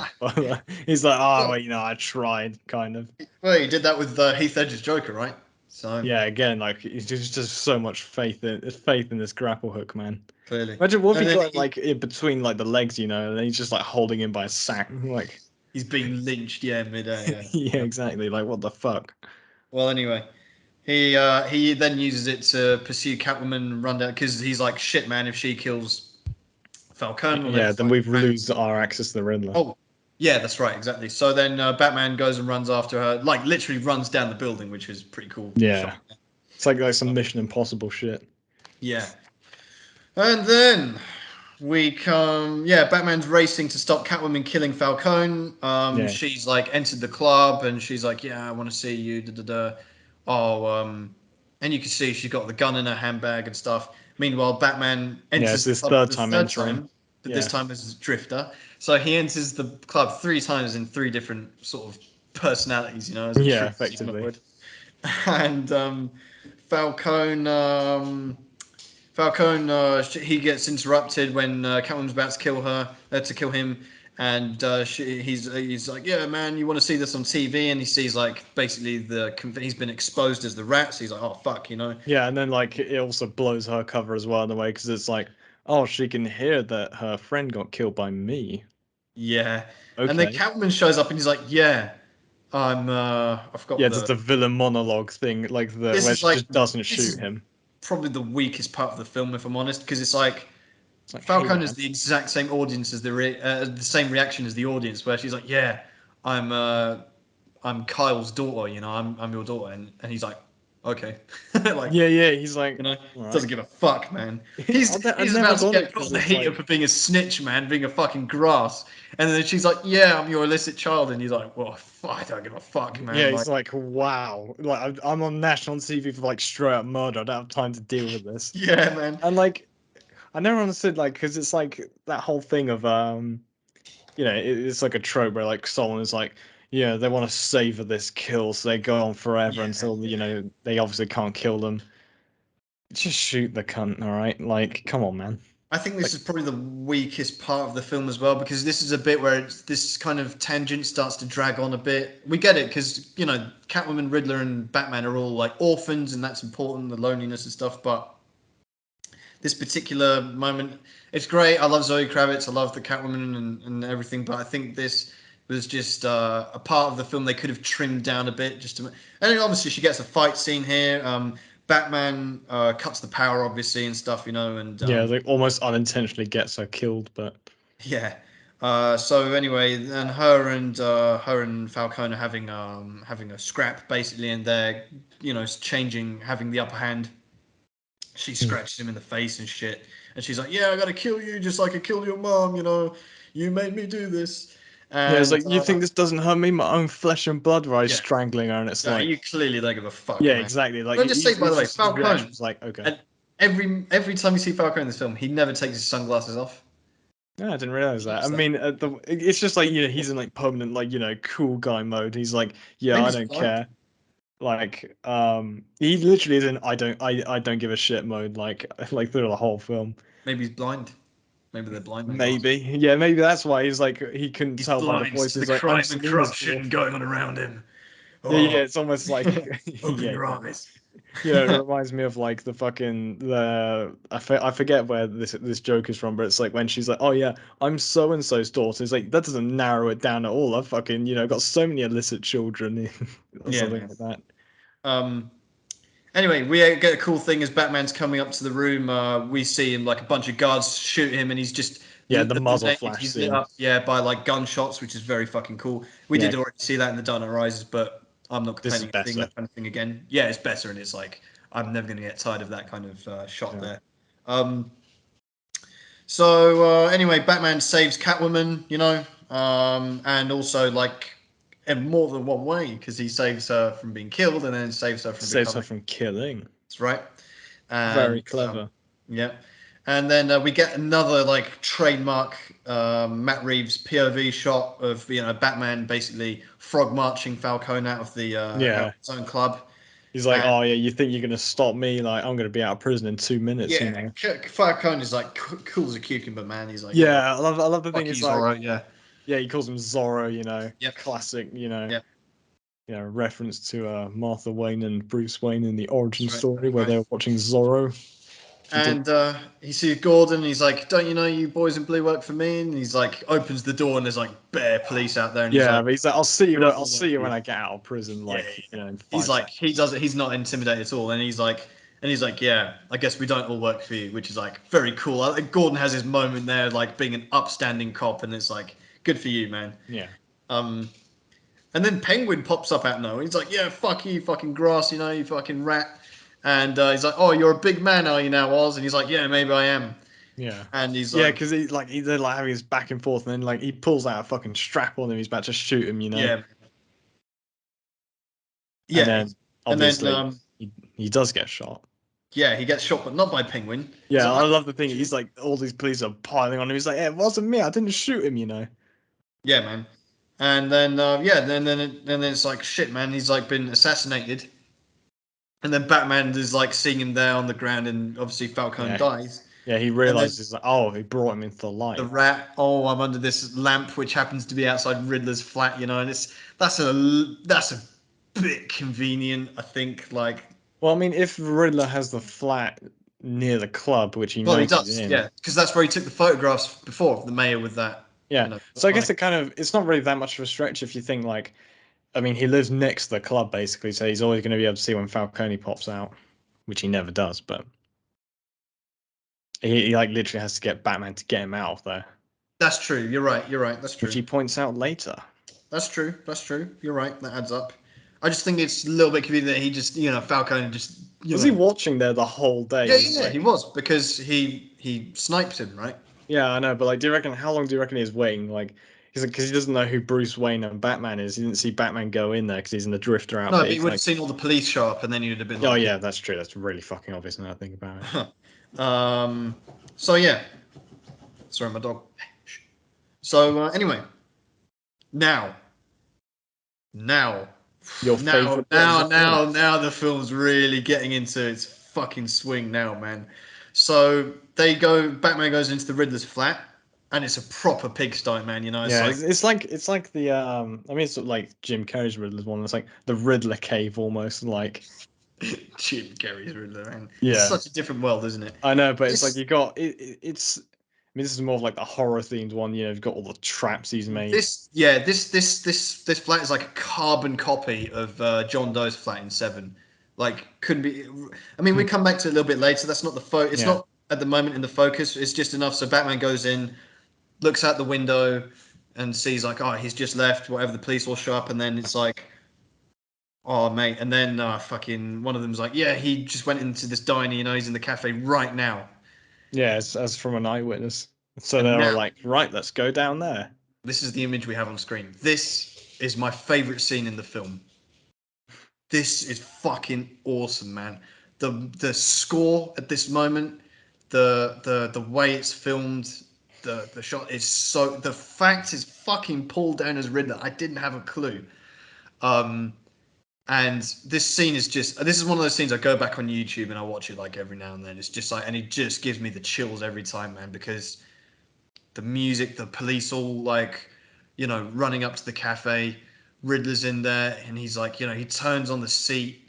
He's Yeah, got he's like, I ordered a slice of pumpkin pie, and they just yeah, fucking bash him on the floor. yeah. That Well, you get onto the the face table. reveal, and it's like, yeah, and you're like, fuck, that's the Riddler, that's Paul Dano, man. I just didn't know that. I mean, obviously Paul Dano, everyone knew he was in the film, but no one knew kind of what he looked. I've gone back obviously since and looked at the trailers, and they never actually show his face, so that's quite cool. At least they kept that a bit mysterious, but I think obviously the way I managed to watch it was obviously the most effective. But I love they pin him down. They're putting the handcuffs on him. He seems to be enjoying it. He's like, oh. Yeah, like I don't But know. yeah, Probably excited. It's like my plan's working. yeah, and then and then and then as he's getting arrested, he looks and then he like Batman walks up to the fucking window, man.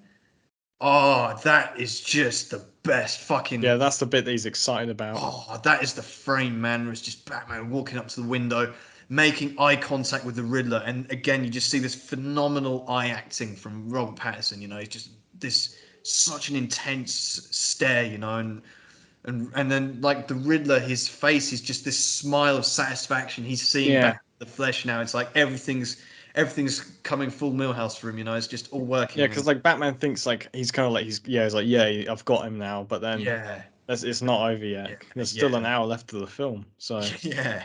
Oh, it's so fucking good, man. And it's really what the film needed at this exact moment as well, because it's just got a bit boring with not boring, but like the Catwoman stuff dragged on a bit. Falcone's yeah, it's like dead. oh Falcone, and then it's like oh Okay. yeah, it's Riddler again. Remember And this guy? now you've got the Riddler show up. Now we found the Riddler. It's like, it just breathes this whole fucking new burst of energy into this film, this adrenaline. You're like, shit, man. Now we've got the Riddler here.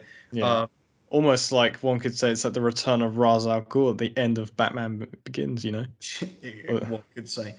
Yeah, And you have and then obviously you have this bit which has been memed to death. It's like, which one's you? And yeah, there's like the two different IDs, and it's like, Travis Bickle, Officer K, Arthur yeah. Fleck. Like Every single Ryan yeah, Gosling God, yeah, personality. Ryan Gosling, yeah, like Yeah, which one? soon to be Ken from Barbie. Patrick Bateman, literally me. I love that bit. I love how that's been memed. It's like, which one's you? Oh, you tell me. Obviously, in this context, it's either Edward Nashton or Edward Norton. I think. Yeah, He it's has like saying Edward Nygma might be like potentially seen as offensive or something. It's like too dodgy to say. maybe. I mean, this is but obviously it's good as well because the Riddler does have multiple Yeah, he identities. does a lot of identities to be I fair. think in previous like films and portrayals, it does stick with one real name. But obviously, the character of this Riddler, of course, he would have different ideas and different, idea personalities and stuff like different government records and stuff. Yeah, He would, personas almost. yeah, he would be off the grid, as much as he could be. So that adds up for me. And the fact he goes, yeah, you tell me. He's the boss, man. He's like, he's still in control. And then obviously as they take him out, he's like, let's go pencil neck Martinez, man. Yeah. Fucking dick cop, And and yeah, and then as it pans away, you get the coffee cup, which he's, put the question mark in, where you're like, that's fucking cool, man. Yeah. I think the question mark was a little bit too neat to have been done perfectly there, but he was taking his Maybe he asked it from the barista. time. Maybe. Yeah, it's like, yeah, can you do this little question mark thing? I mean, not this has anything to do with that cipher of that serial murderer, Nah, couldn't be me. Yeah. Yeah. Oh, there was another thing I wanted to comment upon with the pumpkin pie, because This is a reference to something. this is something. This is I'm going to bring my own organic fan theory to the table, ladies and gentlemen. This takes place in Halloween because people like pumpkin spice. No, this is a millionth exclusive here that you'll Oh. only get from. So he says pumpkin pie. Now, if this is like, because pumpkin in Cockney rhyming slang, a pork pie is a lie, right? So when someone's telling porkies or telling a porky pie, it's a lie, right? And it's like pumpkin pie, porky pie. Was the pumpkin pie the opposite or something? No, but it's like it's still a pie, right? And it's like Nah, fuck. You couldn't get pork pie in the cafe, but you could probably get pumpkin pie. And it's like the closest thing they could get. Nah, it's a bit of a disappointing theory, I think. Fuck you, man. Yeah, exactly. Fuck Well, you. whatever.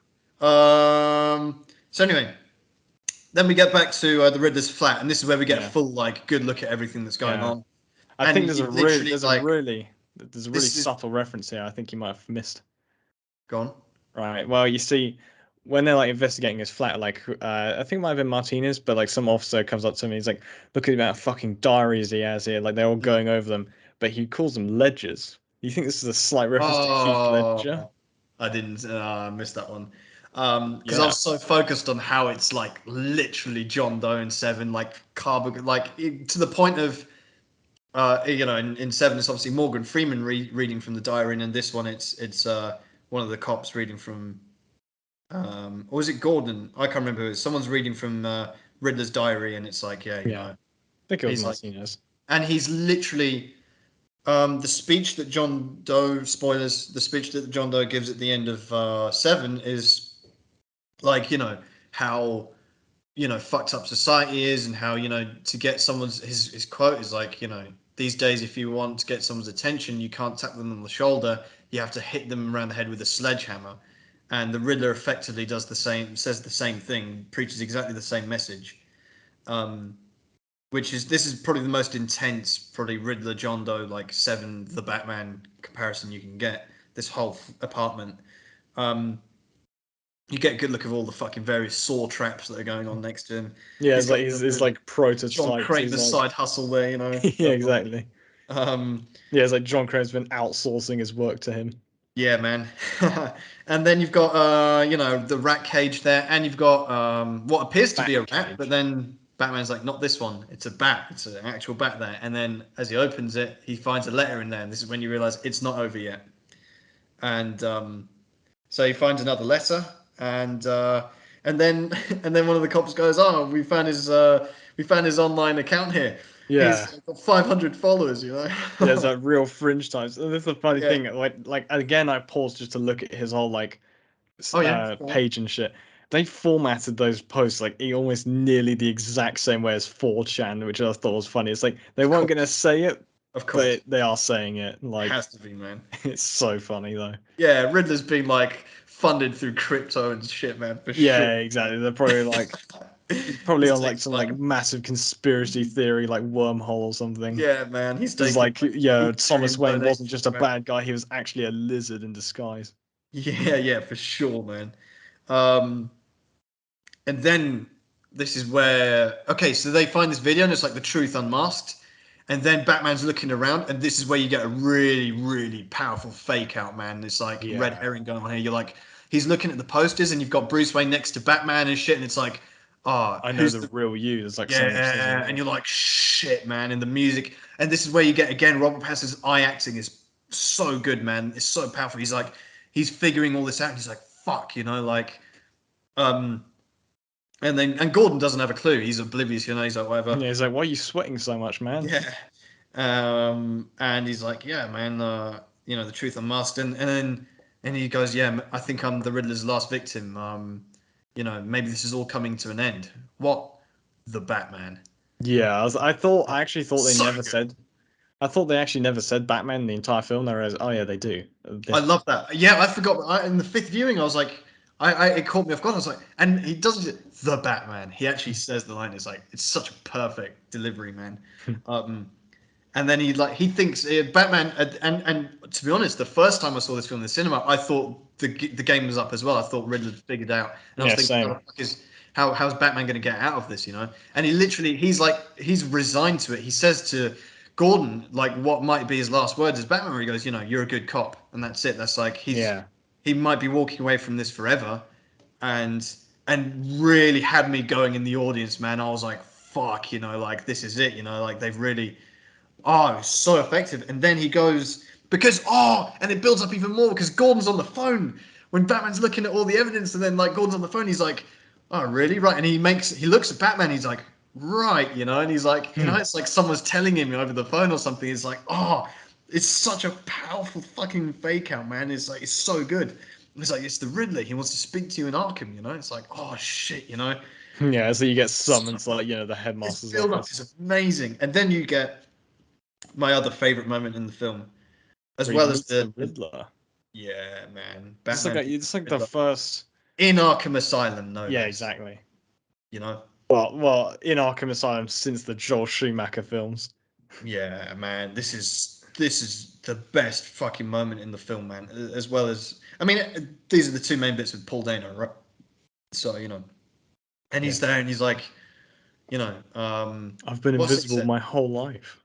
Yeah, he's like, because at this point, Batman thinks like, okay, he knows who I am, and he's like, oh, he says, I can't So remember the we're exact such a quote. great team together. Like Yeah, and he goes, no, no, no, but he's like, been waiting for this Bruce forever. Wayne, and then he says it three times, like Bruce Wayne, and the way he's saying it, it's like he knows, and he's like really rubbing into Batman. Batman's looking at the camera as well. He's like, shit, man, like everyone's gonna know this and stuff, and he's like, and you're thinking like he's gonna have to like take down the Yeah, camera and like it's the declare luckiest. Riddler insane or something, like try and like whatever, and it's like all this stuff is going through your mind. My mind was going 100 miles an hour because he's looking at the Yeah, camera. What's he gonna do now?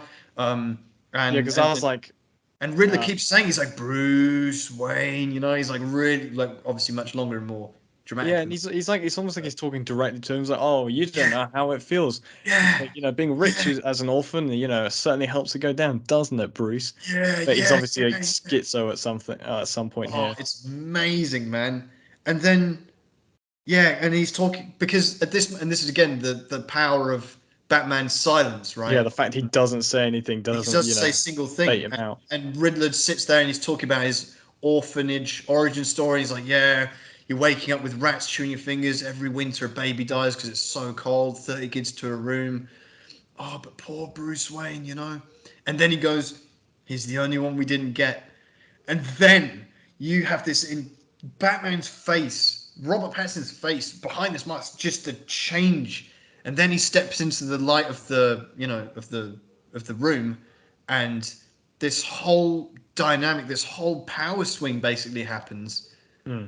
With just such like, and no words are spoken. He just comes in it again. It's just this phenomenal acting. Yeah. Um, and then Batman starts becoming much more animated. Starts talking. He's like, Yeah, because he's like, "Oh, we yeah, make such a good team," and he's like, "I yeah, didn't do anything." And he's like, "Yeah, you did."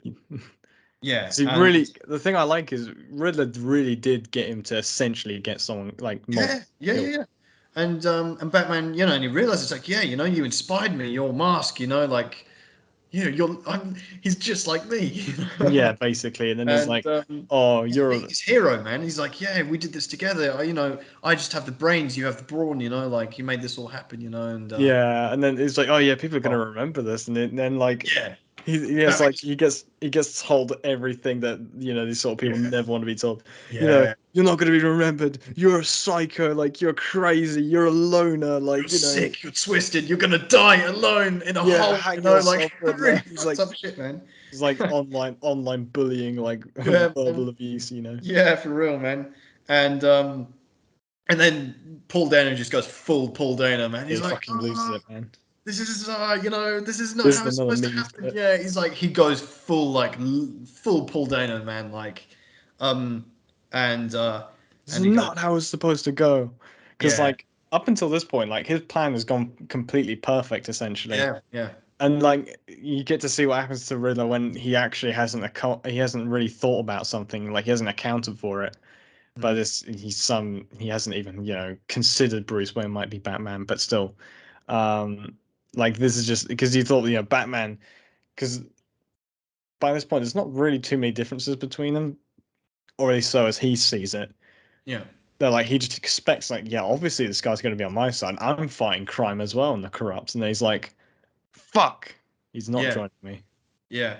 And obviously, it's a really pivotal moment for Batman himself because he realizes, like, oh fuck, this vengeance thing isn't really what I intended it to be. Yeah, he's also probably like, yeah, oh man, I wanted to yeah, say as that well. Bruce Wayne guy, am I right? Yeah, yeah, fucking Bruce Wayne, what a cunt. and um and he goes, yeah.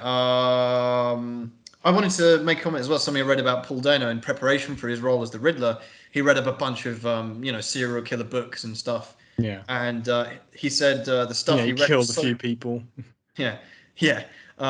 He said the stuff he read was so disturbing that he had to read it in public just so it wouldn't be so unsettling. Like just take the edge off, which is like, boy, he was reading some fucked up shit, man. Um, Yeah, he just went on live leak for a few hours a day. yeah, man. Um, And then and then obviously there's a bit of a twist here. Where Riddler goes, oh, we were supposed to watch this together, the fireworks. It's like, and then Batman go, what fireworks? What have you done? And He's like, Batman, "What have you he's done?" like, shit. Batman loses his shit. He's like, what have you done? And then he Starts goes, singing oh, Ave Marie. and Riddler's like, it was all there for you. I guess I gave you too much credit. I Yeah, love he this. starts roasting him. And he's like, Yeah, "Oh, man. you're kind of fucking stupid." Yeah, man. Like, yeah, And then he starts. Batman's just like really getting pissed up, and then Riddler starts singing Ave Maria. yeah. Uh, Well, he's like pounding on the fucking window. He's like, "Tell me what you've done." Like, Yeah, and Riddler just starts breaking into song there. What really pissed me off is watching this in the cinema and people laughing at that moment. I was just like, shut the fuck people up, laughed everyone, at it. man. I'm gonna go full Riddler on you lot, man. Yeah, um, yeah, did that happen yeah. to you Do when you you know watched it in the cinema cinema? goes? I've planted a bomb under all your seats. Yeah. What are you laughing at? You don't know how it feels, man. Paul Yeah, Dano's literally me. yeah, Uh, exactly. Yeah, everyone went to school dressed as a Batman. I went dressed yeah, as Paul man. Dano, Riddler. Yeah, yeah. Did that happen in the cinema? You watched it in? Were people laughing at that scene Man, as no one well? laughed at that. I don't know what was going on in your cinema, man. Yeah, man, I was fuming. I was like, "What the fuck? Show some fucking respect, man. This is Paul Dano you're watching, man, not some fucking schmuck." Yeah, But it's like, oh well, if the Joker starts singing, then it's cool. disrespect, man. Oh yeah, yeah, yeah. Well, anyway, whatever. Um. So anyway, so then Batman returns to Riddler's apartment. This is where we see the bat symbol utility, tool there. I mean, he uses it to cut through some tape, which is like a little bit, you know. Yeah, he's like, oh, I developed this for so long, gotta use it on this. Yeah, man. It's like, well, you don't want to pull the plastic like cling wrap and like fucking Well, what if he just like ducked get under it? tangled in it. He's just like, yeah, clean cut, You like. just get like a delete scene of like various ways of crossing it, like he limbos under it or something. Yeah, man. Um. Anyway, so he's back in the crime scene, and then Martinez is there as well, and they get a little bit of time together, Yeah. and then Batman again, he's just giving him the silent treatment. But Martinez, oh, you can't do that, you can't do that, and Batman He's like, just you're looks, literally in the evidence room. What are you doing? yeah, Like and he's in Batman he's just he's looks at like him messing like, with the yeah, evidence they fuck you, man. collected in the apartment. Yeah. And then Martinez goes, oh, it's a carpet tool, Oh, my brother, he's a Yeah, my carpenter. uncle. There's Yeah, a because tuck. like this is the first tool they used to kill someone, and then it's like, oh, that's cool. I'm gonna rip up a carpet with this. Well, it's cool because Martinez basically helps him put that final Yeah. bit of clue together, and he realizes the carpet. He rips it up, and Martinez is like, "Fuck, man!" He's like, what are you um, doing, man? yeah.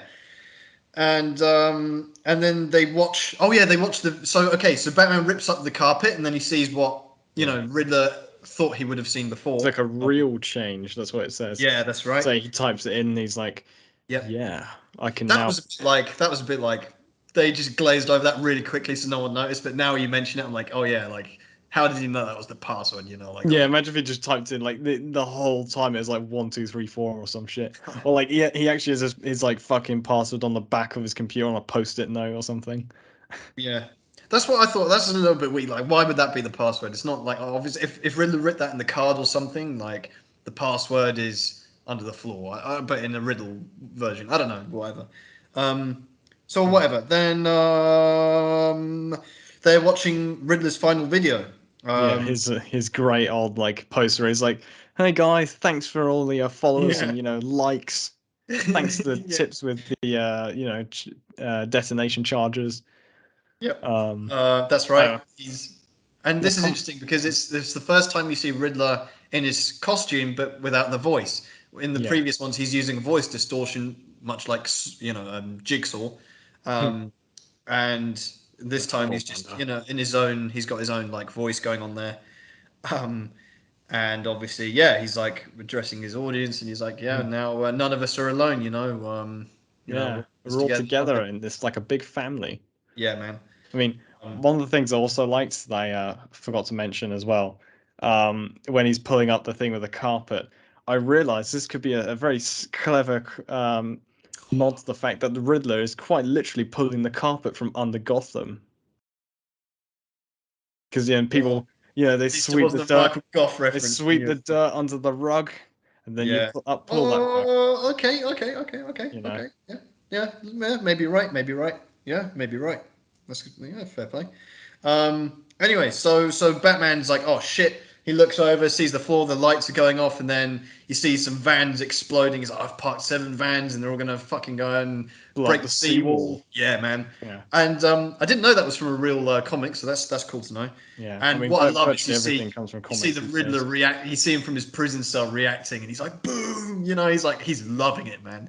Yeah, I And don't know this is how he can great see it from because there, to be fair, but no, he would see one or two, I think. And yeah, maybe. what's cool is that this is something you don't really see very often in films. The I villain mean, wins. Riddler wins. he Pretty much. essentially wins. Yeah, like, oh, they don't kill the mayor. It's like, great, he already killed one before, and who gives a shit? Yeah, man. He's like, he as far he's done everything in his power, and he's executed. He has genuinely brought about real change because Gotham floods. There's a new mayor. And he does make an impact. But anyway, we'll come back to him. You reckon he's Um, actually on the payroll of Bella Real because he's pushing the campaign slogan of real change, is yeah, even his man. own password. Yeah, maybe. Yeah, Um, Matt Reeves hired me to write the next one. yeah. Anyway, so then we see the Riddler's followers basically on the roof inside this stadium, Yeah, which is because pretty this fucking stupid, man. It's yeah, like, because the oh, stadium is like, oh, this is where the it's a campaign. bowl. It's sunk into the ground. Yeah, This because is the the campaign last is like, place you would go to. yeah, it's The like the belly button. highest. Well, it's in the center of the city or whatever. It's meant to be the last place. Yeah, people are already gathered there. Then it's going to become the last place people are, Yeah, who can go to for supposedly safety. high ground, but Yeah, clearly it's not. It's yeah. And sunk into the I ground. thought to this like, what would the Riddler do if like the fucking highest point in Gotham was like the local McDonald's or something? Like, he's just like he's Yeah, gonna yeah, have like an yeah. assault like where they're all hiding behind the till or something like. People But Gotham are idiots, man, because they're like, well, this isn't really a flood shelter. This is a hurricane shelter. Like it's like opposite situation. You want to be underground and protected for a flood. You're fucked, man. You don't want to be there. yeah, exactly. They're like, oh, hurricane, flood, earthquake, same thing, innit? Yeah, man. But anyway, the Riddler's I'd have just followers got are on a on top of fucking the boat, roof. you know? And this is where the plot begins to thin out a little bit for me because it's like, what was really the end goal here? They're just going to mow down random civilians. I was like, I know Yeah, they want these to set guys, I will Sorry? say, they have fucking. I mean, it's very cool where you see these are all like there are multiple Riddlers, so it's Yeah, like he was yeah. never in prison to start with. They're all here. They have the fucking worst aim of all time. Yeah. They got Well, they would do. stormtrooper aim, I man. think that is quite realistic though, because they're amateurs. They're not expert. Yeah, but they've got fucking scopes, man. Like Still, when the mayor comes out again, and it's like, guys, you got to calm down, then get shot. It's like, come on, man. Like, because they definitely have more than they've got plenty of time to aim for that. true, Um, but I do think at the end of the day they're all amateurs, and most likely, this is yeah, they're all fucking incel virgins anyway, right? yeah, They're yeah, all yeah. like, But they definitely you know, practice with their guns at some point, surely. some of them would have, Yeah, like the one who took out Batman, which yeah. happens. But I don't know. The Some of them were probably picking up a gun for the first time, or they're just there for the vibes. yeah, true. I don't know. I have to say that the thing that this reminded me was the fact that Riddler's second the thing we see him in the live stream as well. The comments on that one are like Oh yeah. way worse. Like the previous one was way more realistic. This one is like someone says rifles are good. Someone said what gauge shotgun should I use? And like no one would ask them. They'd all be like blowing up saying like or like fucking skull emojis and shit in there. Like Yeah. someone be like promoting their fucking website or something. Yeah, that's funny Like because those someone are the puts only like their comments I read. Instagram I on there. didn't read them from the previous streams because these ones were easy to read, so I did Yeah, there's like 6 comments, but they don't yeah, move. yeah, It's yeah. like it's not That's like interesting. I'm glad you actually pointed that out. So beneficial for our dear listeners as well. Um, so anyway, the mayor gets shot. Batman comes through the roof, like pretty cool. yeah, he Although blows up the fucking roof. yeah, a lot of glass falling down on people there, man. I mean, Anyway, Yeah, but it's cool. You don't but we understand. do get a very sick fucking fight now, and the music is so good. You get the Batman theme like full blow, here Yeah, going. it's like He's it's genuinely one of the best fights in the series, I think. yeah, 100%, 100%. He's taking out the Riddlers, like the followers basically. Yeah. Um, And it's like quite a long fight, which is good. Takes different turns. He's like hanging off the thing. He takes a shot to the chest, basically. So I'm like, skipping through the gory details, but it basically culminates in him getting a shot to the chest. Unless you want to add anything, of course. Yeah, But there's not much I can say about this yeah, other he than gets he this gets the fight shot. kind of just happens. Like it's better Yeah, that you yeah, watch it if you haven't seen it yeah, yeah, yeah. already. It's a But cool fight, but basically it ends with him getting shot in the chest from a shotgun because obviously yeah, he's bulletproof, but like that's really that's that a that real was impact, you stop know. him in his tracks. Yeah, so he's hanging off. And then this Riddler follower is really cool because it's like very realistic. He doesn't. He's like he's shit. He's like, oh fuck, I've got the Batman here. What am I gonna do? Like, and he's like reloading the gun. He's taking his time, and it builds up It's this like tension. yeah, And he's you're got the like, shotgun barrel like right up at his right, chin. yeah, yeah, yeah. And you're like, wow, it's like really builds up the tension. And then obviously Catwoman comes and saves him. Which is nice. And she's like, don't worry, it's over. It's done. Yeah, it's all cool. It's all Yeah, and she good in the kisses hood. him. It's like a very nice intimate moment. Yeah, because he's literally like fading out. He's like, He's yeah, fucked. that's Yeah, sick. man. He's done now. But then a Riddler follower comes, grabs her from behind, and like starts, is about to Yeah, he's stab trying to her and stab shit. her.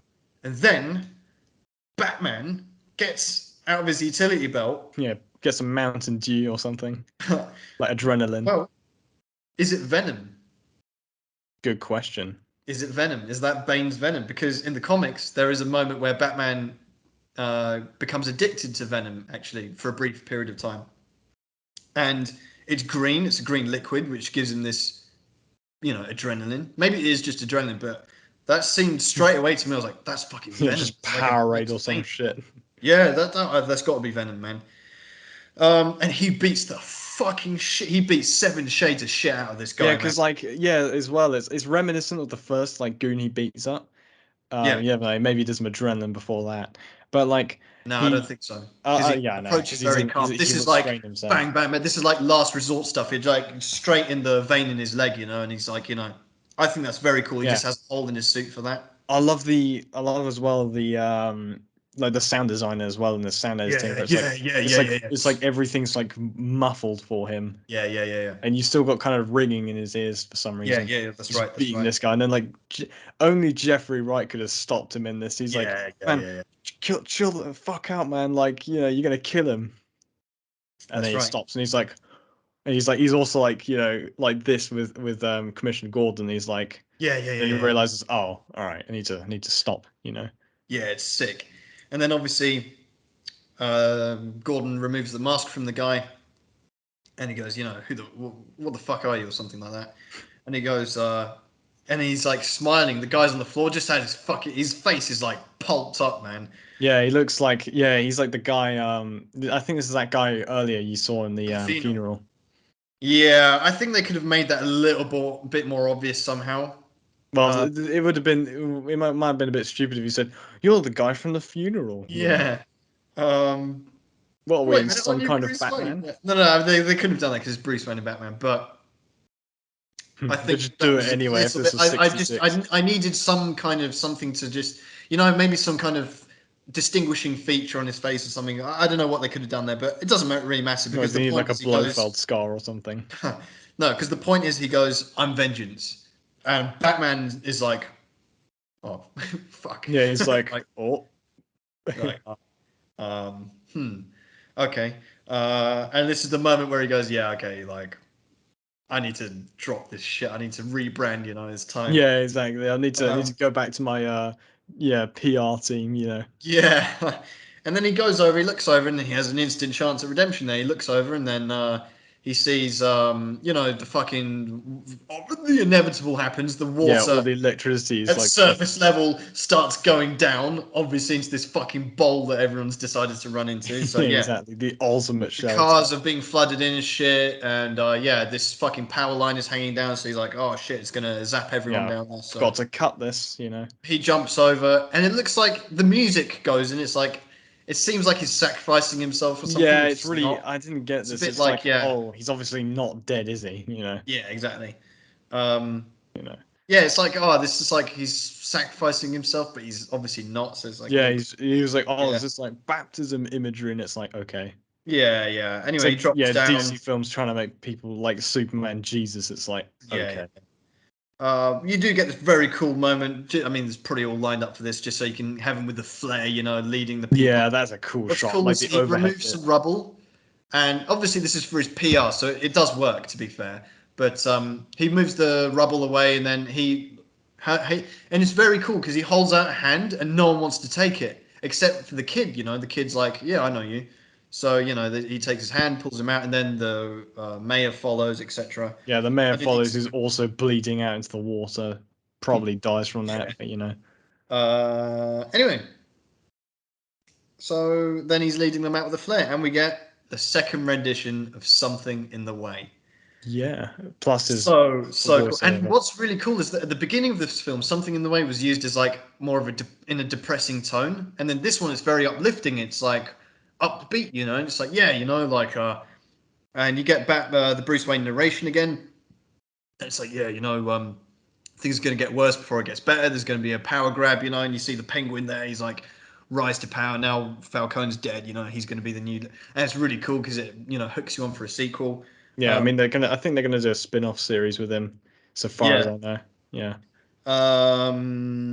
Batman's helping people up onto the helicopter and stuff, like injured people and stuff. It's like a bit of PR there, man.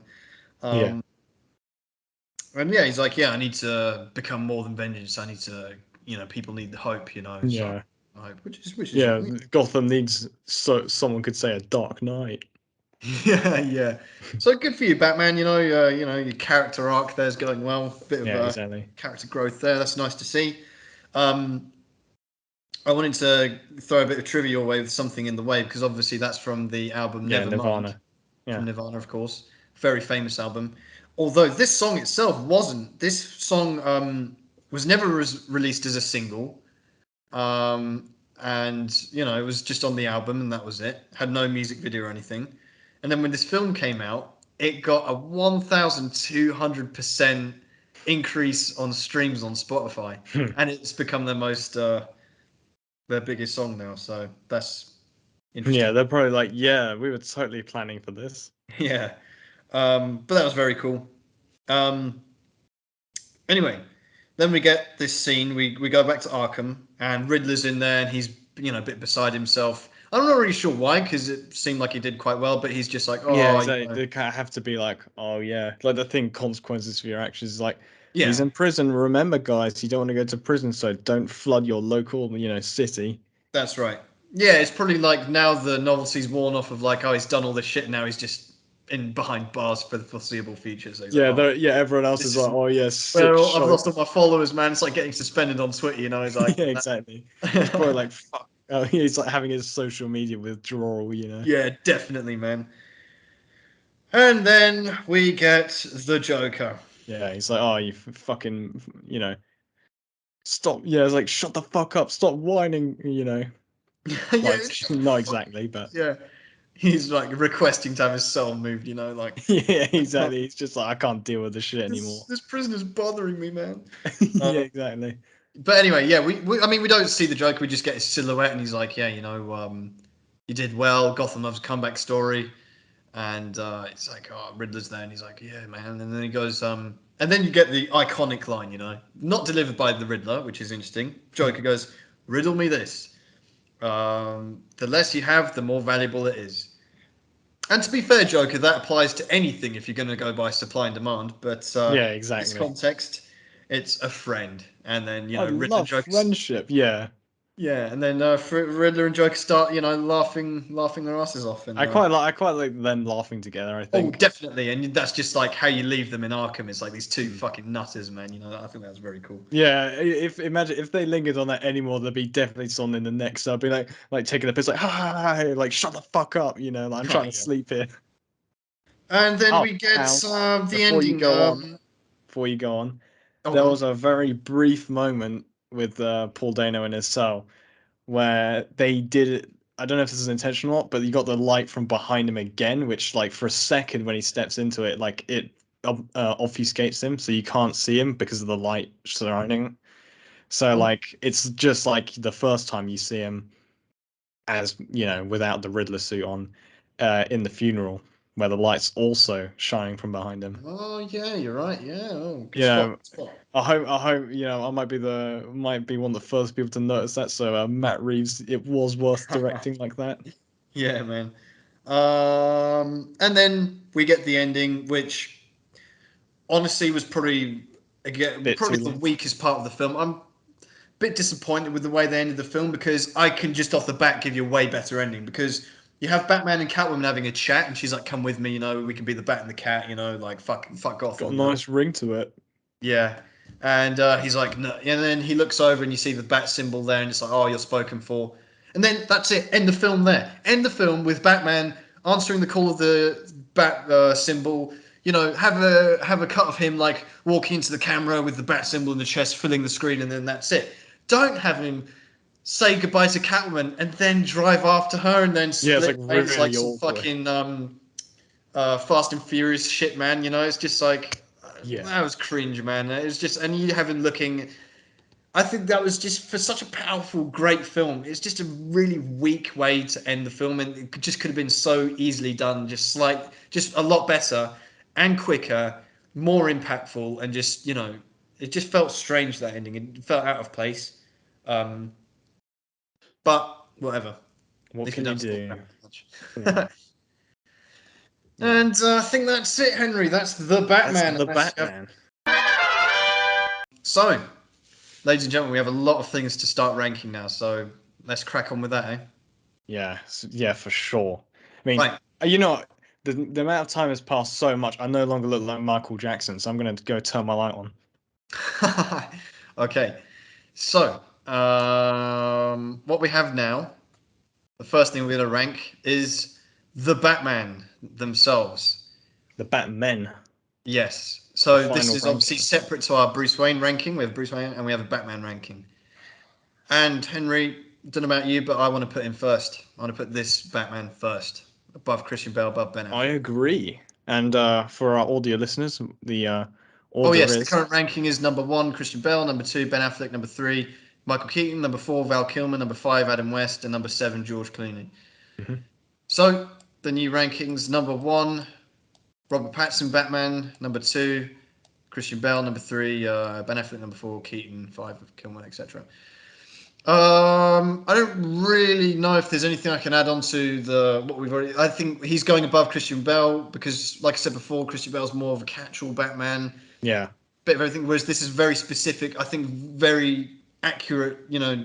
Detective Batman. I love the suit. I love his his whole energy, his utilities, his action. Everything he does is just perfect. I think yeah. this And I Batman like, is just the Batman. yeah, he's kind For of, want of and a better he's the expression. first one to an extent, minus that, debatable bit with the car scene, Mm. apart from Adam West as well, who hasn't actually killed anyone so far. Yeah, and he doesn't use guns. He He ticks actually all the sticks Batman by that. That's boxes. crazy. Yeah, Although, such a actually, hard there is a commitment. very brief moment during the fight with all those Riddlers where one of them has a rifle and he's trying to shoot Batman with it, but then he turns it and then that guy shoots another one because of it. Don't know if that was intentional, Nah, but it's not Batman's you know, fault. Anyway, walking a fine line here. so that's agreed. Number one Batman is Robert Pattinson. Now, Bruce Wayne rankings. Number one, Oh, Ben Affleck. Number two, Christian Bale. Number three, Val Kilmer. Number four, Michael Keaton. Five, Adam West. Number six, child Bruce Wayne from Joker. Number seven, George Clooney. can we? Yeah, yeah, I mean, where do you go with this? Because I would personally put Um, third.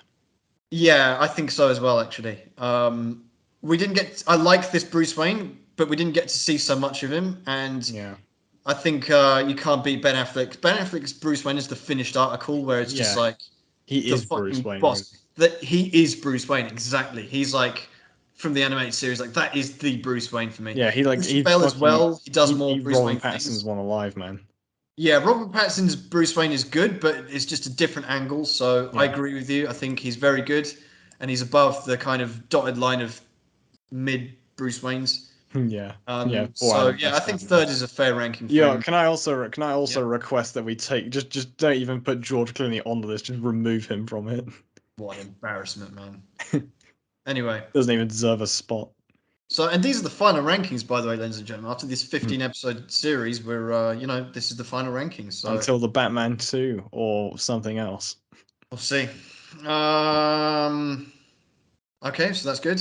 We're making good time here. Okay, Batsuit. Oh, I think number one. I think number 1 too, because Current like rankings, by the way, number one, Nightmare suit. Number two, Dark Knight Rises suit. Number three, Batman's cloth suit from Batman vs Superman. Number four, the armored suit, armored suit. Number five, the one the pre, rubberneck you know, one from yeah, the Batman rubberneck, Begins. yeah, Number six, Michael Keaton. Number seven, Val Kilmer. Number eight, Adam West. Number nine, the fucking George Clooney one. yeah, just because I think this goes number one. I love the Nightmare suit. It's so cool, but I think this suit is just It's like this ticks is every the Batman box. suit that you want to own, you know. Yeah, Like man. If it you're going looks to go very fight crime, you comfortable. totally wear this one.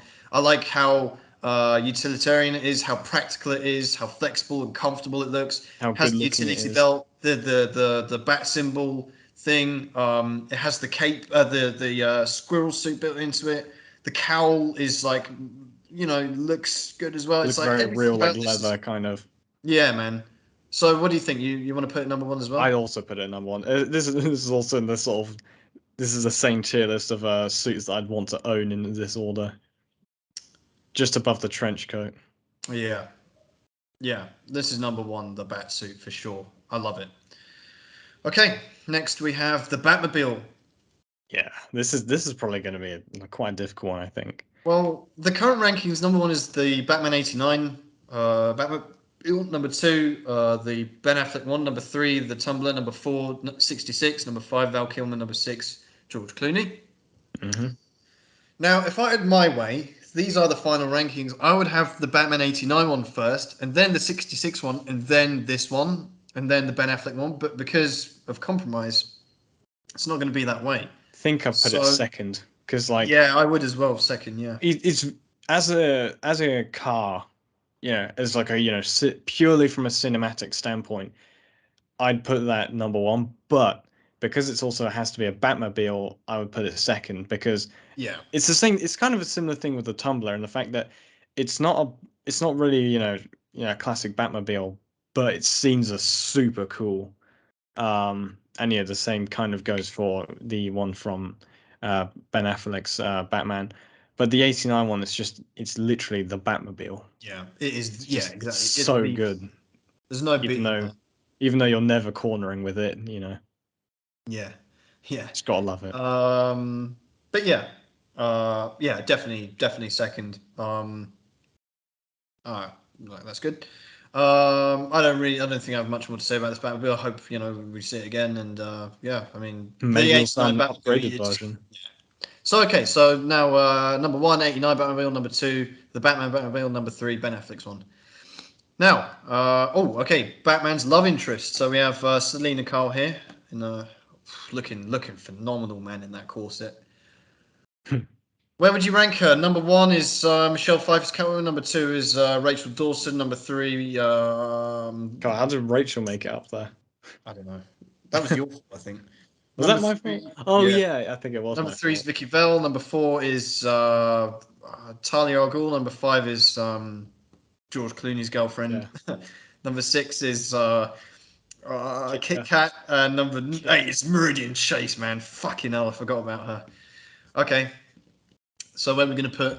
Number 2 spot maybe. Number 1. I think probably number 2. Or but because Michelle Pfeiffer's one is cool and all, but like I just every time I think of her, I just think of the time where she licks Michael Keaton's face. Yeah. I think this one just feels the most authentic and the most authentic. And at the end of the day, that's what love should be, ladies and gentlemen. So Yeah, yeah. Dating tips from Millionth. yeah, yeah, I'll put it at number one. Yeah. Yeah, pretty Yeah. good agreement on that. Um. Okay. Okay. Oh, Okay. Commissioner Gordon. Number one, Gary Oldman. Number two, 66 Gordon. Number three, J.K. Simmons, and number four, Pat. Tingle. Where does Now, Jeffrey Wright go here? Jeffrey Wright, I would have said probably up until this fifth viewing that he would have gone second, but now having really thought about it and like focusing him on a lot the fifth time I watched the film, I'm tempted to put him first. Yeah, no, I'm kind of having a difficulty thinking about that. Because I love Gary Oldman's Gordon. Yeah, he's just And because he's just again. We're going to do the Alfreds next, but this is the equivalent of like your Michael Caine and Jeremy Irons. This is like two titans, man. I don't know what to do. So difficult. I think what I like about Jeffrey Wright's one is his interactions and his relationship with Batman. It has a lot of focus here. They do a lot of detective work. They have good back and forths. I like that. If we're going with Jim Gordon's one, with Gary Oldman, I think he's just like, He's the classic kind of. yeah, Almost. he's like, I don't know. He's there on the whole journey with Batman, so we see him from Yeah, start to yeah. end, From the and we very see him beginning, like, he's put the coat on his shoulders. Even yeah, I think what we should do is I think it's fair to put Jeffrey Wright second because it's not. Yeah, once assuming a sequel and hopefully a trilogy of this develops, then I think we can have a final say on it.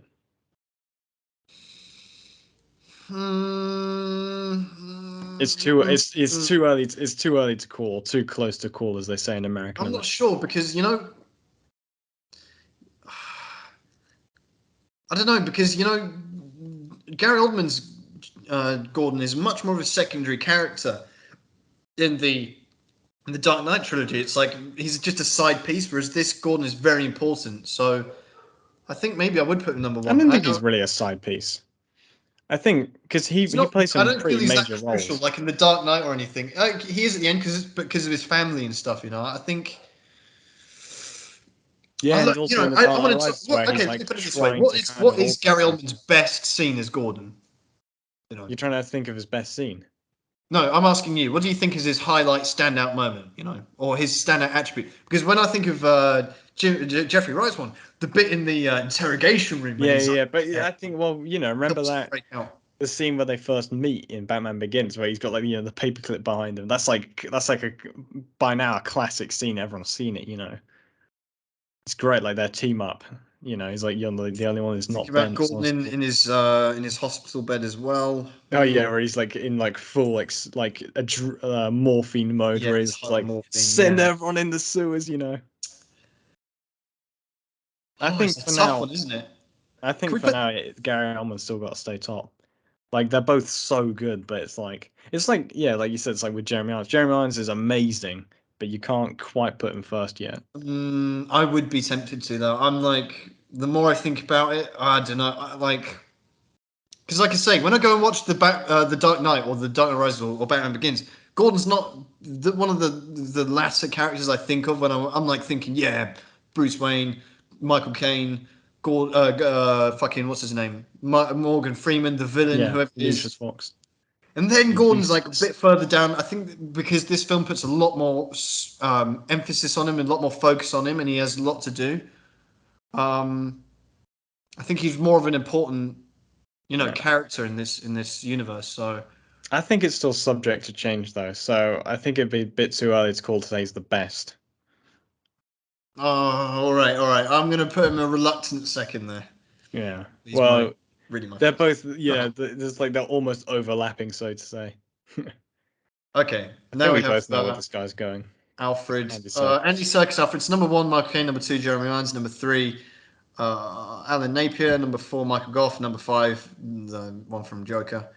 Why did we put him five? We should put him above Michael Goff, man. No, it's because you want to say I hate Michael Goff, and I kind of convinced you because he's actually in four of them, and not all of those are bad. All right, whatever. Um, I think where third. would you put him then? Where would you put Andy Serkis? I think third because he can't beat Jeremy Irons, and no one's going to beat Michael Caine. No, So no, no. But I'm debating if I put him below or above the '66 Alfred, the Alan Napier one, because he's a really good Alfred. And I'm not saying Andy Serkis is a bad one, but he's just a little bit forgettable for me. Whereas I think the Alfred from it, he really set the tone for the rest of them. I really liked his Alfred. So I would be tempted to put him fourth, actually. Well, I'll let you do that on this case, but you might have to enter witness protection like me, man. I'm not That's, saying anti-sex is bad or anything like that. I think the 66 one is really good. I do like him a I lot. mean, he's also really good, but Yeah. what can you do? Yeah. Okay. What do we have next? Catwoman. So number one, Michelle Pfeiffer. Number two, Anne Hathaway. Number three, Kit Lee Kat. Merriweather, and number five, Halle Berry. Where are we putting Zoe Kravitz? It's going to be one or two, isn't it? Yeah, yeah. Her versus Michelle Pfeiffer. That's an interesting one. Yeah, it's like this is more. This is how far you go for comic accuracy, you know. Well, the only thing about the Michelle Pfeiffer, now you said that, is her how she becomes Catwoman, which is stupid. She gets eaten by cats Yeah, or whatever. but she gets pushed out a window by Christopher Walken, may I remind you. Yeah, of course, but that's more of a Walken plus than Michelle Pfeiffer one. I think I would want to put Zoe Kravitz first. I would actually argue that I'd put her second Why?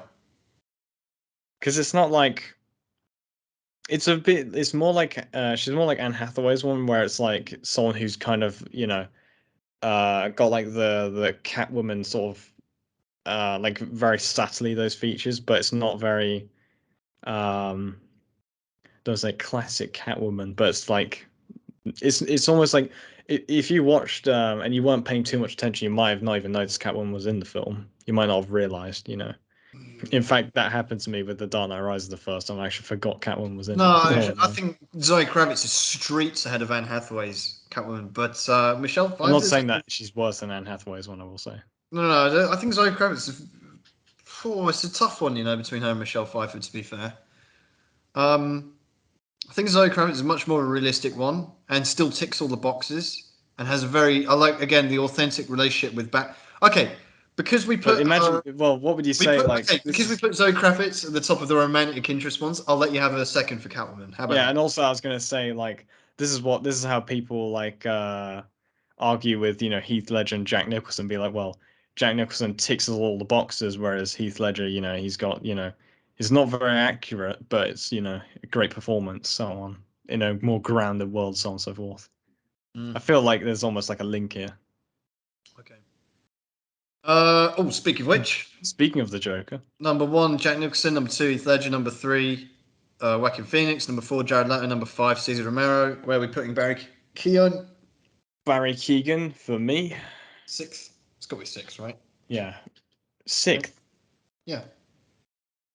Put him above Cesar Romero at least. Fuck. You can't do that, man. Cesar Romero was in the film and like the whole series, man. Like, I Yeah. know Oh, it okay. wasn't great, but I think I'd Barry rather Keoghan's been say in the Barry film for Keoghan's. like 2 minutes and a deleted scene. So Yeah, I would say Barry Keoghan. I'm undecided on. So I'd almost put him in like a TBD section, but exactly. So we should I'll just let leave you him deal there with that. until the sequel, right? Yeah, because he's not even signed for a sequel. I think so far. So, Yeah. and even Matt Reeves has said, just because he's in it, We he's not haven't necessarily even going to seen be in the his sequel. face clearly. How can you put him like Okay. Um, Penguin. We've got to rank the penguins, which Yeah, we from haven't one, done two, yet. three to CD. So these are all very, very good penguins, I must Yeah. say, but very different as well. Yeah, that's very true. So I think I would put Colin Farrell, then Colin Farrell at the top, then Burgess Meredith, and then Danny DeVito's. mhm. Purely Danny DeVito below Burgess Meredith because of the crack, that you see in that film 50 times. Oh yeah, I forgot And about that. also his plot, like by the end of it, his plan gets really fucking stupid. Yeah, that's true. I think his performance is very captivating. Danny DeVito's Yeah, penguin, it's but quite tragic as well. yeah, yeah. Oh, it's you know what though? I think I would put Burgess Meredith first. He's the classic He is penguin, the classic penguin, to you be know, fair. and I love him as an actor as well. And I like Colin Farrell's as well. They're all very good in their own ways, but I would actually probably put Burgess Meredith first, and then I might agree with you on that one, but we're not. This but is they're all not good. like None of them are bad. They're all like very strong. yeah. And to be honest, this list could actually go in any order, and I wouldn't really disagree with it. I think they all have strong arguments for them. Hmm. You could put this in any order, honestly, in my opinion. Yeah, And there is no right answer. So to say. But for the millionth ranking, we're going to go with Burgess Meredith first, and then Colin Then Farrell. Colin Farrell. Yeah, and Okay, then Danny DeVito. Danny DeVito. Okay. Yeah. Yeah, So, now we're gonna get a bunch of robotic penguins turning up to our houses. yeah. Now we're going to rank the Riddlers. Oh well, this is a little easier. Well, the thing is, again, this is with the penguin. I think they're all very good in their own Nah, right. fuck Jim Carrey's Riddler. Nah, Don't care. I like Jim Carrey's Riddler. It's Nah, just because he's a bit I'm not wacky, listening to this. but it has to be respected in its own right. It's a good Riddler. The film is shit, but he's not part of that. Nah, he's definitely part of it. It's fucking terrible, man. I hated it. All right, so he's going Fuck third him. then. Yeah, he's going to the bottom. Paul Dano first, and then Frank Gorshin second. Yeah. Okay. I mean, if you're more of a comic accurate one, you might like Frank Ocean more. I really liked his. In fact, I remember when before I even knew this film was coming out, I always thought it would be really cool to have like a Riddler as the next Batman villain. Yeah, That's same. not my wish, and then Yeah, yeah. next down the list was Mr. Freeze and so on and so forth. But Yeah. Riddler was always number Henry one. Your Tip as Bryan Cranston as Mr. Freeze. Yeah, Bryan Cranston's Mr. Freeze, not just because he's bald, but because he really is able to portray someone who A man in a loses their hazmat shit. suit. Okay, so number one, Paul Dano. Number two, Frank Gorshin. Number three, Jim Carrey. Yeah. I think this Riddler is fucking amazing, by the way, man. Just like, Yeah. I think we've said enough about him. Films about him. Moving Okay, on. theme song. Number one, Batman 89. Number two, Batman vs Superman. Number three, Dark Knight. Number four, Batman 66. Number five, Batman and Robin. Fuck the Batman and Robin one, man. Where are we putting this one? Second? Second, yeah. Okay. I think so. Agree. Because like the Danny Elfman one is like it's the Batman theme. Yeah, Again, it's like the yeah, same you thing can't with the beat Batman Danny. Bills. It is the Batman theme, but this is also amazing. And this means our prophecies become true because remember I said the Batman 89 episode, I was like the three elements from that when we ranked them. There were three elements from that film which I said would end up finishing first. That was the Joker, the theme song, the Batmobile, and that's what's happened. Yeah, and So, Vicky Vale. huh. And Alfred. Yeah. Now, and now we're gonna have the Sigma moment, and then we're The gonna rank the final film reading itself. of the Stigma quotes. Yep. So, first of all, what do we have from this film? Well, I mean, there's quite a few quotes that I noted down. Like the first being that it's like, oh, that you better get lost, otherwise that's like a little suit of yours is gonna get full of blood. And it's like mine or yours, or the one where it's like I got you on like assaulting an officer. It's like you got me on assaulting three. Yeah. It's got to be between those two, I think. Good ones. Ooh. So which one are we going to choose? They're both Batman's just his dry banter, man. Like I think maybe the My Blood or Yours. Yeah, mine or yours. Like That's really cool. yeah, I'd definitely put that. Okay. And where are we going to rank it? So read us the rankings. So from bottom to top, we have women. My passion thoughts for my bride alone. I'm a capitalist. Catwoman slagging off her boss because it's too long for me to read. I hope we die. Oh yeah, I do, and I'm tired of pretending it's not in terms of murdering people from Joaquin Phoenix. Yep. Actually, it very much is like that. Do you feel in control? Bane. You believe in friendship. I believe in leverage. Oh yeah, Amanda Wallace. I didn't ask. I own this hotel. Wait. Who's saying this? Oh yeah, Jack Nicholson. Yeah. Yeah, I own this hotel. They should let us put these tables together. Yeah. Daily Planet. Now, do I own that one, or is that the other guy? Getting in Ben Affleck territory now. Yeah. I'm buying this hotel. Yeah. And I bought the bank. Bought the bank. Oh, So the most Sigma quote of all time, man. I bought. So. Okay. Where are we putting this then? I'd nominate this to go above. Do you feel in control? Yeah, and below Amanda Waller's one, right? Yeah, Amanda Waller. Waller really has pushed a lot of big heavyweights out of here. Oh, yeah. I think that's what I was thinking. I wanted to put it below Amanda Waller's one. That's above Bane's, is it? Yeah, above Bane, below Amanda Waller.